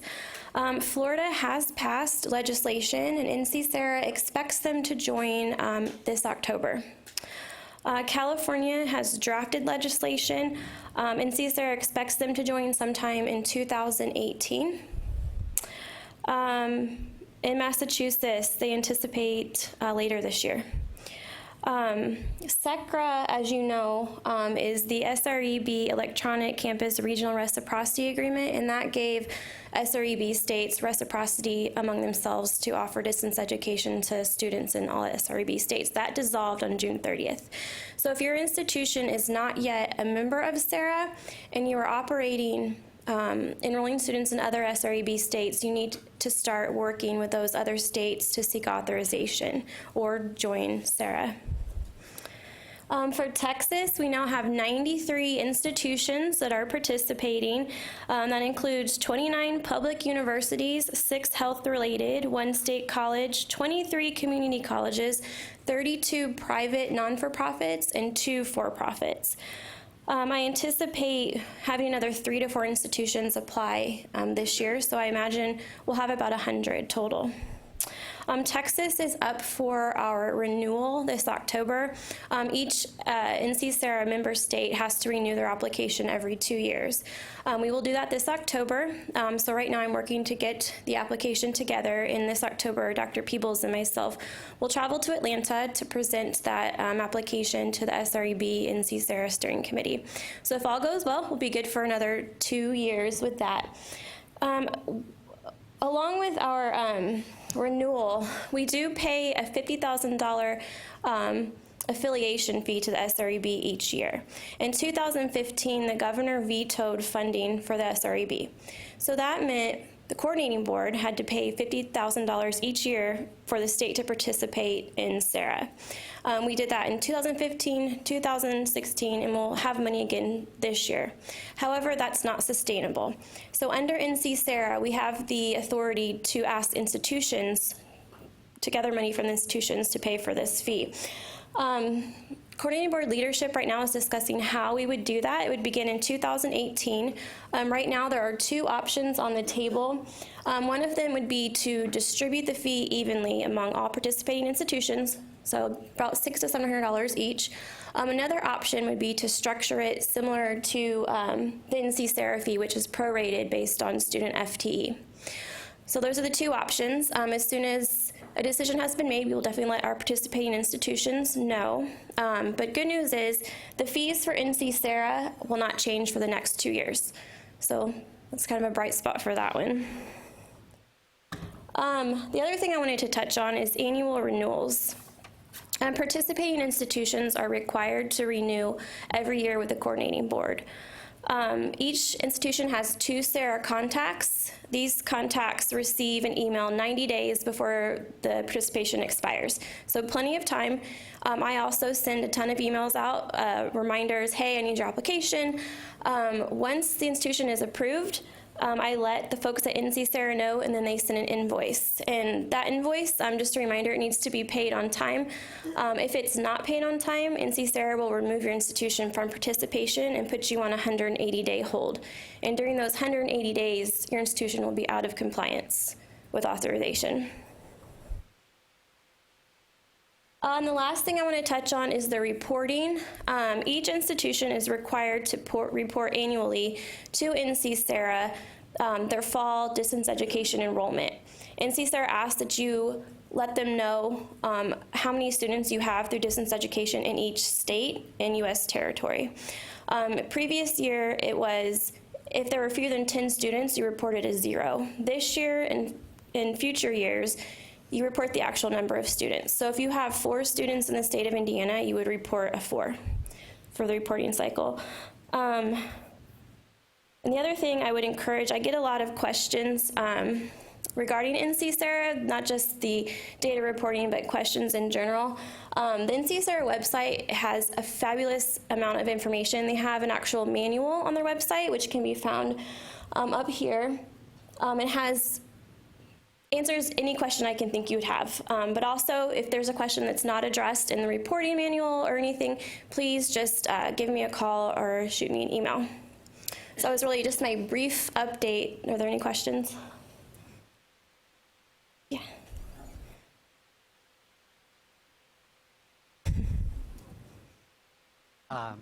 Jessica, for the contact with the SARA folks at the institutions, will the liaisons have any role in that? Will they be the first person contact, or is that pipeline of communication going to be directly with those folks that you've been communicating with? Yeah, it'll be directly with the folks that your institution has identified as the primary and secondary contact. However, the provost office has to sign off on the application, on the renewal application, so that will come through. So the liaisons may be copied or will not be part of that loop? No. Thank you. Are all the SARA applications renewed at the same time? No, it's based on when your institution is actually approved, so they're all different. Yeah. Jessica, what's the timeline on this? I think I'll let Rex speak to that, but I think 2018 is when we need to start. Well, we're up for renewal in October, so we'll be paying it. So it's just like the institutions. It's October through October. So we have until 2018 October. Yes. Yeah, okay. So we'll receive an invoice this summer for the $50,000 for next year. And I I shouldn't even mention this, you know, given what the legislature just did to everybody, but I actually had an unexpected windfall. A very small one, but enough to cover the $50,000 for this coming year. But after that, it becomes unsustainable in a way. So because we also, I mean, as an agency, we also took budget cuts, and I just happened to get lucky in this case in my division and being able to support this for another year. So that's why we're going to look into the issue of the fees. And what is unclear at this point is sort of the legality of our ability to do this. Now, so far, I've not run into any institution that objects to it, because typically speaking, whatever we would, have you pay, which would be what, about prorated, I mean, based on the number of institutions, about $650 an institution per year. That's far more. You're going to save a lot more than that in time and trouble and fees to other states. We just need to sort out how we're going to actually do this and get it going. And then what we would do is at the annual renewal, we would probably levy the fee at the same time, because that's also when your fees to NC SARA are due. Right, so that would be FY19.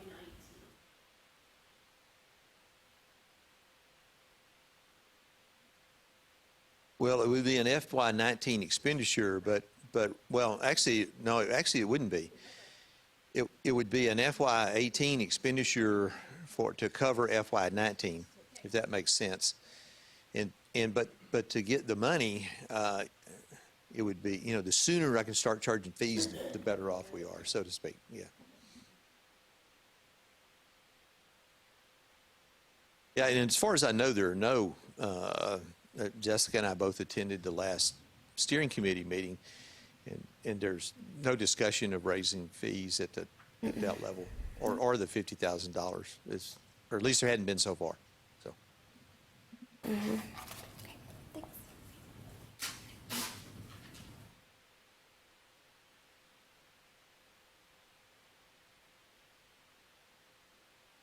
All right, so at this time, Andrew Lofters will return and talk to us about dual credit and transfer issues. So welcome back.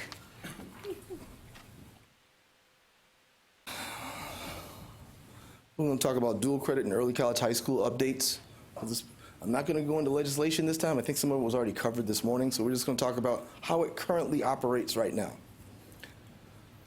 Dual credit, the main thing is that it's a dual credit course if the student enrolls in a college course, and then upon completion of the college course, gets the college credit, and also that credit is substituted into the student's high school transcript. The main thing is that he took a college class. That's the main thing you have to be aware of. For it to be dual credit, he had to enroll in a college course to get 2 sets of credit, college and high school. The rules, 130.008 is where it details when community colleges can have dual credit programs, how they can make dual credit partnerships. 28.009 is really where universities come in. Universities and health-related institutions have no statute for dual credit.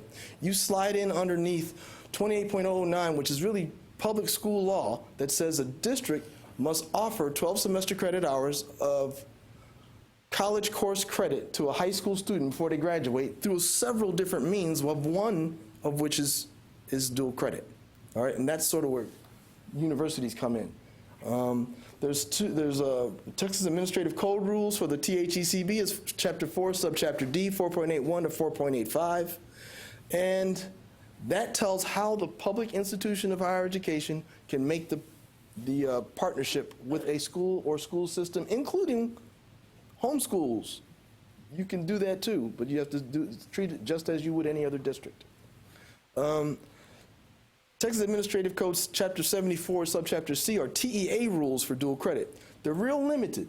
All they say is if a district wants to have a dual credit program, the institution has to have and the principal have to be in agreement.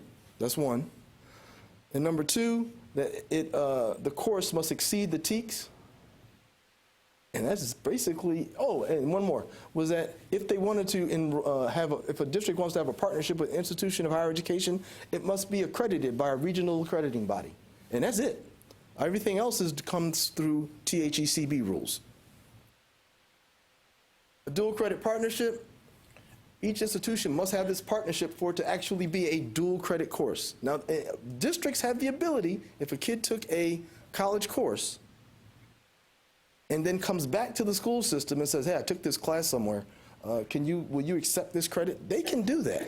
However, it's not in a dual credit partnership. It's just happened to get the credit because the school system decided to take it. The eligible courses for dual credit are ACGM courses in the lower division academic course guide manual, workforce education courses, and courses in an approved university's approved undergraduate inventory. So as long as it's undergraduate courses, they can be part of a dual credit program. Grade level eligibility for a dual credit program is any grade between 9th and 12th. It's a high school student, but it's upon your MOU. An institution of higher education can say, we're going to offer you, District A dual credit program. However, we're only going to start them in the 11th grade. That's up to you. The way the law states right now, it says, in making rules, let me go back a little bit. There's a portion of law that says, for this dual credit program, the TEA commissioner and the commissioner of higher education shall make rules to make this work. That's my paraphrasing of it. While making rules, the rules may not limit, one, the grade level in which a high school student can enroll in a dual credit course. Or 2, the number of courses that a student can take in any semester or academic term. However, your MOU can restrict it. The state just can't write rules for that, to limit that. The way they are demonstrating eligibility to enroll in your courses. One way is the top bullet with the little circular bullets, which is demonstration of college readiness, TSI college readiness in statute, which is you either can take the TSI assessment, you have a passing score in the ACT, SAT, and still Algebra 2 star EOC and English 3 star EOC are still college readiness measures that are in statute. So therefore, they can still be used for college readiness. Not all kids get it because it's up to the district. It's their option whether or not to give it. But they can still be used to demonstrate college readiness. And the other one is down here is called dual credit eligibility.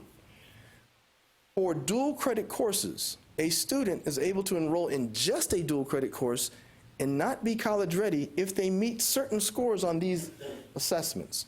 So for English 2, if they got a 4,000 on the English 2 star EOC assessment, they could enroll in a course that required reading and writing as a demonstration of college readiness, but they're not college ready yet. As long as it's a dual credit course, they can enroll. They become college ready in that area when they pass it. And that's really, if you accept it, they're college ready now in reading and writing once they pass the course. For Algebra 1, if they get a 4,000 on that test and get a passing grade in the Algebra 2 course, they can enroll in a course that requires math demonstration of college readiness. Dual credit only, and once they pass it, then they're college ready in that area. PSAT and PLAN, those can also be used. Currently, right now, PSAT, we're still waiting to get some scores, and I know that, is anybody asking about that yet, PSAT? Oh, good. And for level 1 certificate courses, which are workforce courses, they don't require any demonstration of college readiness. The student can enroll in that type of dual credit course. The curriculum must be equivalent to what you have on your main campus. Shouldn't have anything different. The same assessments and so forth should be given to the student who's taking it as a dual credit course. It's not the same. It's not any difference. A dual credit course is still a college class. Faculty, you must select them in the same way that you would your own faculty on your main campus, and they must be evaluated in the same manner that you evaluate your faculty on your same campus. Funding. Statute says that institutions may waive all or part of tuition for dual credit courses, which means that you can charge them tuition for a regular dual credit course. But you may waive it. It's up to the institution. And this is in the funding part, in 61.059, it says that an institution may claim funding for a dual credit course only if it's in the core curriculum, a career and technology course, or a foreign language course. If it's not in one of those three, you can't claim funding for it unless you are in an early college high school approved, TEA approved early college high school program, then you could, if it's outside of those three areas. And for community college, it's not really for you, but there used to be a service area restriction, but now since the last session before, there's no service area restrictions for community colleges and dual credit. Early college high school statute and rules. Early college high school is in 29.908, and basically this one here has an actual I shouldn't say purpose, it has a goal for what they want the students to have. And it says inside statute that upon completion of their 5th year, I shouldn't say that, upon the 5th anniversary of their first day in high school, a student has the opportunity to earn 60 semester credit hours or an associate's degree during that time. 60, and it says really 60 semester credit hours towards a baccalaureate degree before they graduate in 5 years of high school. Then we have rules for the THECB, is Chapter 4, Subchapter G, 4.151, 161, and 102, Subchapter GG is TEA rules. It doesn't really tell how they operate dual credit. It just tells how the early college high school is approved to be an early college high school. It doesn't talk about how the coursework is being delivered. Early college, high school basics, designation and renewal is done by TEA. We don't approve an early college, high school. The TEA does.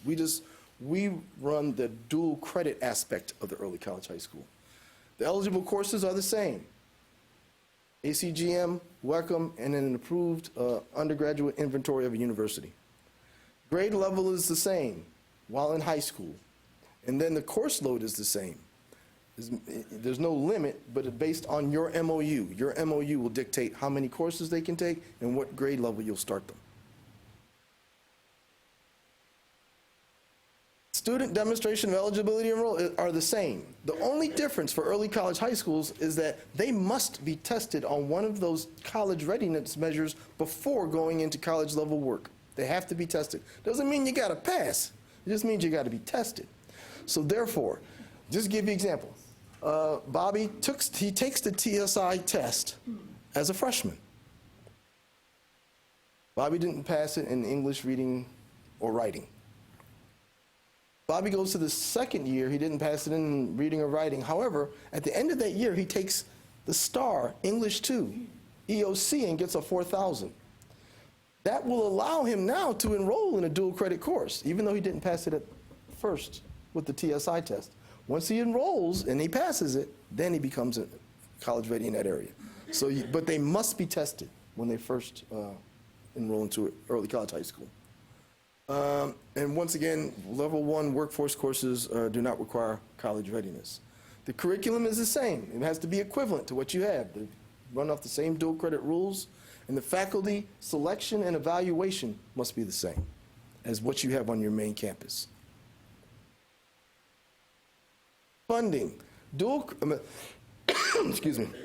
Early college high school courses, or early college high school students are funded for the high school side through ADA for the time that they're in the high school, and they're also funded by formula funding from the college courses. So they get both of those. However, an early college high school student shall not pay tuition, fees, or textbook costs. Excuse me. But the district shall pay whatever the institution of higher education does not waive. So if you say, I'm going to charge this much, they have to pay that if they want to be in your early college high school partnership. And there's no service area restrictions on community colleges for early college high schools. That was how it runs. Does anyone have any questions? I know I went through that quickly, but okay, thank you.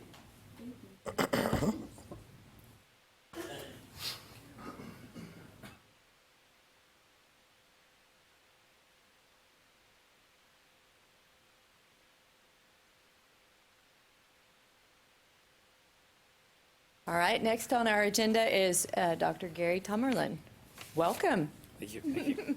Well, I'm going to see if I can also be as quick as Andrew.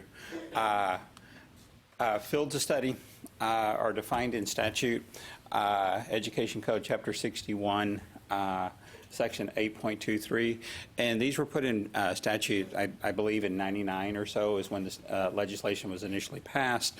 The board did some initial work on the fields of study back in about 2000, 2001, 2002, somewhere in that ballpark. There were about 10 fields of study that were developed and they've been sitting out there since that time unchanged. We're in the process of tackling fields of study right now. Rex talked earlier about transfer and the importance of transfer and the conversation around transfer, and so that's why we're working on it right now. But it basically, you can see the second bullet point, it says that we, with the assistance of institution of higher education, shall develop fields of study curricula, and it's identifying the block of courses which may be transferred to a general academic teaching institution and must be substituted for the lower division degree requirements. So this is that statement straight out of statute, and it basically says that if a student wants to transfer, you know, that's the first may in there, the operative word at the end of the second sentence, if you will, but the student may transfer, but if the student has completed a board-approved field of study, those courses must be applied to the program of study for that student. And then the next section, straight out of statute, says that if each course, the student shall receive academic credit from the receiving institution for each of the courses that the student has successfully completed in the field of study curricula. And so, what this means is that if there's a board-approved field of study that is 30 hours in a content area and the student transfers with those 30 hours, the student has 30 hours into that program, into that sequence of courses. Perhaps the best way to describe it, or at least I think this is the way I describe it the majority of the time, is make the student whole. And Rex said this about transfer and applies. That's really and truly what the conversation is about. Field of study advisory committees, I mentioned the history briefly, that there were about 10 of them. I believe there's either 8 or 9 of those out there on the website right now. One of those is Mexican American Studies. That group met. Theirs has been updated and revised. And then the next 4 there, architecture, nursing, music, and engineering. Those will be considered by the board at the end of the month. Those groups have met for about 2 years or less. I guess engineering was the longest running group. But barring any kind of unforeseen challenge or something that comes up that we're not aware of, those will be approved effective the end of the month. And then from there, we're looking at what to tackle next. Rex talked about during the past legislative session, what a topic transfer was and how important it was. There was conversation during the session about complete 25 fields of study before next session. And so we're taking that as a challenge. It's going to be a lot of work. I'm not necessarily saying that we're going to unequivocally get it done. We're going to put our best effort in it. Maybe Rex wants to say that we're going to unequivocally get it done. We'll see if he wants to say that or not. But it's going to be a lot of work. But most importantly is that these field of study curricula committees are composed of faculty members from the community colleges and the universities. They get together, they have the conversations, and hopefully work out what's best for the students, the common interest, if you will. And so I talked about the 25 goal. There are some field-driven requests that we get that we're looking at, trying to figure out how to incorporate those into the mix. I think we have a meeting scheduled for later this afternoon after y'all leave, and if it's not later this afternoon, it's in the next couple of days. But what we're getting ready to do is send out a nomination request to all of the institutions, and we're looking at the next 3 or 4 program areas that we're going to tackle and we're going to start. And so what we'll do is we hope to send that letter soon, perhaps this week, perhaps in the next week, and target maybe up to 4 disciplines, maybe more, ask for nominations, give the institutions a period of time to send those nominations back in, perhaps August 10th, making up a date or something like that. And then those will have to be approved by our board. And then once those are approved, I assume at the October board meeting, not to speak for our board, but if we do all the work and get it organized, then we will start those committees working, and then we will follow a similar process later into fall, into the December, January board cycle, and then carry us on to spring. So it's a lot of work.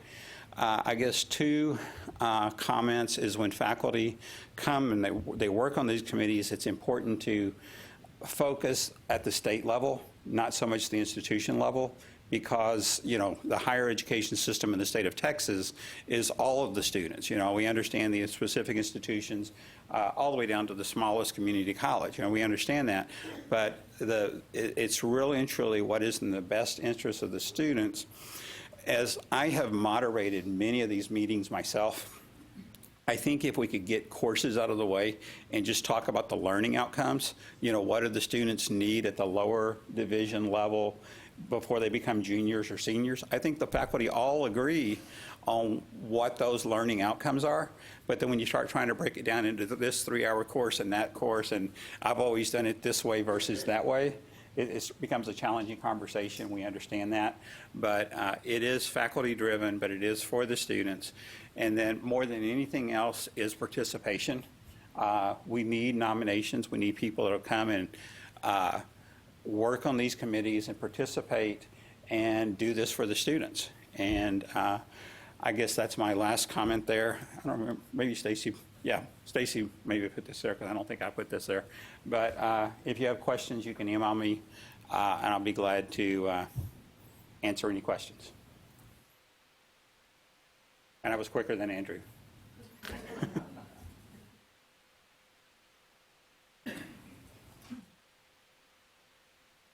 Thank you. And I'm going to follow up. Hopefully, get the last slide going. Maybe we'll get you all to have some time. You'll get out of here a little bit early. That is our goal. So I'm going to talk to you just briefly about advisory committees. And most importantly, I want to talk to you about your participation, your institutional participation on a variety of advisory committees. So we need your help, and we have quite a variety of advisory committees. They vary in size. I think the fewest members are like 6. We go up to 24 members on our UEAC and GEAC committees.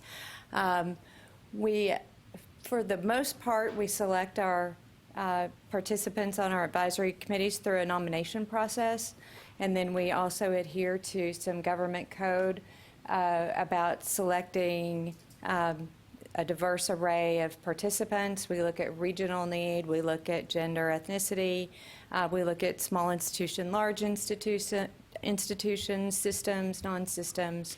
All those factors are considered when we put together an advisory committee. So here's just a little history of when our certain advisory committees were established. I had fun going back through and sort of looking at, oh, wow, I didn't know this advisory committee was established then. For example, the Certification Advisory Committee is one we've had around since 1975. That's an ongoing committee. And then also I knew we had our Family Practice Residency Advisory Committee, which was established in 77. But then you can see we've had some other committees that have been around a while. So we do have a long history of having advisory committees around the coordinating board and really trying to seek your institutional input and involvement in our advisory committees. So here's a list of them along with the links. These are all the committees that for the universities and the health-related institutions we would want your participation in. I encourage you to go out and look at them. Each one has a website, a web page, which includes their rosters, the terms of service, how often they meet. It'll also include the agendas and the minutes for the last 2 years. We've really tried to streamline the web pages and make them all look a little bit more uniform, although we're trying to do this a little bit more. We've got a little bit more work to do on that front. So I encourage you to get institution folks. Again, Gary mentioned the fields of study work that's going on, and that's one that I've heard feedback that it's very difficult to get universities and health-relateds represented on those committees. It's a little bit more difficult. It's a little easier to get the community colleges to submit folks. So I really encourage you to push your faculty, especially your faculty experts, in the different fields that are coming up. And finally, some of the good things that our advisory committees have done over the past few years. One is the revision or the establishment of the characteristics of doctoral programs and the revisions that have gone on since 2008. And then also the recommendations regarding funding to the family practice program and Texas Common Core development of the low producing program review. Also learning outcomes for lower division courses and then field of study courses that are included in our field of study work. So just to reiterate, please get yourselves involved, get your institutions involved in the advisory committees. Call, ask, whatever. We're here to help. We really are actually here to help. And so on that note, that's the quickest presentation ever. I'm going to turn it over to Rex, and we'll be around for questions. Maybe, Stacy, if I could, just, as we talk about both the field of study advisory committees and all of the advisory committees as whole, we as staff put a lot of time into putting these committees, organizing these committees. We talked about the field of studies as a group. Each field of study discipline, degree area, however you want to refer to it, music, architecture, engineering, is a separate committee. And so we have to manage a separate committee. We have separate meetings, separate board agenda items, all that kind of stuff. And I tell you that, perhaps a little bit whining, but it's a lot of work of trying to get the groups together and organize them. And then it's about transparency. It's about the faculty who do these things, not us. All we do is organize the meetings and get the people to attend the meetings, to have the conversations, try to keep the fights to a minimum, some of that kind of stuff. So that's why we're talking about this and the importance of the committees. Absolutely. Oh, I turned it off, sorry. All right. Yeah, one last quick note about advisory committees is the Graduate Education Advisory Committee is going to be very instrumental in creating a graduate education strategic plan, for the next 5 to 10 years or whatever, and we'll get a lot of input from a lot of folks. But one of the things that particular advisory committee will be heavily involved in is the creation of that plan. So any questions about advisory committees?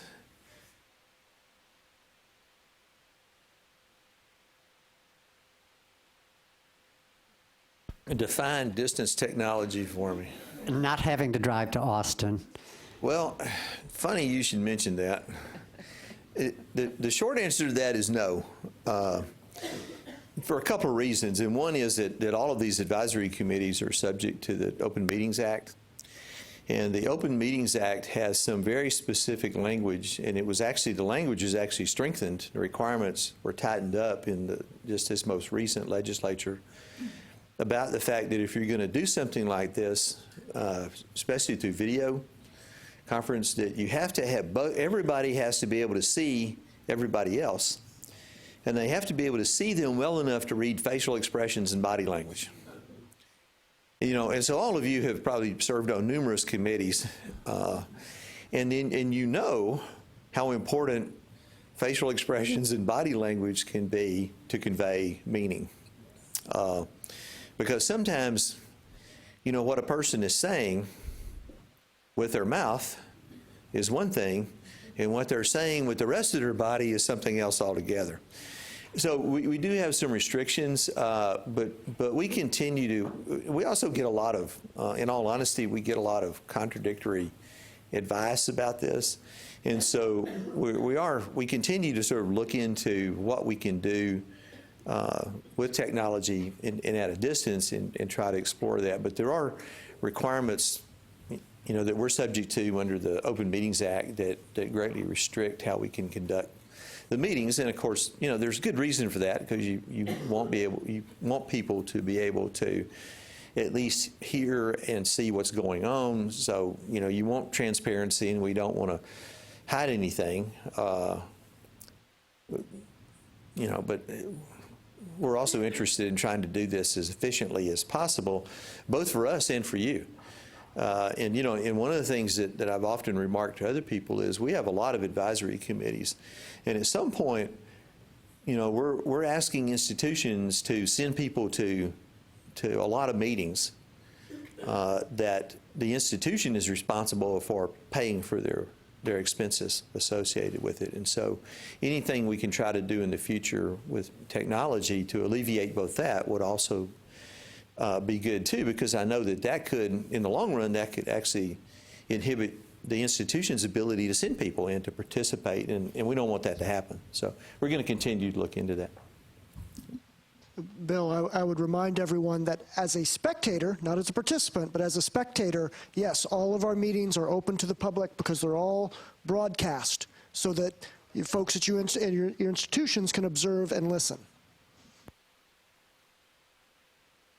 Okay, any other questions about advisory committees?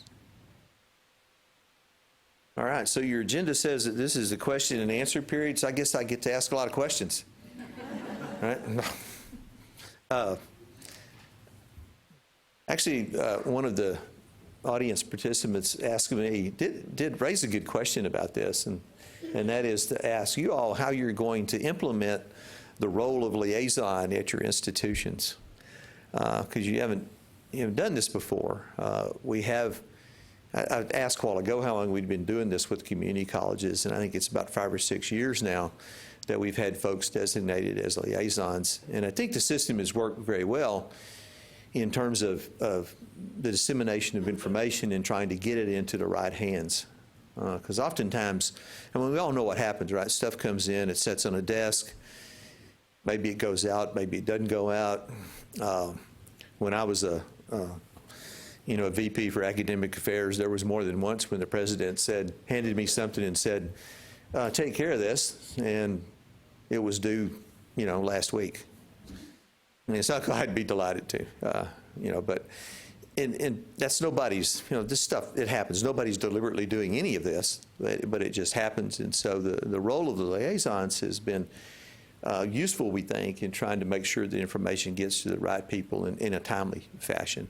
So we hope that that's how it works for your institutions and for you as well. But, you probably do need to give some thought to exactly how is this going to work when the time comes. On our end, we will try to copy, and you asked a question about the Sarah stuff and who's going to be copied on that. And I think it's one of those things that we can add liaisons to that list and try to copy you guys on everything that comes through, and then, you'll need to try to figure out who to send it to. And I realize that that's not always easy. Because, sometimes you ask the question of who's responsible for this, and no one actually wants to admit to it, right? So I get that, because it could mean all kinds of things. So anyway, so now questions in general? Yeah. Or Does that mean you're going to, for the liaisons, you'll be creating some kind of tracking system that when you send us things, that you can track that you sent it to us on this date and it's due on these particular dates, and that would be a great idea. That is an excellent idea. I hadn't thought of it myself, but now that Well, no, I don't think so. No. Consider that. I mean, we will know that we've sent stuff out, but we're not going to try to check up on you guys to make sure that you're actually Up on us is giving us a tool to help us make sure that we get things back and forth to you. we can look into that. It's just an idea. We don't do that at the moment, but we could look into that. So, but we don't right now.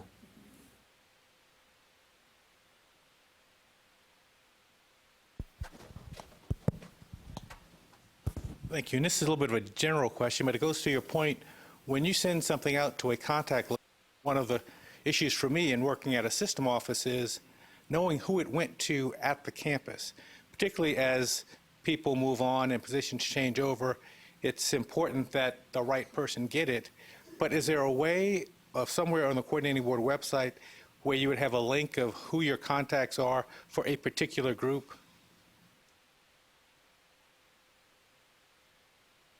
I think the answer to that is yes.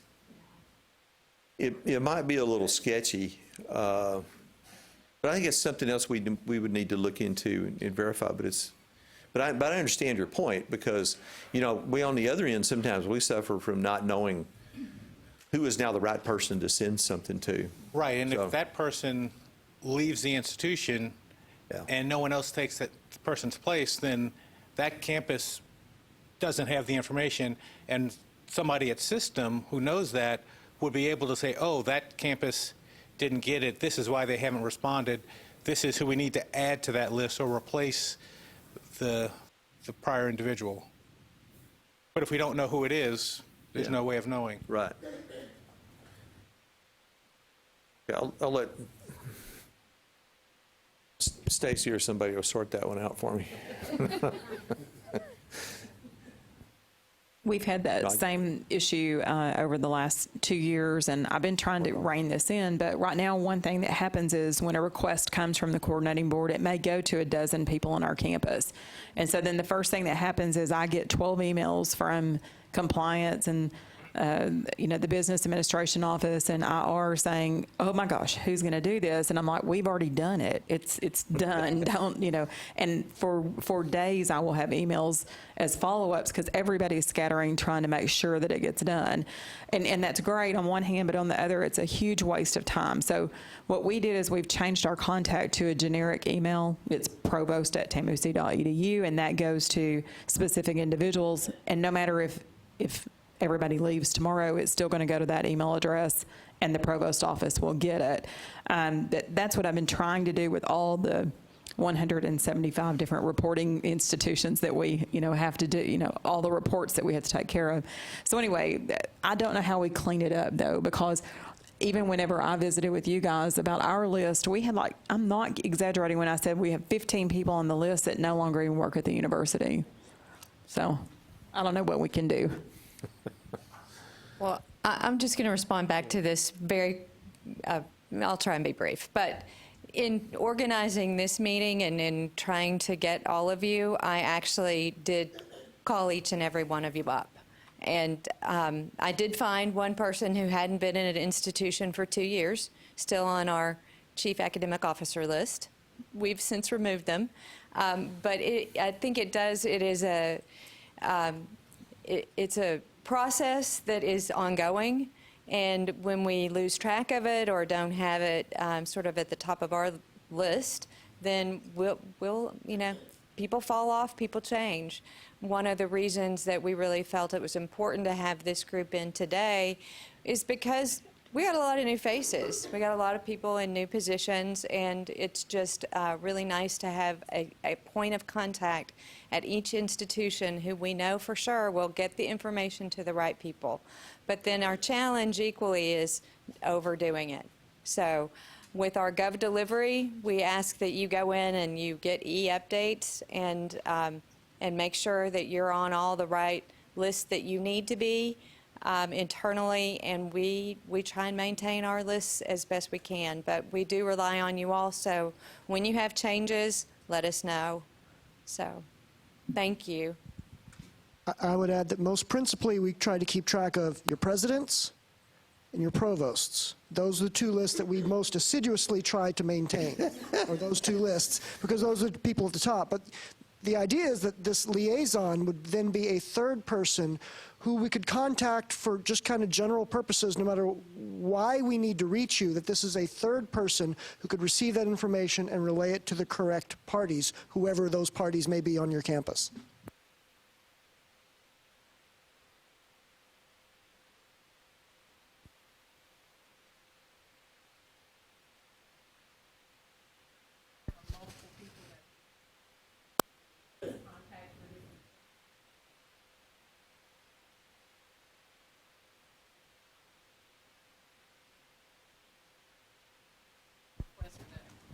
So for the liaisons, we're actually creating your own list in Gov Delivery so that your names will be on that list, and system offices will be included as well, so that the system offices will be notified when things go out directly to the liaisons too. So that's it's a challenge. Well, but you want to know who to contact here. Oh. Yeah. Yeah.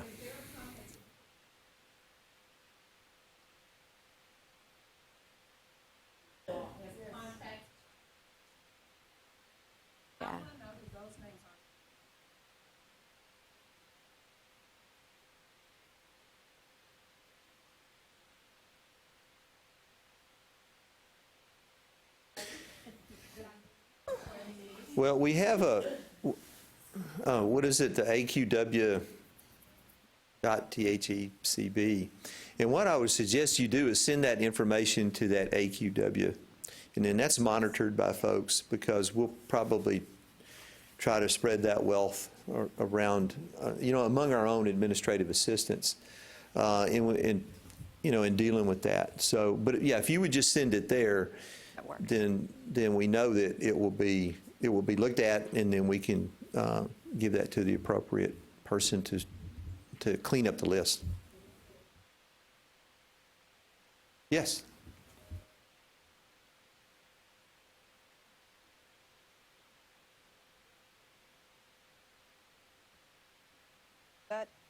It could be, I guess. I don't know. Yeah, it certainly could be the case, right? Receive information about the LTAC Advisory Committee is of interest to people in different departments, but then there's actually the committee list. And that may be something for consideration. Yeah.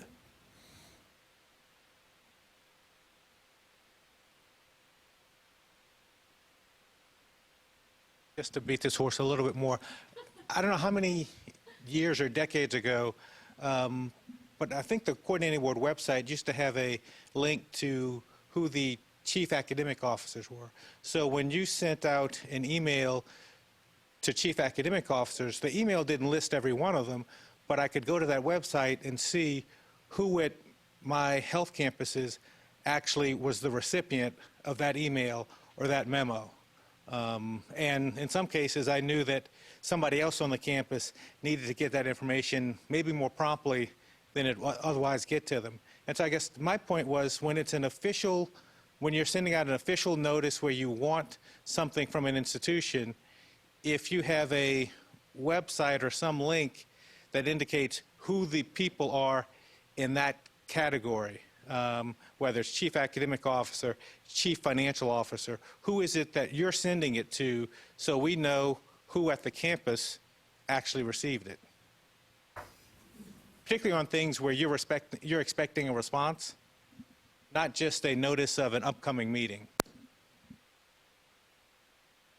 Well, I do believe you're right that we used to have those things, and they have on our website. And part of the challenge that we have is that we've adopted the Gov delivery system, which is one of those technological marvels of the new age. But unfortunately, it has this limitation. So, I mean, what you propose is not necessarily a bad idea, except I think it would be very challenging for us to keep up with it. But let's think about this one a little bit, because yeah, it would provide you guys with some access to who it is that's on those, and I see why that would be useful to you. Yeah. Particularly for the things where you're requesting an appointment, or Right, you're or requesting something a like report that. by a certain deadline. Yeah, exactly. Yeah. Okay. Any other questions about anything that's been discussed here today, or questions about things that have not been discussed here today? Okay. So I really appreciate you being here, and I hope that this has been useful to you. It's been useful to me. I made some notes of 4 or 5 different things that I think that we need to look at as an agency in response to some of the questions or concerns that you guys raised. And so over the next, 3 months to 5 years, we'll look at those as time permits, and so on. But now we'll try to look at those as quickly as he can. John Wyatt didn't use his thing about 6 months before the legislative session, you try to figure out what they might do to you. And then for at least 6 months after the legislative session, you try to figure out what they have done to you. And so we're still in a bit of sorting out some of that legislation. And John said that, I think he introduced me as the person who would implement all of this kind of stuff. And my division, the Academic Quality and Workforce Division, is responsible for implementing a lot of that stuff. And I have a great staff that will get that done. But it will take some time, because these things take time. But we appreciate your indulgence. And again, I really do appreciate you being here. I hope it was useful to you, and I hope this idea of having these liaisons going forward is useful. And if you have any other thoughts about it, or any other concerns or questions, then feel free to email me or any member of the staff, or send something back to that AQW email address, and we will get back to you. All right. Thanks again. Appreciate it.